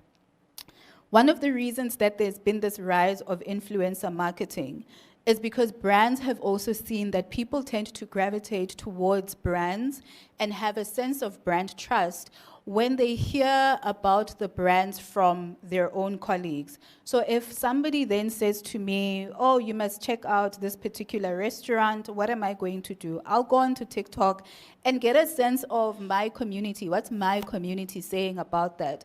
And the more positive feedback or the more positive reviews I see, the more likely I am then to go into that particular, to go and explore that particular restaurant. So similarly, make sure that you, above everything else, ensure that your content is authentic. You create authentic content, and it's a sentiment that was also expressed on more than one occasion by the panelists. Then there's be mindful, but we'll speak more about what we mean by being mindful on our platform. There are effectively, sorry, it seems to be stuck on this end. Okay.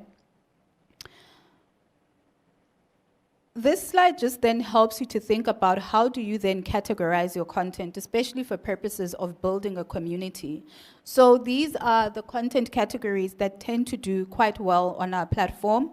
It'll either be sports and fitness related content, or it'll be about food, whether it's about new recipes, new restaurants. You know, people will be talking about the hidden gem, the new restaurant that has just opened. Then there's film and TV.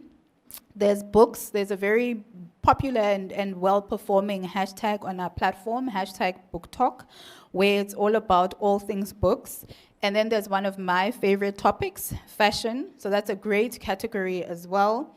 There's educational content. As earlier on I'd shared that we do have a STEM feed, but also people use TikTok to share a lot of interesting educational content. So whether it's tech-related content, how to spot AI, how to use AI tools responsibly, there may be subject-related educational content that does very well. I think tech speaks for itself.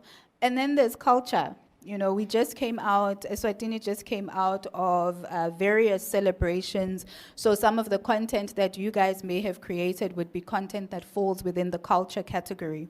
So the reason we are sharing this is because as you create content, you need to think about which bucket, which category is this content, does this content best fit in? But you as a creator, what type of content are you creating? And what's the particular theme of that content? Because that will also help you to be consistent in your content if you know the type of content that you are vested in or you want to create. That is also how you build community. So when people start seeing your content more in relation to a particular category, the next time that they want to look up something to do with fashion, or there's a latest trend and they want to see how to accessorize it, or they want to see what's the, you know, there's this very popular jacket, what is the other way to style this jacket? If I know that, I'm going to try and pick on a few people. If I know that Sakile then is a very popular content creator and he focuses on fashion, then I will go onto his TikTok page and see, oh, okay, how is he then creating this content around this new trend, around this new fashion piece? So think about it like that, because that's effectively how you build community. There are then different content formats, I'm sure that you've seen. Generally, TikTok does very well in vertical format, and what that means is when you create your content, it should be content that doesn't require a person to then change the orientation of the phone, because a lot of us, when we are scrolling through our phones, we're holding it in a horizontal manner. So as you create content, bear that in mind. It's not to say that the other formats don't work very well, but there are different formats, and some of them can actually have an impact in terms of how your content can actually be displayed. So you can either have the vertical format, and you can have the horizontal format. There's also There's also live that I spoke to about. This is a good way to actually have your followers or your community immersed in a particular experience with you in real time. So we are here, we're at this beautifully curated and facilitated workshop. You may have wanted to give your community or your users, people who are interested in your content, an opportunity to actually experience it with you in real time. Or you go to the ICC, and I'm mentioning it because the minister has been telling me about this fabulous ICC building, and you want to immerse people who are not from Eswatini, or maybe in Eswatini, but they haven't been able to see it. You immerse them in real time. That actually creates almost a demand for more of that type of content, and it piques people's interest about your content generally. Then there's also photo mode. And I think photo mode then speaks for itself, is when you post a photo. What we always advise is never look at it as it should be one or the other. Mix up your format. So sometimes then post videos, you can go live, and then you can also have the vertical or horizontal format. Because again, remember what we said, we're a place that inspires creativity and brings joy. That is what we want to achieve. And so the more diverse you are with these particular formats, the more it also enables you to create different types of content and express yourself quite creatively at that. Moving on to the video best practices, and this is specifically for when you are creating video content. Think about the aspect ratio. It's always better for a person to be able to, when watching a video, to see it in full screen. Because if they don't see it in full screen, then they need to try and zoom in or maximize. And sometimes if they try and zoom in, then it would actually distort the quality of the picture, and they might decide, no, actually, too much trouble, moving on to the next video. So keep that in mind. Length. Put yourself as a user. Typically, how long do you take before you swipe to the next video? Shout out some numbers. So like 5 seconds, 10 seconds, 5 minutes. 3 seconds, okay. Someone else? 5 seconds. I've got 3, I've got 5. Can I have 2 more? 10 seconds, all right. 1 more. 1 minute, okay. So the reason I'm wanting us to share these, especially as consumers of content, is effectively it means you've got 3 seconds to hook a person. If you don't hook someone in that 3 seconds, in that 5 seconds, they move on. So when you create content, don't only think about the length of the video, but as I want to have a 5-minute video, and I want you to watch it for 5 minutes. What am I doing in the first 3 seconds? What am I doing in the first 5 seconds to keep you hooked? And then what am I doing in the next 5 seconds after that? Because maybe your attention span starts dwindling and you think, okay, it's predictable. So think about it like that as well. Also, don't make it too long. And if it's something that, yes, you want to have for a longer period, think about how you can break it up. So that, yes, collectively it may be a 15-minute video, but your approach is such that it's episodic. And people actually want to see what is the next 5 minutes looking like? What's the next episode, so to speak? Then what you end up having is you're still able to share your 15-minute video, but you've broken it up into compact bite-sized pieces that align with our general attention span as people that consume a lot of digital content. Sound, sound, sound, sound, sound, sound, sound, sound, sound, sound. The reason I'm emphasizing it is because above everything else, TikTok is a sound platform. If your content does not have sound, it will not perform well on TikTok. And you would see that sometimes even the sound may be somebody narrating something, but they're doing it for purposes of sound. As a personal, if you've got a personal TikTok account, and I'm distinguishing it from a business TikTok account, you have got access to a huge library of content of music content that you can make use of, that you can have access to royalty-free from your perspective as a user, because we've made sure that we have concluded the necessary licensing agreements. There were discussions about copyright earlier on. All the music that you use on TikTok itself is music that we have ensured that is duly licensed.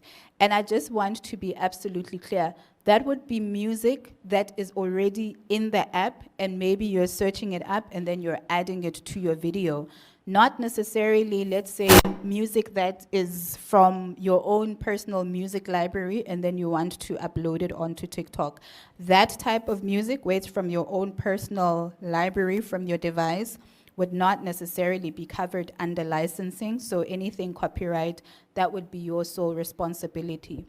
But if you want to make sure that your content does well on TikTok, it has got to have music. So much so that I don't want to say we penalize content that doesn't have music, but it's content that definitely would not perform well. And that's why you would see that there's a lot of emphasis on music. Next is posting cadence.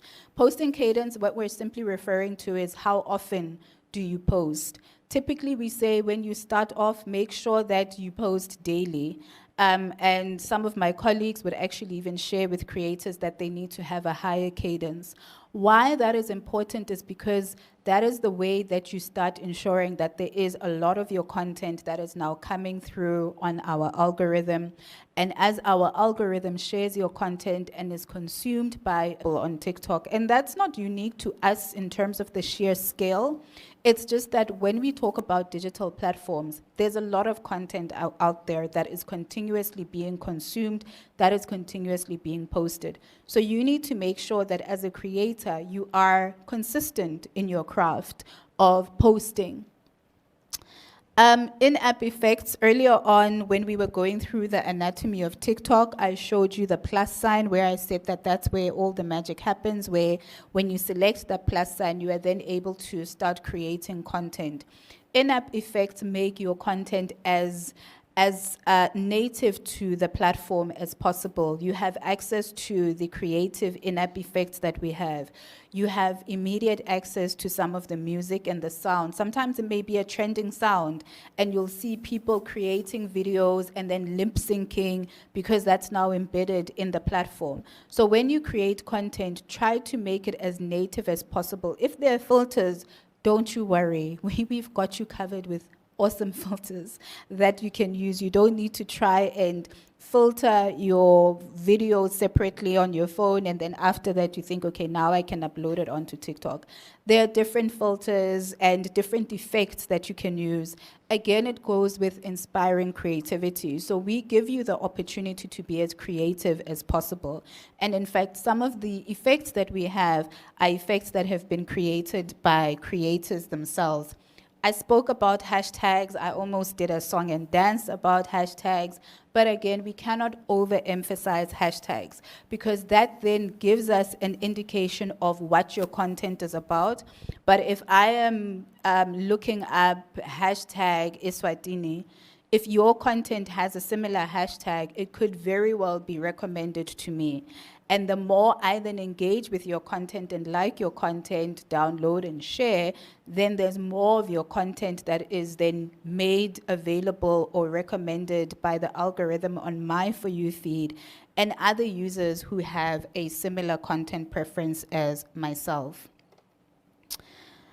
Next, we're going to then focus on high quality content because we are a growing platform and we want to encourage the creation of high quality content because we've seen that this is the type of content that actually does very well on our platform.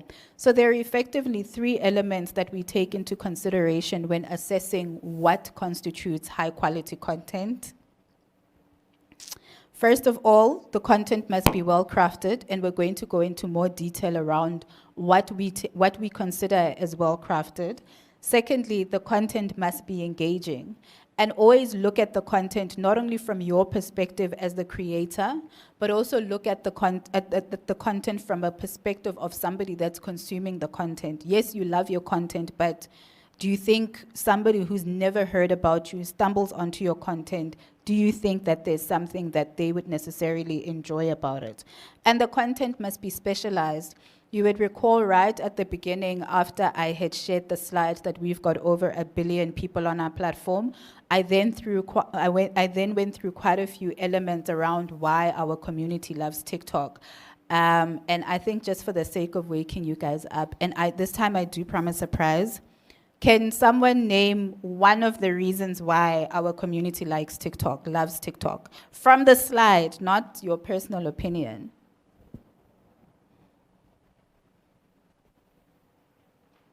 Shirt? No, that wasn't on the slide.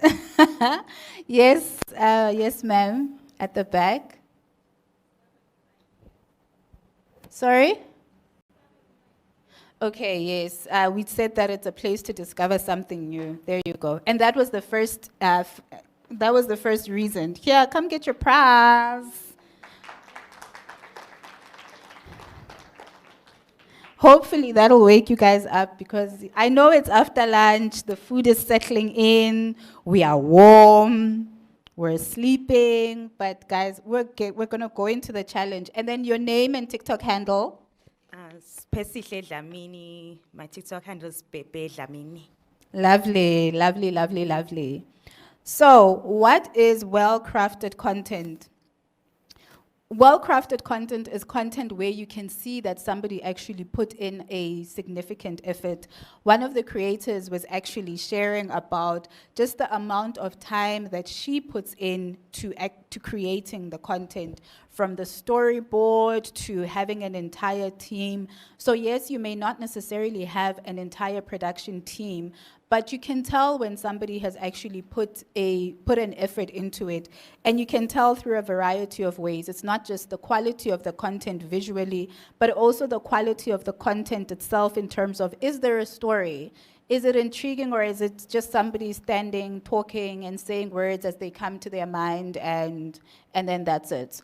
So, when you can see that content has been well crafted, that is what we take into consideration as good quality content. So first of all, that means that your content must be well crafted content. Secondly, your content must be engaging. I think that in itself speaks for itself. The reason that we are able to have our favorite creators is because their content is engaging. So think about your audience. Think about an audience that you are trying to connect with, and ensure that then your content, speaks to that audience. And that's effectively what we mean by the content being engaging. It must resonate with them. And the type of content that is often most engaging, the type of content that most often resonates very well with an audience, is authentic content. And our community loves authentic content. So as you create your well-crafted, engaging content, make sure that it is authentic content. And the beautiful thing also about authentic content, or one of the greatest advantages of authentic content, is that it helps you to be consistent, because you don't have to remember, oh, how did I try and appear the previous time? You don't feel the pressure of, I need to make sure that the setup looks the same as the previous time, or if I don't have access to certain facilities anymore, I can't create content. So authentic content actually helps with ensuring that you remain consistent as a content creator. And then it must be specialized. It can't just be random content all the time. And what we mean about specialized content in this particular instance is that it must then showcase an understanding and a concerted understanding, or a level of expertise on a particular topic or theme. And you might think that this is not necessarily applicable for certain types of content, where maybe you are one that is creating entertaining content, so you do a lot of skits. But even in the skits, you know what the characters are, you know what the character dynamics are, and so you remain consistent within that particular frame as well. So a lot of the content oftentimes actually also falls into into one of these categories, and this actually dovetails with what we were saying about showing expertise, or it must be specialized. So when we say then you must show your expertise, your content would either then be solving a problem, and oftentimes those are the life hacks. And I found that there are a lot of very helpful ones. Who knows our beloved, what is her name? The housekeeper. There we go. Oftentimes, some of the hacks and problems she helps us share are related to our day-to-day. And we love her because it's, okay, how can I actually clean my washing machine? I didn't even know it needed to be cleaned.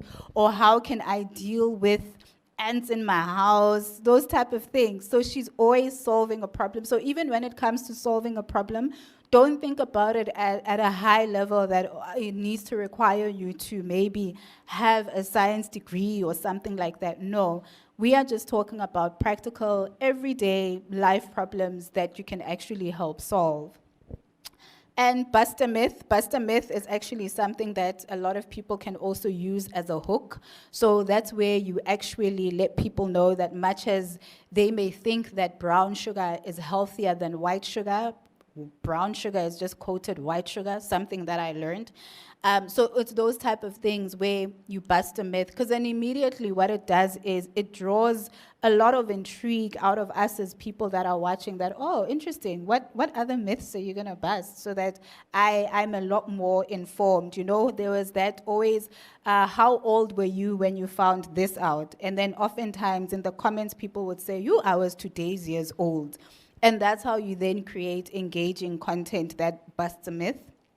Share a hike speaks for itself, and then elevate the everydays, where people are then sharing their everyday, come take a walk with me as I go to, or attend today's workshop creator with me. It's people immersing their community in their everyday lived experiences. And then there's teach step by step, and there's a lot of things that people can actually learn by videos teaching step by step, whether it's swimming, whether it's a recipe, whether it's riding a bicycle. Again, it goes to what your audience is actually interested in, and then deciding or curating content, identifying content that you can then teach that particular audience something new on a step-by-step basis. So now we get a sense of what we consider as good quality content. We've got a bit of a sense of a content strategy. How do we then elevate that content and give it a leg up? Posting, we've just spoken about it. So that's where we start, right? Because first of all, your content must land on the platform. So there are various elements. Make sure we encourage that rather vertical posting, it does well, and as full screen as possible. Make sure that your content has the hashtags. The other reason that the hashtags and the descriptions are important is because sometimes people may actually be consuming your content and they're in a noisy place, so they don't have the luxury of listening to your video. Use hashtags, use captions on the screen itself, because then people already get a sense of, ooh, what is this video about? And they can actually decide to save it and watch it later if they are not able to watch it then. Thumbnail, this is very good, especially when you are creating video content. Your thumbnail is effectively the first picture that a user will see or a member of the community will see when they land onto your video. So it needs to be as intriguing as possible. And that actually helps you, because you can decide that much as the landing picture is not necessarily the picture at the beginning of your video. You can take something that is maybe towards the end or the middle of the video and have that as the first picture that one sees when they land on your video. That will help to make sure that you have as captivating of a video as possible when somebody lands on it. And of course, it needs to be complemented by the relevant hashtags as well as the captions. Sharing also just speaks for itself in terms of how you can then share your video with a wider audience. Much as we encourage that you use as much of the full screen as possible, pay attention to what we call the safety zone. So you'd remember that we said that with the anatomy of TikTok, there's the bottom where there are the various indicators, there's on the side as well, and at the top. How you then pay attention to the safety zone is you need to try and ensure that your video, when you post it, is not necessarily overlapping with some of these areas where you've got those icons. So you've got there as the green being your safe area. Because if there are particular aspects of your video that I can't see because they are hidden by the icons, I'm less likely to actually try and see the entire video. And sometimes I might not even be able to see everything that you want to show me as somebody who's on your page and landed on your content. So if I have that type of experience, then I'm less likely to actually watch the video in its entirety in this particular instance. There are various lengths that you can decide, but depending on the length that you want to have your video for, bear in mind then how you can make that video as engaging as possible. Always add a clear text. it helps, it's almost like an introduction to what your video is about. So you would normally they'd have it right at the bottom as part of a caption of sort, or as somebody starts speaking, there would be captions that you see that pop up that are that help a person who can't even hear what the video is about, who can't even hear the sound properly for whatever reason. They're still able to get a sense of what the video is about. And then visuals. I cannot overemphasize this because that is how you also ensure that you have as creative content as possible. And this is why we encourage that you use the creative effects that we have within the platform itself, because it'll help make your content creative. It'll help you make your content diverse as well. I think music speaks for itself at this point in time, but do make sure that you have good trending music. And the great thing about any music that you then select and associate your video with is you then see how well or how popularly used, I should say, how popularly used that song has been. And you're able to even select different versions, because then when you select it, TikTok automatically then shows you that there are 100 other videos that have used that sound. And there may be a different version of more or less the same music, and there are 10,000 videos that have used that other version. Obviously, if you want your content to actually do well, you would then select the version of the song that's been most widely used. So those are some of the things that you must then just look at and keep into consideration, because the more you use music and hashtags that are widely used, then the more likely your content would be recommended on the For You feed.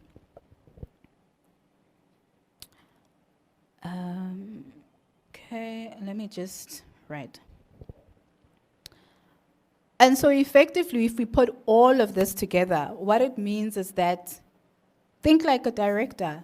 Guys, you're creating content, right?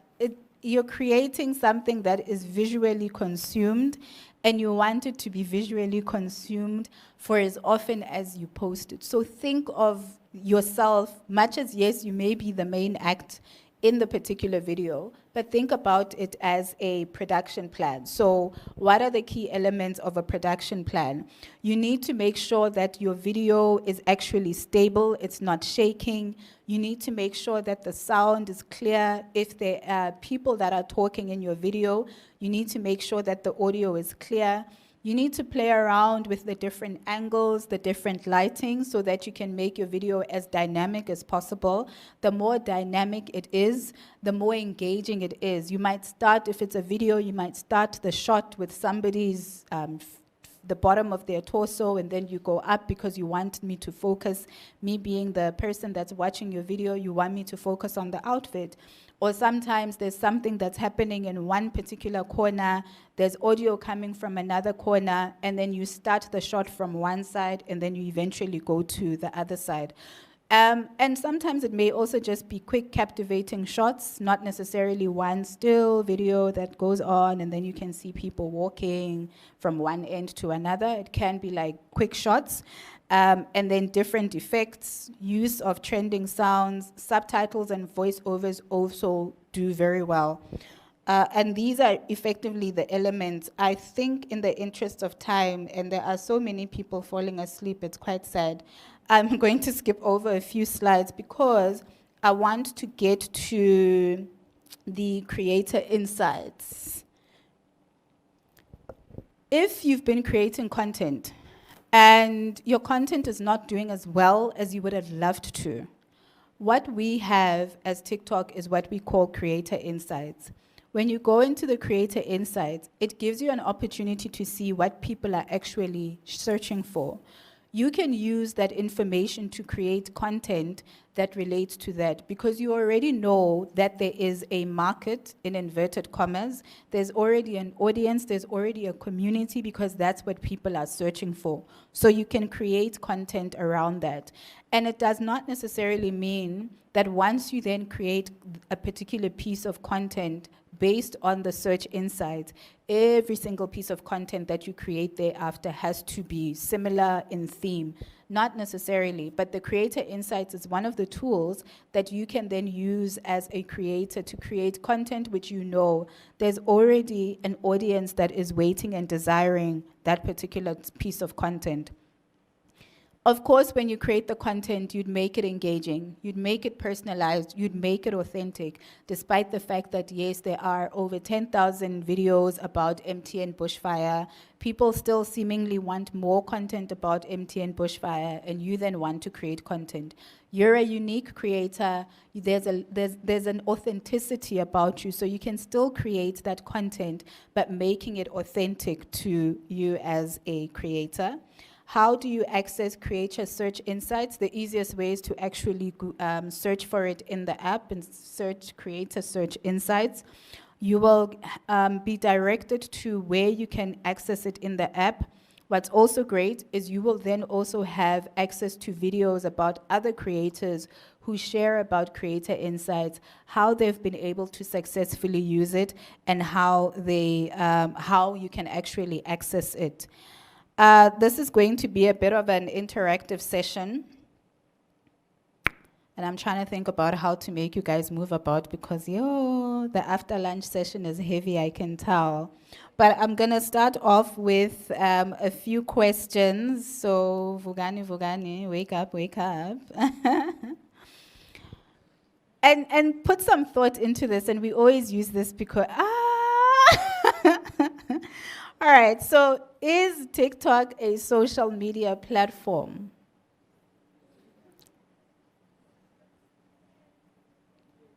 And think about what a social media platform is. Ne? In fact, I can't say that. Yeah, actually, you're finally awake. I'm going to pick on you because you've been sleeping.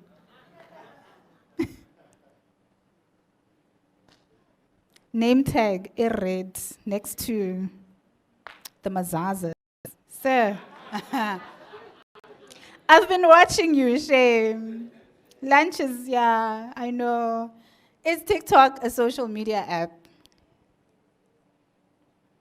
Okay, so what I'm going to do is if somebody gets the question wrong and it's a true or false, we're obviously going to move on because that makes it quite obvious what the correct answer is. But believe it or not, TikTok is not a social media app. No, we're not a social media app. And people are always surprised. And the reason we say we're not a social media app is because we're an entertainment platform. So it's not about, I haven't seen Footy in the longest time, and we chat, and we exchange, oh, how's life doing? No, we're a video entertainment platform.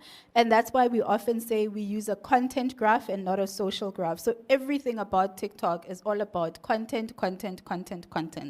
So no, we're not a social media platform, believe it or not. We are a video entertainment platform, and we now actually even consider ourselves to be a global search platform because of how people have started using our platform. So fill in the missing word. What is your one-stop shop for content creation and management? Is it TikTok Studio? Is it CapCut? Is it TikTok Symphony? And this is a very easy one. Yes. Yes, that's correct. TikTok Studio is your one-stop shop for content creation. Come get your swag. And the reason I was saying this is very obvious was because you guys didn't hear me mention, wait, name and TikTok handle. Hi guys, my name is Debe Ngumalu. My TikTok is Debeleli Ngumalu. Lovely, enjoy your swag. And the reason I said yes, the reason I said this one is easy was because I didn't mention CapCut, I didn't mention Symphony. So it was really a process of elimination. And then select the correct answer here. Focusing on your video's watch rate will help you to do what? Will it help you to A, understand how your audience is responding to your content. B, understand how your audience is located. C, understand how much time you need to spend watching your content before you post it. I love the fact that people at the back are awake, eh? Sir, is that a brown shirt with a gold what? Yes, you. You can't ask for answers. It's fine. Yes. It's C. It's... No, my brother, it can't be C. It's not C. So I'll let you guys answer because there are at least still 2 options. Gentleman in the black. Yes, that is correct. It's A. Please come get your prize and...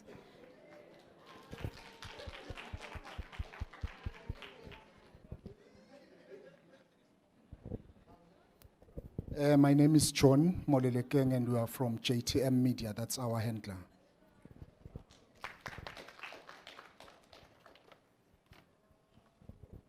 Thank you, thank you.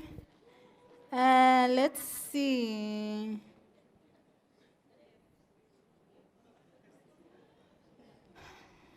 Last question. I'm running out of swag. Does the TikTok app have an analytics feature? I feel as though this is a dead giveaway. Look, you've put up your legs, you've put up your hands, you've put up your, come, yes. Does TikTok have an analytics feature? Yes, all right.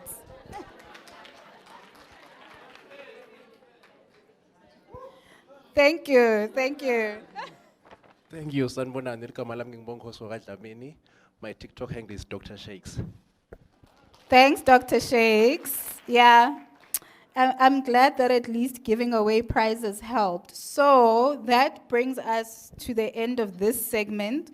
As I'd said earlier, we've got a challenge, and I just want to check.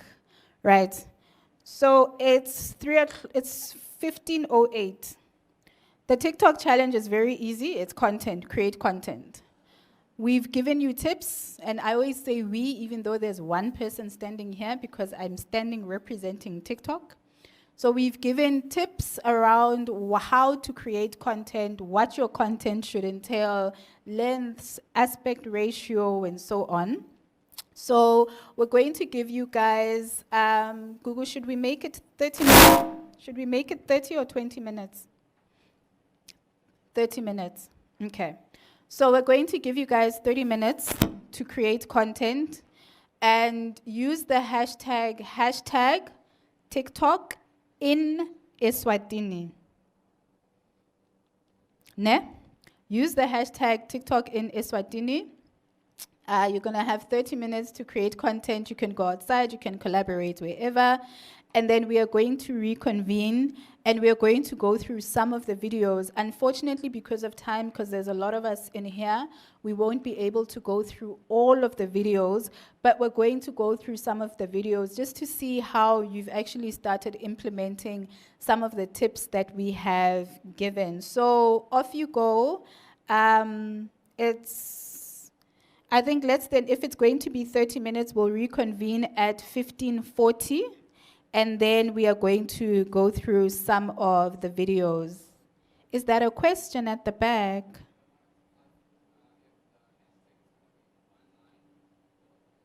No spaces. Yeah, no spaces. So it's just hashtag TikTok in Eswatini, not TikTok Eswatini, TikTok in Eswatini. Alrighty. You're the creators. Anything, first of all, it mustn't violate the community guidelines, number one. And then after that, the canvas is yours. Thanks, guys. See you at 15:40.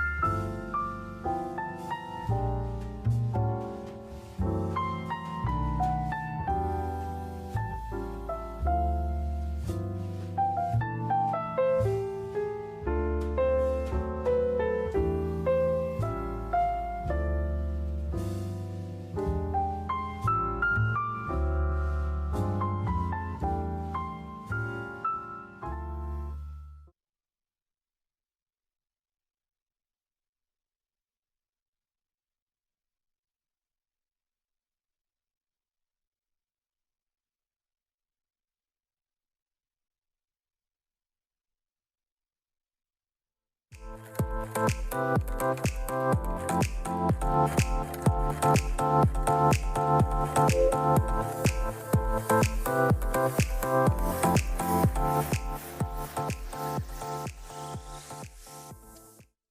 to be a bit tricky. So how many people created videos? Let's see. And posted. Let's see, please.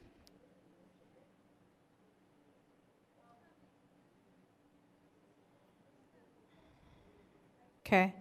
And so the hashtag that you used, did you guys all use hashtag TikTok in Eswatini, one word, no spaces, no other characters? Because I'm struggling to see it on my end. Yeah, it's all small letters.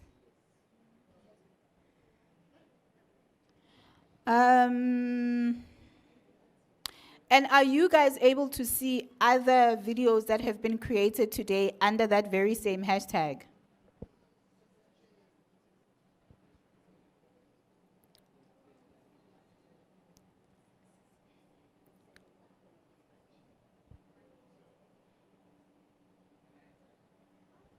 When it's just? Okay. All right. We're having a bit of a technical challenge, and I really don't want to hold you hostage. But at the same time, I do have some swag that is still available. So what we are going to do is I'm going to ask just a few more questions so that I can give away the swag, and then maybe we'll then just conclude, because I don't want to hold you guys hostage.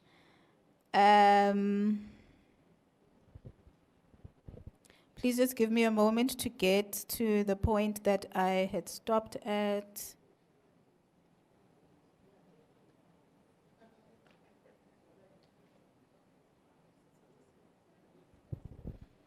Okay.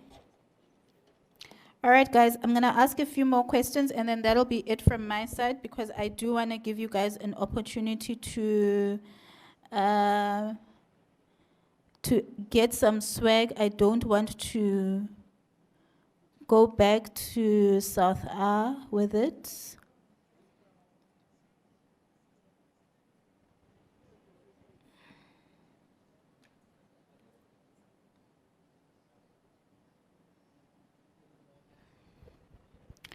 Okay. I think even the technology is tired, so please just give me a moment.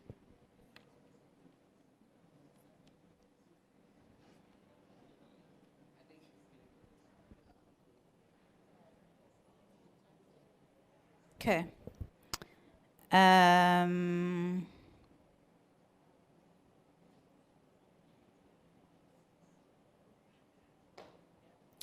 All right, question.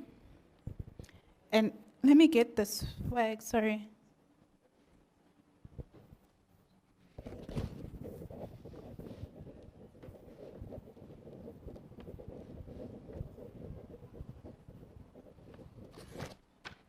All right. Question. Kanye, just once.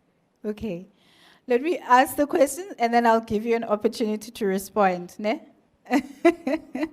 Success on TikTok is all about what? 1, views. 2, authenticity. 3, the number of followers that you have. Yes, of course. Yeah, answer number 2. Okay, why number 2? I mean, what about views? What about views? This is the interactive session part. What about views?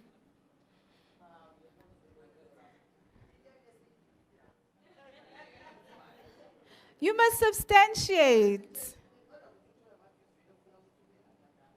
Ube, okay, all right, fantastic. You you got the answer right. Thank you.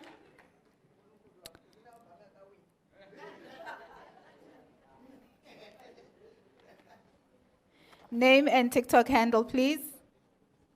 Hi everyone. My name is Eswatini Dlamini. TikTok handle is Eswatini Comedy. Thank you. Enjoy your swag. Enjoy your swag. So I'm going to give you guys an opportunity to ask a few questions. And if I think your question is really well thought, intriguing, you will get swag. So I'm opening the floor. Questions? Okay. Oh, and nothing hectically controversial. Bandla, I'm just a lawyer. I'm just a humble lawyer. Please, I beg. We were just talking and we're trying to understand, okay, when does the monetization actually start? Okay, I do understand you say that the person must have been using TikTok, uploading for at least 1 month. So the month finishes and I've got 1 view. Or is it about that monetization starts when you've got a certain amount of followers? Or when exactly does it happen? Okay. So I'll just quickly, with the indulgence of time, remember when I spoke about monetization, I was talking about something that's actually existing already in the market. So the whole point actually of this workshop, amongst other things, was to share this information, because a lot of times when we think about monetization and we say, ooh, there's no monetization available, it actually comes down to understanding the features that are available. So there is live gifting that's already available. So if you go live, you have the opportunity to create, for your content to be monetized, depending, of course, on how your community engages with your content. So the fact that you've gone live does not necessarily guarantee that your content will be immediately monetized. It depends on how your community interacts with your content. If they really like your content, then they will buy the tokens and then they will gift you.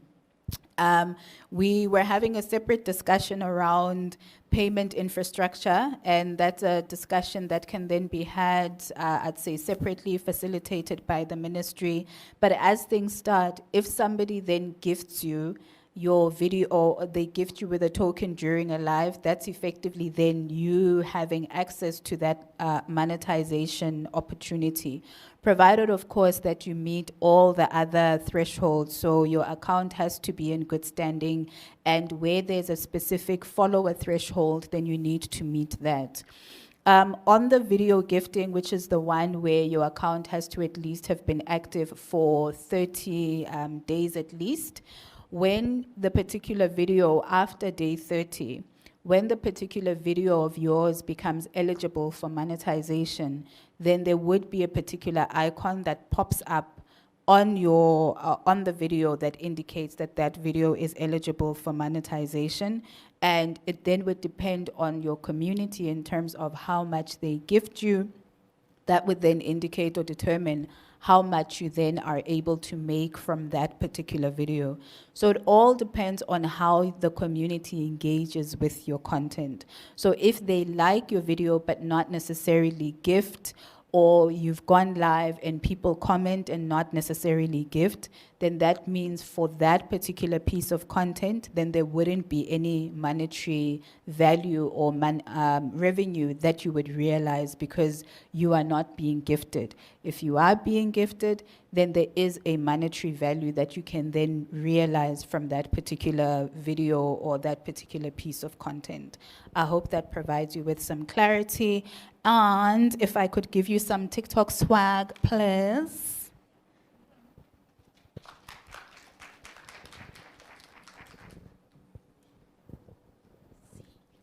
Name and handle. Okay, now Dlamini, Benji. All right, Benji. Next question. Yes. Really not.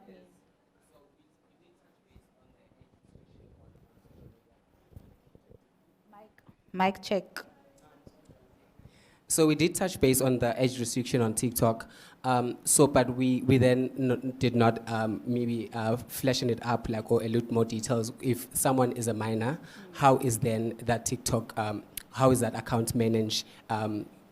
we want to enable this young person to be creative in the platform. I did hear, Guti, you said things on the certain features that that person then gets to enjoy. Get to be activated from that person. But from a parental point of view, what are the restrictions that are there? And because I would see some parents say account managed by so and so and things like that when it's a minor. So what is the TikTok legislature and when it comes to that? So we are a 13 plus app, and effectively anyone that has a TikTok account has to be 13 and above. And the reason we do so is to ensure that not only does our community have access to great content, but also have an age-appropriate experience on our platform. So people who are younger, 13 to 15, you can just think about it in terms of how they still would need a lot of guidance in having an age-appropriate experience on TikTok. So when it comes to issues around privacy, they would not necessarily be mindful that there are privacy features that they need to ensure are in place. And that's why we proactively put those in place as a platform to ensure that there are those privacy and safety features that are automatically enabled into that content. If we identify that an account is being used by a minor, we delete that account. Yes, we do. Because again, it's because according to our code of conduct, we are a 13 plus app. So yes, you as a parent can feature your child every once in a while, but it shouldn't be a matter of this account is pretty much belonging to the child. All the content is relating to the child and the child is under the age of 13. Because unfortunately, sometimes we've seen instances where people would exploit children. So they'd use children and try and fundraise using children. And it's something that we generally do not want to be in any way seen to enable, much less promote. And so we always encourage, please, if you have a minor in your care that is under the age of 13, we'll wait for them to be 13, then they can come onto the app. And it's something that I even enforce personally. When I joined TikTok, my son was, I think, 12 at the time. Very excited. He's like, Mom works at TikTok. Mom, let me support you. Can I open a TikTok account? No, my dear child. And dare you try, and I find it, I will report it. Because really it's about well-being. We talk a lot about what's exposure to age-inappropriate content. If you think about it in a conventional broadcasting sense, you have age restrictions, right? Where you'll see even Netflix, it'll show that this particular piece of content is not appropriate for people below a particular age. Similarly, when it comes to digital platforms, we are as committed to ensuring that we provide a safe online environment for our users. And the only way we can do so is if the information that is used when creating the account is accurate information, and we have a lot of other technology in place to identify whether or not somebody has tried to circumvent. So the short answer really is we do not encourage at all. And when we do identify accounts that belong to people that are under the age of 13, gone is the account. You can get your swag. 2 more questions, and then I'll decide how to disperse the remaining. Right at the back there, black and white. Wait, but before you ask. Hi guys, igama lami Ngcinisizwe, but formerly known as Work Country. Thank you.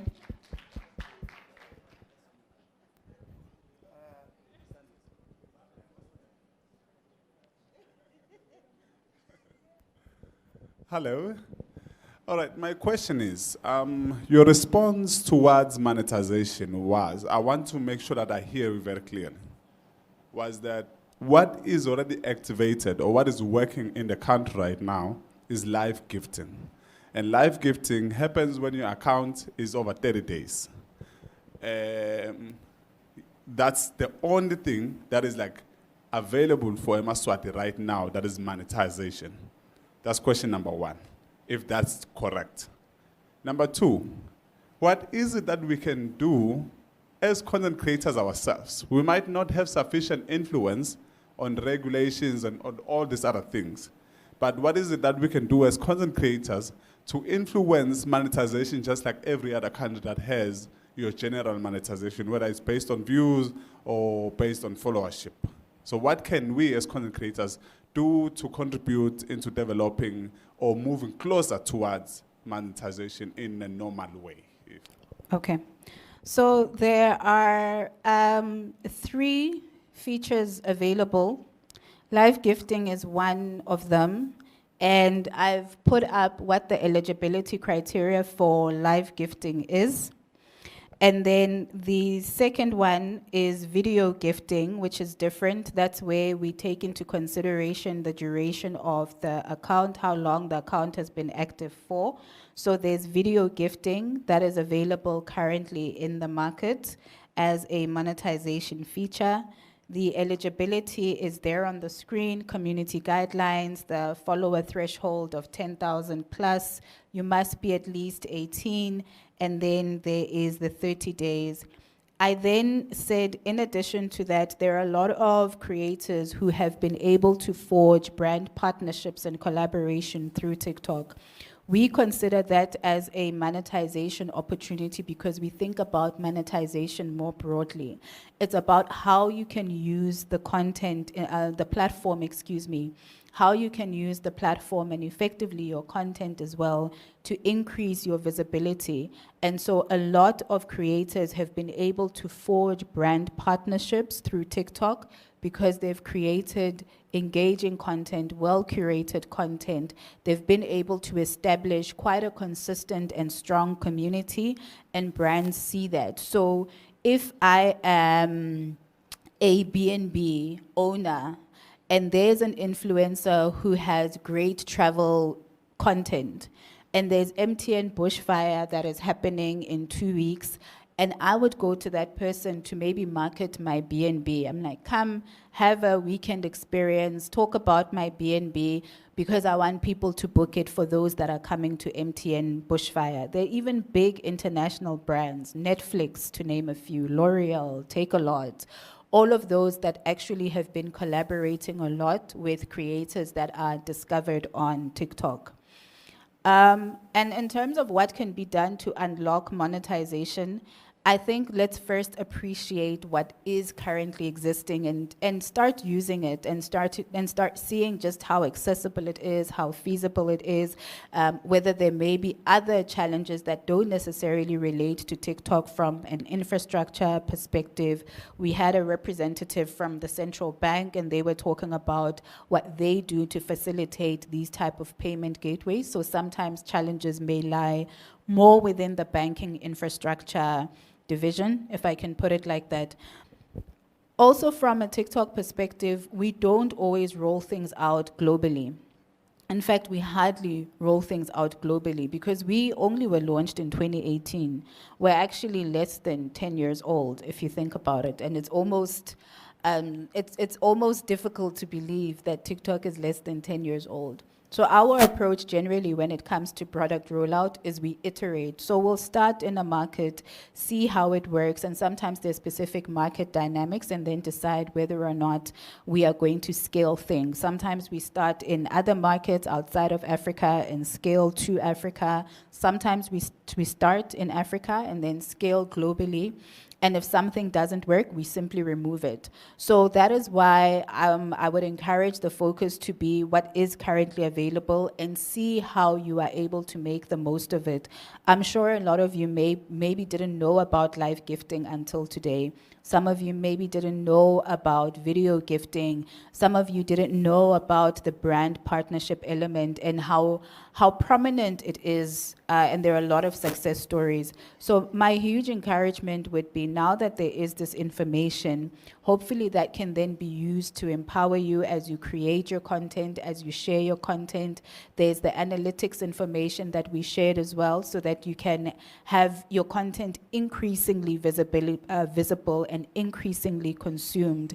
But there isn't anything that I would say necessarily has to be done as such because we take a product by product approach. we do a market assessment, and then we'll decide whether or not a particular product should be rolled out. But what's important is understanding the information that we've shared about what is currently available in the market. And that really is hopefully going to be a key takeaway from today, that yes, there are monetization features available, video, live gifting, as well as brand partnerships. How do you then start leveraging of those? Last question, and then it's going to be a wrap from me. Right at the front. Okay, so I have two questions. The first question is, in terms of gifts, how does online gifting benefit the receiver? And my second question is, for example, if my mother tongue was Siswati and I want to go global, what would be the preferred language to speak to for my, let's say, my poetry to reach international audience? Okay. Before I answer your questions, can I please give swag to the gentleman that asked the question? Okay. Yeah, lest I. Thank you.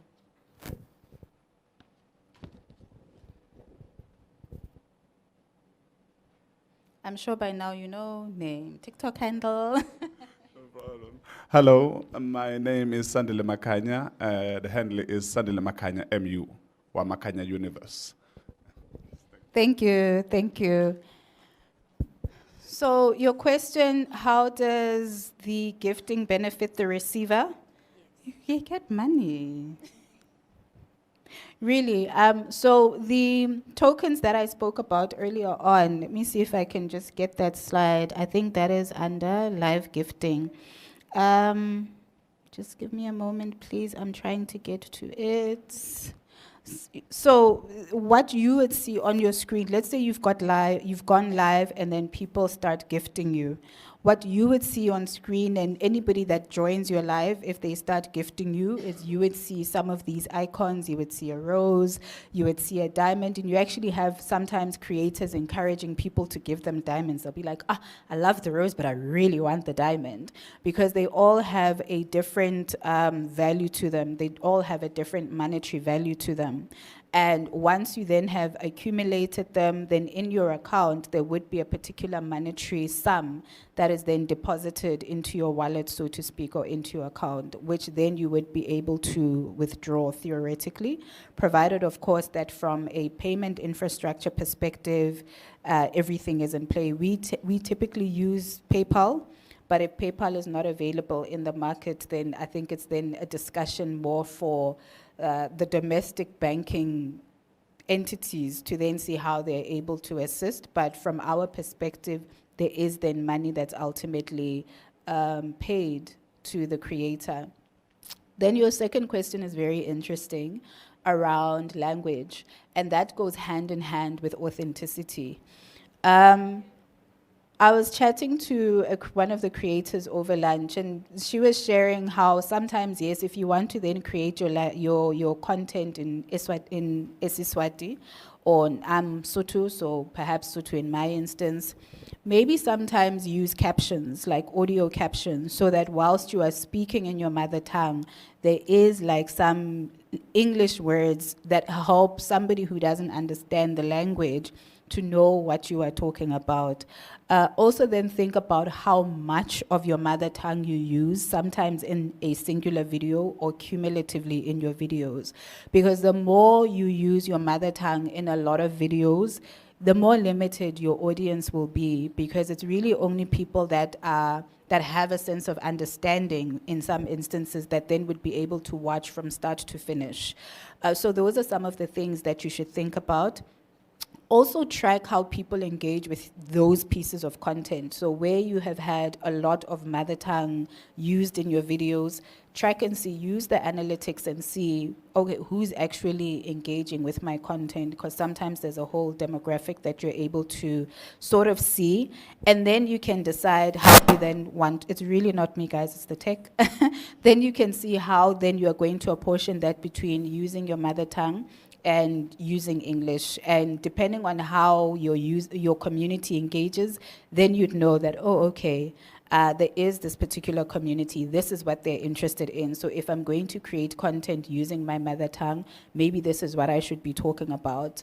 But yeah, trial and error, ultimately trial and error. So everything that we shared about posting frequently, that also helps you to start developing data to see how is the TikTok global community engaging with your content.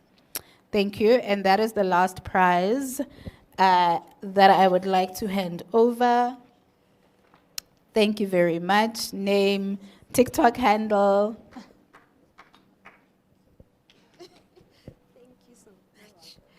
My TikTok handle is journey_journs, and my name is Journey Danson. Thank you. And from my side, thank you very much. It's been quite an engaging session. It's been an honor and a privilege to address you all today. And I'm also thankful once again to the ministry for putting this together, for giving me an opportunity to come to Eswatini. First time, I missed the bushfire, but you know what they say, next time. And I really hope it's been empowering for you. I know it's been long. I know there's been a lot of information. I know at some point it maybe sounded like a bit of a lecture, but if you don't have access to this information, you then would not be able to leverage off what you literally have at your fingertips. So now you know about the creator insights. Now you know about what are some of the key factors and indicators we take into consideration as a platform. And I hope you'll be more and more encouraged to create content, post it on TikTok before some of those bundles expire. And I think awesome shout out to really the conveners of this session, and all the best. See you on the TikTok streets.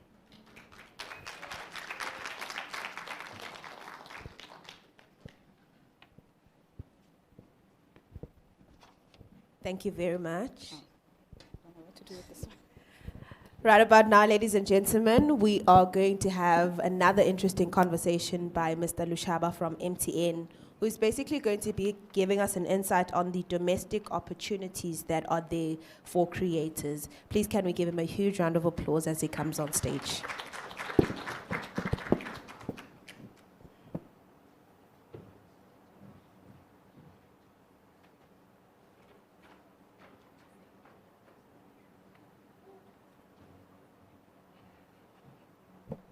Sanbonani. I will be very brief. My name is Alex Lushaba from MTN. I think we just want to take this opportunity to thank the team from TikTok and the ministry for such a wonderful session. As MTN, I think over the years, we've seen our commitment around making sure that eMaswati ayakhona ukuthola data from all corners of the country, because lapho sikucuka sibe enabler. As a content creator, at the end, you want the people then that will start viewing and also consuming your content. What we'll present today, I think we've shared with some of you some time back. It speaks to some of Emma gaps, maybe doubtful here and there, abakhona, when it comes to content creation and also content delivery, with specific focus to, I think, Emma Elements, TikTok Latawa provider, where you will find maybe one Leswati doesn't have maybe a card like Badala. And as MTN, for the past years, we've invested in a platform, Letovala, such gaps with the international platforms like Kona. We know Gutsi, they have huge potential because they're speaking to big numbers. TikTok speaking to over 1 billion MI users like Kona on a monthly basis. So the platform that we've created at MTN is called Eswatini Content Hub. We will just spend the next 5 minutes explaining how it works and how we will be able to monetize our content locally as we still ride on the platforms lakhona globally. Thank you.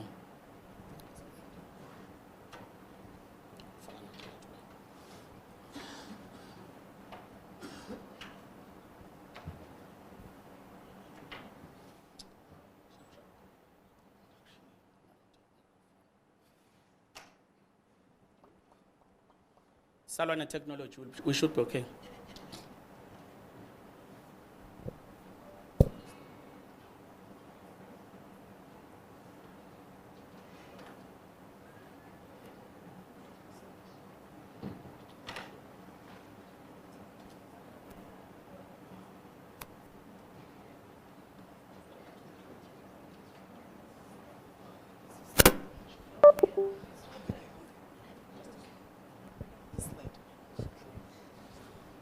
Sanmoyan, he's throwing me under the bus. He was supposed to do it. Ligama lami ngingithulani ngwakanhlabathi. I work with Alex ka MTN. We come from a wing ka MTN called Digital. So like Alex has said, I think the content monetization story is a story that all hands need to be on deck to make sure it happens. So back on about TikTok and the other platforms, but nanatsi locally we couldn't just sit and say, we'll wait. So MTN came up with this platform. It's called Content Hub. We've been working on it for quite some time, and some of you have seen it. It's basically a platform we've opened up for local content creators to monetize. It's a website or web-based platform. It allows you to open up a channel, ufake content yako, and then you get people subscribe to view that content. The more people subscribe, the more your wallet grows, and you can actually then withdraw le mali leyo into your mobile money wallet. So nakona, it's based on a certain percentage that you then get, but as bantu subscriber, your live wallet really grows, and we don't care ukuthi ukhona withdraw malini. We said because today we've been here and we've talked a lot about TikTok, we're not really going to go into the cracks of it, but we will tell you, Gutsi, if you are interested in onboarding or further finding out more information, where can you go, na Content Hub? So I've tried to display the details, a Content Hub, and the onboarding process. Onboarding process is simple. We give you the form, Leli Petsema terms and conditions, NEMA guidelines. I think from TikTok we've heard a lot about NEMA guidelines. We also have our own guidelines, almost similar in terms of what information really goes into these platforms. And then once you've filled in the form, you've agreed to the terms and conditions, we create your account, you get notified that your account is now active and ready, and then you log in and you start creating. And then the contact person, if it's not me, kuba ngumpumelelo, so he's your direct contact person. His number is displayed on the presentation. It's 606-0429. So you can contact Mpumelelo to hear more about this. We do have a relationship with the ministry on this project. We are working with them, and the launch or the official launch of the platform will be communicated thereof by both MTN and the ministry itself. I think for now we'll end there. Take questions if there are any on Content Hub, but really we didn't want to disturb much the conversation that has happened, the wonderful conversation that has happened around TikTok monetization. Thank you.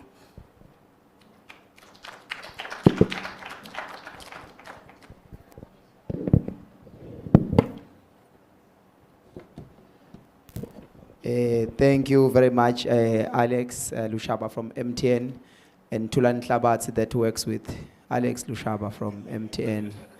That's what we found out. I work with Alex from MTN. Obviously, that's why you are presenting together.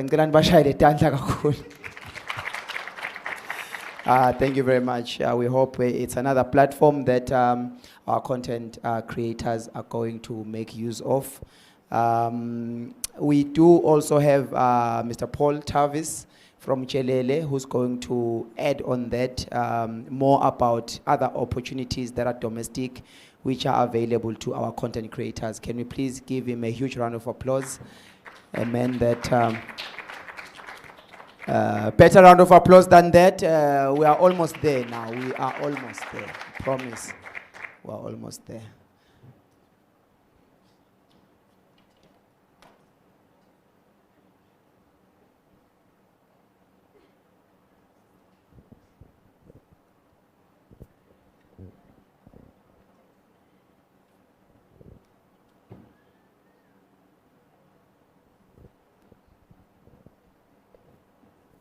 Okay, good afternoon, everybody.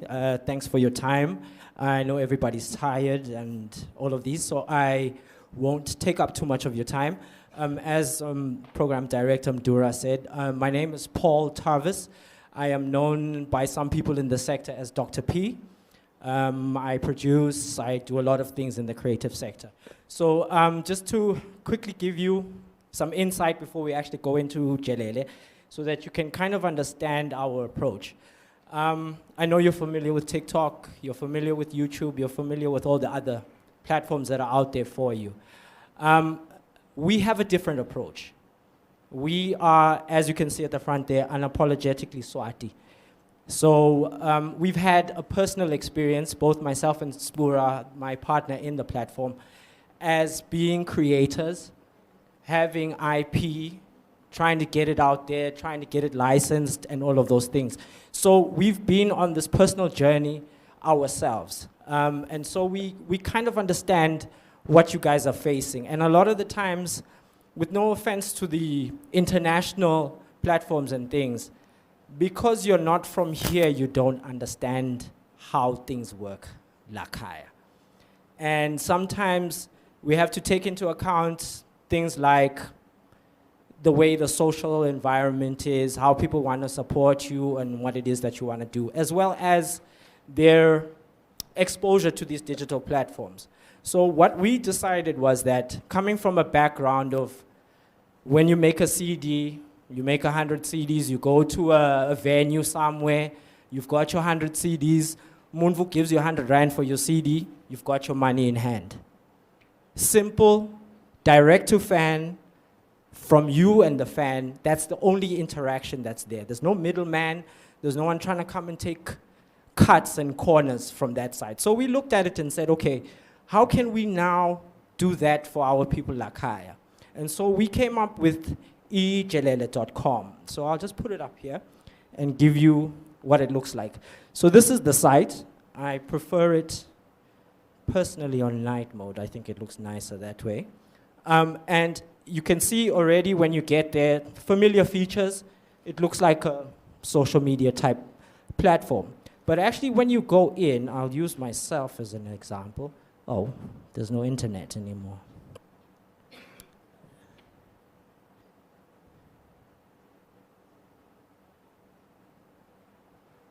Okay, let's see if it'll reload again. There we go, okay. So it's best to always use myself as an example.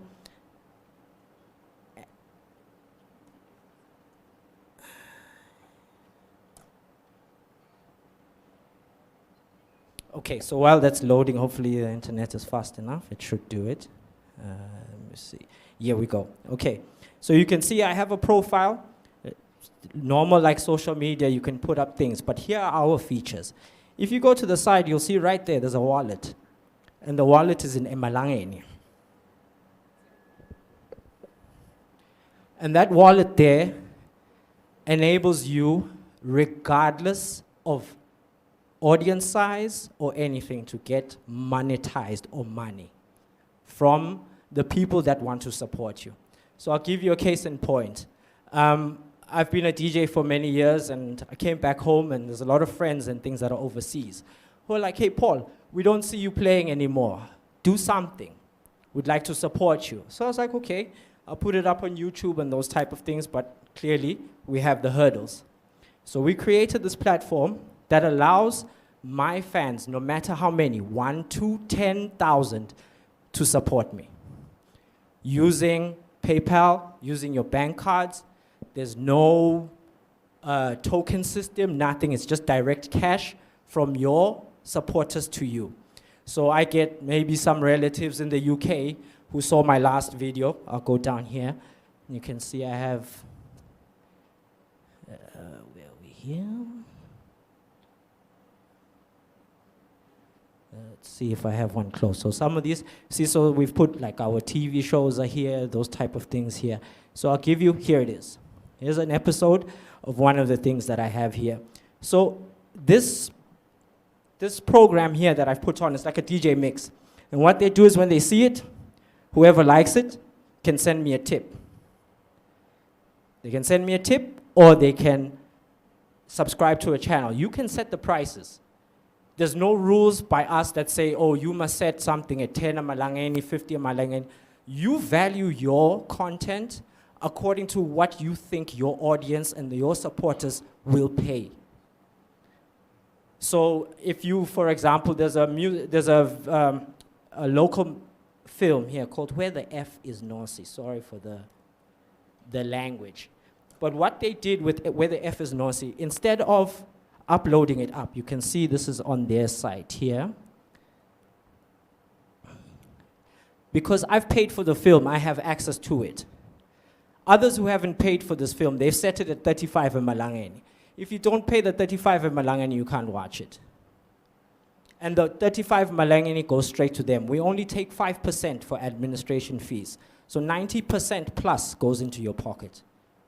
It's your earnings, it's your money.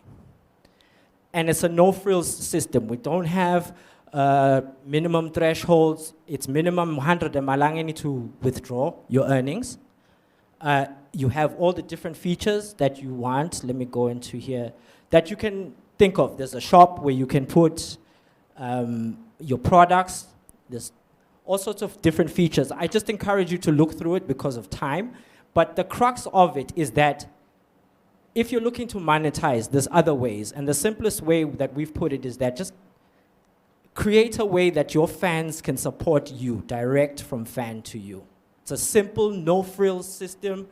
There's no minimum requirements, no minimum watch times, no minimum how many people you need to have to deposit anything. Once you hit 100 malangeni, even if it's from one person or 10 people, it's your money.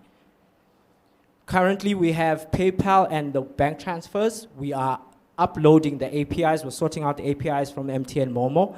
And whoever local payment systems that have APIs, we're looking into them. Because the whole idea is so that your people have the ease of access to quickly give you the money directly.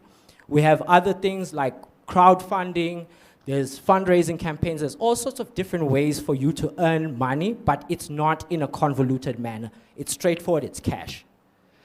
So if someone wants to tip you, let me just go to someone who has a verified account. Let me see, so that you can see what a tip function looks like. It's on the page.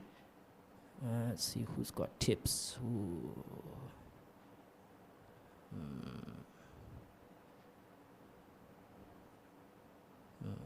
Tip someone monetize. There we go. There's the tip function here. So you see, if you notice here, you have tip. There you go. Send a minimum of 5 to 5,000. So all they have to do is, like most platforms, you have to create a free account so that they can have access to a wallet. That wallet then allows them to upload the funds. Once the funds are available in their wallet, they can send to anyone, they can tip, they can transfer, as long as it's within the Jelele platform. And then when it's time for you to withdraw, like I said, you have those various functions. Let's see. So in simple, it's a simple platform. So it's straightforward. No convolution, no nothing. All you have to do is you get yourself a free profile. The free profile gives you about 2 weeks of you getting full functions, all the features. So you can boost posts, you can upload whatever size. We don't have minimum sizes for videos and audio and all of those type of things. So if you want to put a whole hour movie, go ahead. If you want to have a whole seminar, go ahead. If you want to create, for example, digital products, where you can go and make 7 videos of instruction videos or master classes, you can go ahead and you set the price and you then market it to your people for the price that you want to sell it to. If you can see here, I think I received a tip recently. So you can actually see, where's this notification here at the top? I don't know, I think I zoomed out, sorry. Yeah. Yeah, simple as that. www.jelele.com. It's a local platform. We're here. So if you need to get in touch with us, it's easy to get in touch with us. It's designed for the local in mind. So if you have, like I said, someone who wants to support you, it's one person, they can give you the money. There's no requirements, no minimums, no thresholds. It's just 100 malangeni, and that's about it. Any questions?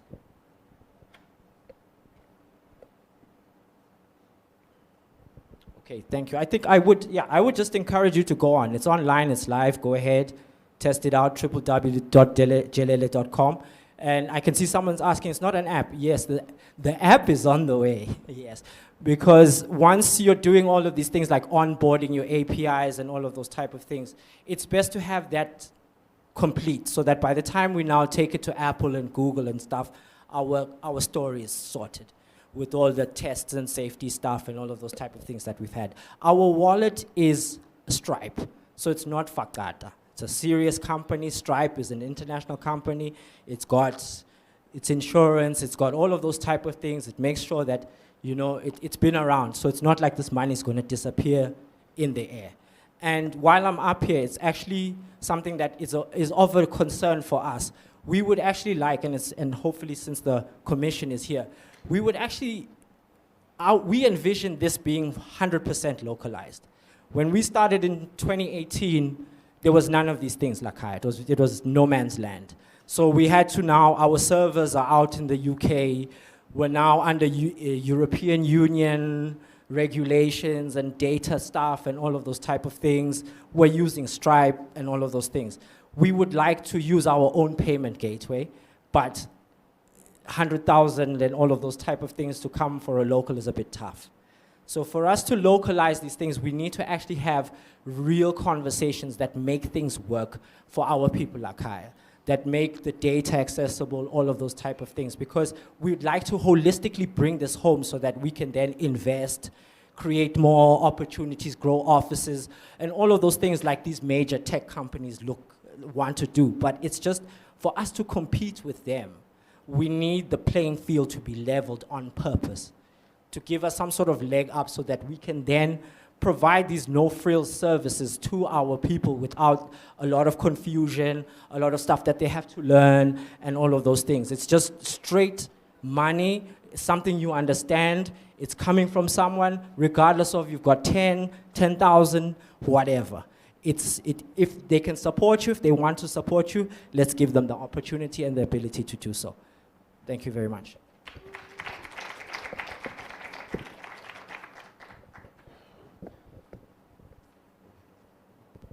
Thank you very much for the presentation. Coming up for our last and final item on the program is Sakile, who is the Director of Communications. I think she's going to wrap it up and then we can continue networking or go home. Ngicela simshayele intandla one more time. Wow, what a day it has been. Greetings. I'm Sakile Dlamini, as already introduced, Director of Communications in the Ministry of ICT. I'm also part of the team that is working with you to make sure that eventually we see what we are dreaming about coming to pass. So I just want to thank all our partners who have actually assisted us in making this event a success. Can we clap hands for them? I thought they were going to put them up, but I can recall, I think I'll mention all of them and leave none. There's MTN, Eswatini, there's Eswatini Mobile, there is ERS, there is EPTC, there is ESCOM, there is Minister of Commerce, Minister of Sports, Youth and Culture, Minister of ICT, and yeah, and also you. You are also our special partners. Thank you for being here, and thank you for making this happen. And then special thanks also go to Olwane. TikTok, we thank TikTok for honoring us, for honoring our invitation and making sure that they come to the country. I know that they have a lot of invitations from Africa and beyond, but they've actually agreed to be persuaded to eventually come into the country. We heard the Honorable Minister saying that she has been nagging, scratching the door, knocking on the door, making sure that we get attention, and we are grateful that we eventually did get the attention. I believe we have been empowered greatly. We have learned, about all the opportunities that are there, and also, what's important. Before I speak about the monetization part, what's important is just to be able to learn on how we can make our content the quality that is, that will be appealing for both the platform providers and also our for even, yes, our followers. So we've learned a lot in as far as that is concerned. And then coming to the monetization, I think it has been cleared to us the opportunities that already exist and what we are still pushing to do as TikTok and Eswatini. We have live gifting, they've talked about it, video gifting, and then the creator partnerships. I think the creator partnerships, the brand partnerships, yes, it's already existing, and we do encourage our corporates to be able to use, the content creators as brand ambassadors, so that at least there is also that kind of monetization that comes through that area. But I think as Tulano was speaking, we have to make sure that we command that following, so that if ERS wants to partner with you, they know that they will be reaching out to, a bigger community out there. So that's what we need to work out amongst ourselves. So we have a homework. TikTok has a homework. Minister of ICT has a homework. And all of us, Hulmende Wonke, we have a homework. So there's something that really has to be done by you in order to put yourself out there and be leveraged as a brand. And then the monetization that we've talked about, I think, I don't know if Tulwane, you've spoken to the creator rewards aspect, or you didn't want to. You did clear the air. You can. Please do, because I want them to hear from your word of mouth. Because even South Africa is still not there in as far as the creator rewards is concerned. They also have the live gifting, the video gifting, the brand partnerships. They are still scratching the doors like we are doing on the creator rewards aspect of things. Please speak to that before we close. Thank you very much. I hope I can still be seen. I'm saving myself from going up the stairs. One, we are a new platform. We launched in 2018. So comparative to our other counterparts who have been in the market for much longer, we are actually still building our footprint and Our approach ultimately then, when it comes to the introduction of different products, including in this particular instance, the Creator Rewards Program, is we do things on an iterative basis. Because there have been a lot of discussions around the Creator Fund. That in itself actually doesn't exist.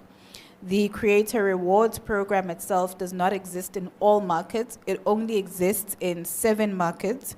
And even in those 7 markets, it is very, it's targeted for specific categories of content. And that is why the focus is on us to understand what is actually available. As and when we introduce new products, we do so on an iterative basis. We launch in a specific market and we see whether or not it works well. If it doesn't work well, then we make the necessary adjustments.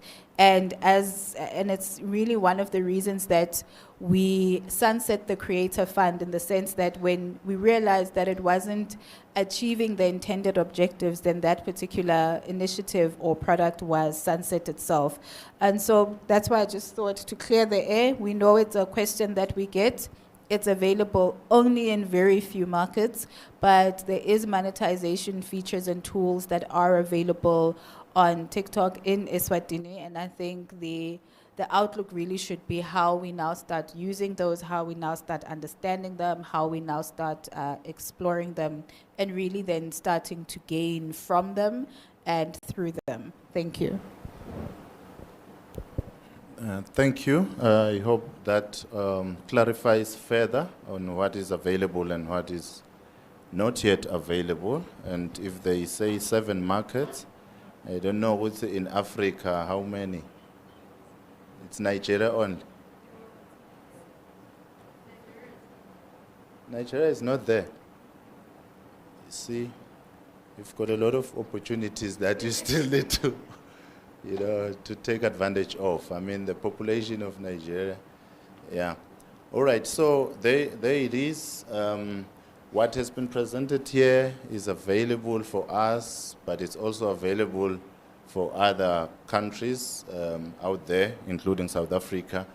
What she has talked about, the Creator Rewards, is not yet available in many markets. It's still being piloted in 7 markets. So, but we will keep engaging so that, as they expand, we are also there. Nagging them, maybe until they say, let's also include Eswatini. Yeah, so I hope that clarifies it. And then we've also learned of the local solutions that are being presented by MTN and Dr. P. What's yours, by the way? Jelele. Yeah. So those are also, opportunities for us to leverage on as content creators, Eswatini. It's good to to have our own way of monetizing as we pursue Botolwane and the others. Let's leverage on our own. And if we are able to do it with our Momo, that's okay. I think there are people out there who want to reward content creators, but there is no platform that allows for that. I, for one, I would like to put something into your content as I watch it. But currently, there's no platform, there's no way I can do it. And unless I meet you on the street and say, hey, I saw your video, I enjoyed it, yeah, Bambala. But that's not, that's not professional, and, you can't even be able to declare that. So if we have these platforms, at least it formalizes that. It provides a way for all others who are like me, who want to contribute, to the content that we are doing. So MTN is there, Dr. P is there. Let's see what we can do, if we are able then to get into those platforms and, at least the people that are willing then have a way to do it and to tip us. I think, yeah, we've said a lot. it's time that now we close. I don't know if we opened with a word of prayer. Fisiwe? Oh, Mdura? Did we open with a word of prayer? We didn't. But there's nothing stopping us from closing with a word of prayer. All right. Siyabonga kakhulu, siyacela siqhubeke nisibambisane, sisayisebenta lendzaba. We are not yet there, but we are going towards the destiny. So ngicela sibambisaneni, sisaqhubeka, sinifisela inhlanhla nisenda umsebenzi wenu, nisakhulisa your brands. Siyafuna kunibona nidlondlobala nathi silive la seSwatini. Siyabonga kakhulu, ngicela ukuthi make futhi asibongela asivalele ngomthandazo. Oh, hey, ngicela kubonga na MC bami. Ngicela ngikhohlwe. Hey, siyabonga kakhulu Nkosi yami, sibonga kakhulu ko MC Bephu. You've done so well. Program nihambise kahle. Sikhathi si within. Siyabonga kakhulu, ngicela sibashayele intanga.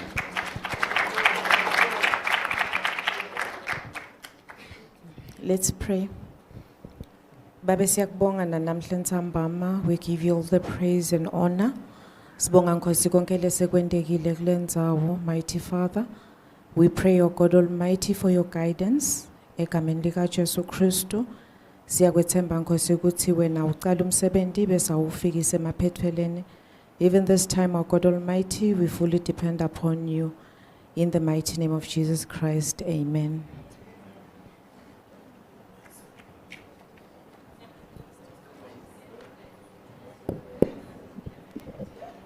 Kunetibuko lapha ngembili letitfolakala kwangathi sitabana.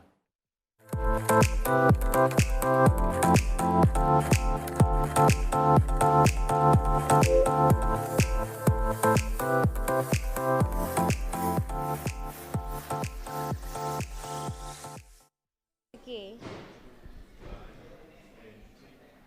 Ladies and gentlemen, we have come to the end of our live broadcast today. It's been a beautiful day. Inside, we've learned about so many things: how to operate TikTok. We've learned about how to take content, how to create yourself as an influencer, and of course the type of content that you would like to share. The influencers and our content creators here today got the opportunity to also take content so that we see content and of course what was mentioned, it's very important for us to know a concentration span that are browsing on TikTok is very short, so it's best that you capture your audience in the first 3 to 5 seconds, right? There's so much that we have learned, and of course in Eswatini we don't have the likes of PayPal and of course some international payments that are being made. You need to register on MTN Go Content Hub yabo, so we are registered. You fill in the onboarding form so that you stand a chance TikTok ibe khona le wallet le khona so that you can make your money off of it, right? There's so much that we can mention that was learned here today, but most importantly is the fact that we are monetized today on TikTok. The other social media platforms will definitely be monetized in the next coming weeks, as promised by the Minister of ICT, Minister Savannah Mazia, and also Jelele mentioned something about going through their social media pages so that you see how you can make your money off of it, right? We hope that this has been insightful. Make sure that you download TikTok. If you're not a TikToker, the young people have learned so much here today, and we hope that you guys are going to take content creation seriously, take content creation as an economic tool. But from us at Eswatini TV, it's been a pleasure, it's been beautiful, and we hope that the young people are definitely going to take up space when it comes to matters of social media and TikTok. Until next time, have a good night.